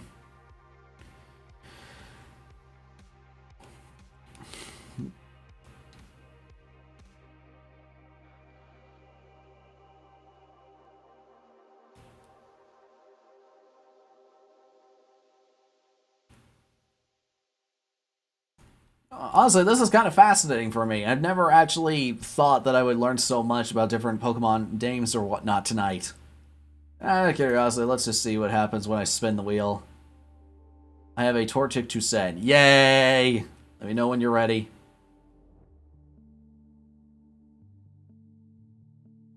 Well, looks like it came out to Galarian Ponyta is the winner. In fact, I will... let's see if I can show this on stream. Yeah, I might as well. Browser, oh no, window capture. There we go. Add existing.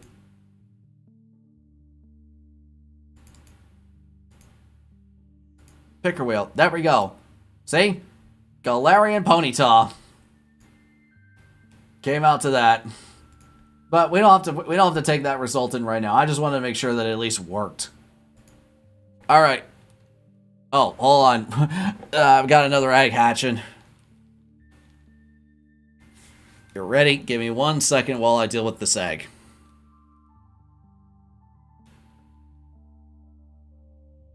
Every journey, it's morning and I have to go to school soon. Yeah, it is around 1:36 in the morning a.m. here. No, don't worry about nicknames. May I ask where you live at? I live in Texas, in the United States. Yeah, set link code.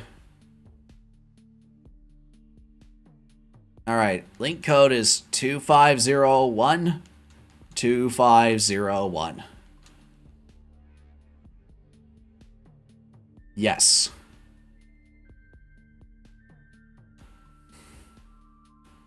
Alright, ready whenever you are.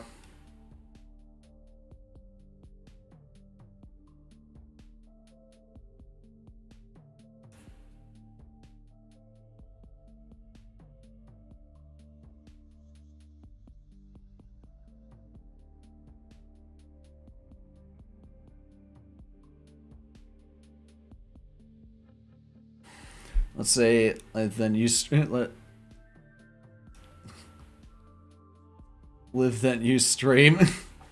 I kind of choose random hours whenever I stream. I find it more fascinating that way. Sure, let's go with this Dratini. I hope y'all don't mind. It's just like I gotta do something with these. I can't just have them all sitting around in my boxes. I'm about to run out of room.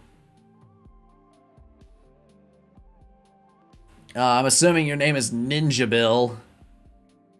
Hey, there's Torchic.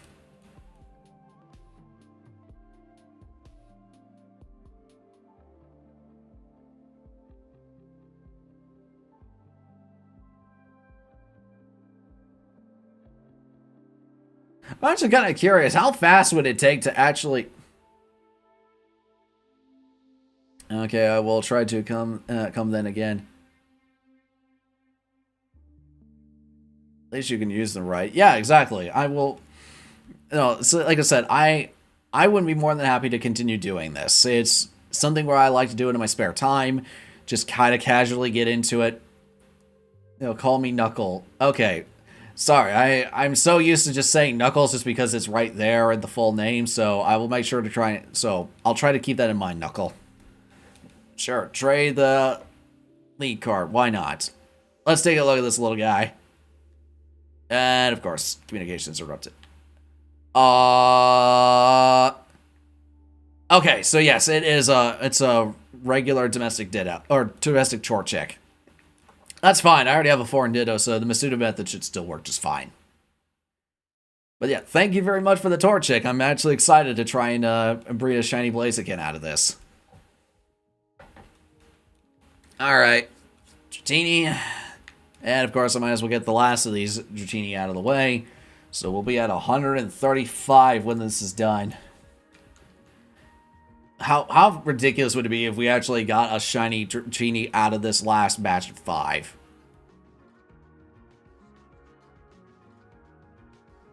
I swear to God, if it would have been right there, I would have lost it.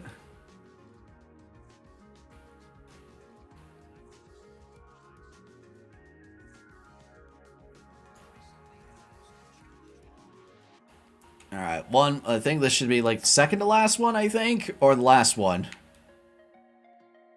That would have been, I mean, granted, that would have been hilarious if it was a shiny Blaziken. Or no, not a shiny Blaziken, shiny Dratini. Jesus, my brain is turning into mush. Then again, it is almost 2 in the morning. Maybe you're lucky. I don't think so. Don't hold your hopes out for that one just yet. Or not if I will get one for you. I appreciate the offer, Akira, but don't worry about it. I want to try and breed this one myself. I appreciate that, though.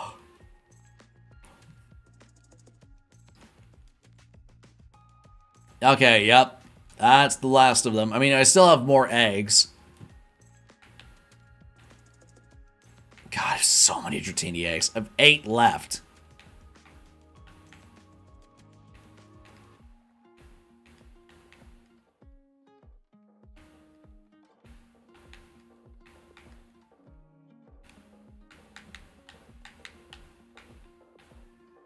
Yeah, so we got 8 eggs left, and this much space left in our boxes until we're all out.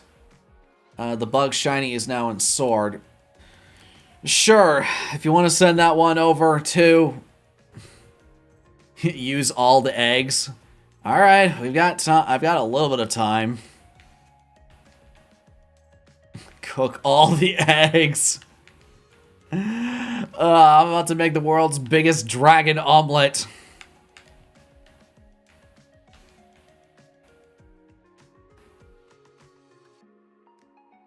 Did it take like 1 second? Alright. 1 second to move to sort. Fine, I'll just go ahead and set the link codes just so that way we can have it ready. Same ones as before.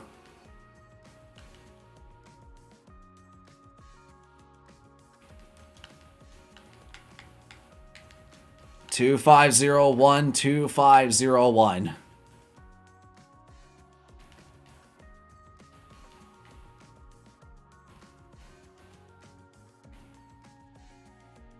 Meanwhile, I'm just gonna ride around and make sure that I can hatch these other eggs.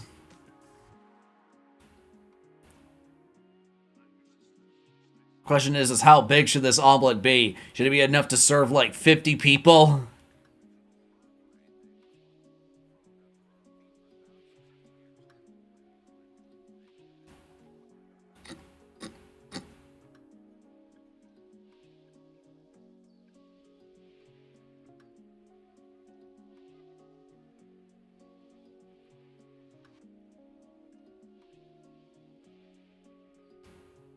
Oh, there we go.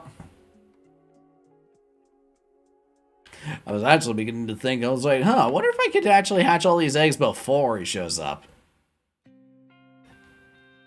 We shall use this to feed the people of the country. Oh, Caterpie. Okay. Sure, why not?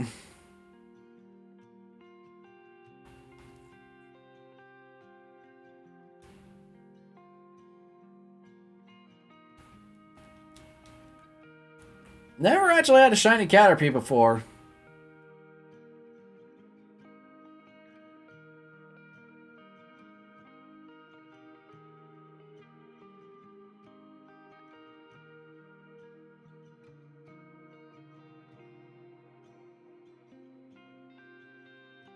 And thanks for the Caterpie.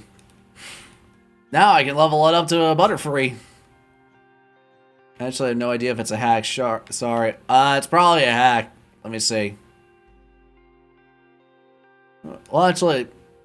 At least the Thrash back. Well...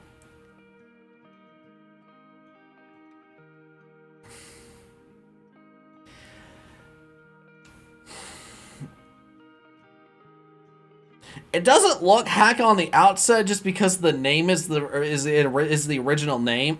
Original tank trainer Fulano Gamer. Let me look at this.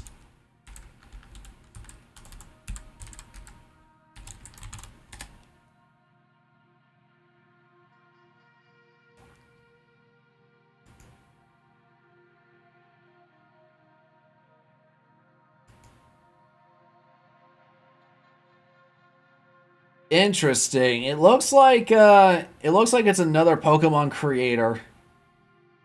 All right. Gotta go. School. Have fun. Bye. No worries, Akira. And again, thank you very much for the shinies. I got it from a giveaway. Oh, okay. I will admit it's rather weird the fact that you can't evolve it, considering it's a level 100. I don't know why the heck you would give away a level 100 Caterpie. Considering it's like, why not just evolve it into a Butterfree? But I don't know. Maybe I'm not the one who made the giveaway, so I can't say anything. The person removed the live from YouTube. That does not surprise me. Oh well, no worries. Either way, let's go ahead and we'll go ahead and call it for the night. I do appreciate you taking the time, Knuckle, to give me the shinies and help me out with this. I do want to try and continue this. I think we got ourselves to a final count of 335 Dratini eggs, just so once we're done, we can continue off from there. I'm gonna try and either release or send off as many of these Dratini into the wild as possible, because I freaking don't know where the heck I'm going to put the rest of these. And I certainly am not going to transfer them over to different games. So, we'll see. I'll figure out something to do, and then once I've figured that out, and then I've got a butt ton more eggs, then we can continue. The person gave away the whole Caterpie line as Chinese, so I still have the other two. How'd you get the other? Oh, okay. It's kind of neat that you got the other two. So, yeah, I think we're gonna wrap it up here for the night. I'm glad at least y'all were able to stop by as long as you did. It was a lot of fun meeting you all, and I'm glad that we were able to try this out. Considering I literally just did this stream on a whim, nothing super planned out or serious. Just something where like, hey, I got some time on my hands. I've got nothing else going on. Why not do some shiny hunting or shiny breeding? So, who knows, maybe I'll have some time tomorrow and figure it out what I'm going to do next for getting all these Dratini out, and then clear some space for a lot of other eggs. But we can worry about other shinies another time, and then once we get this Dratini, maybe we'll get some luck next time, and then be able to move on to the next one. We'll see. Anyways, folks, hope you all had a fantastic evening and or day wherever you're at, and until next time, take care.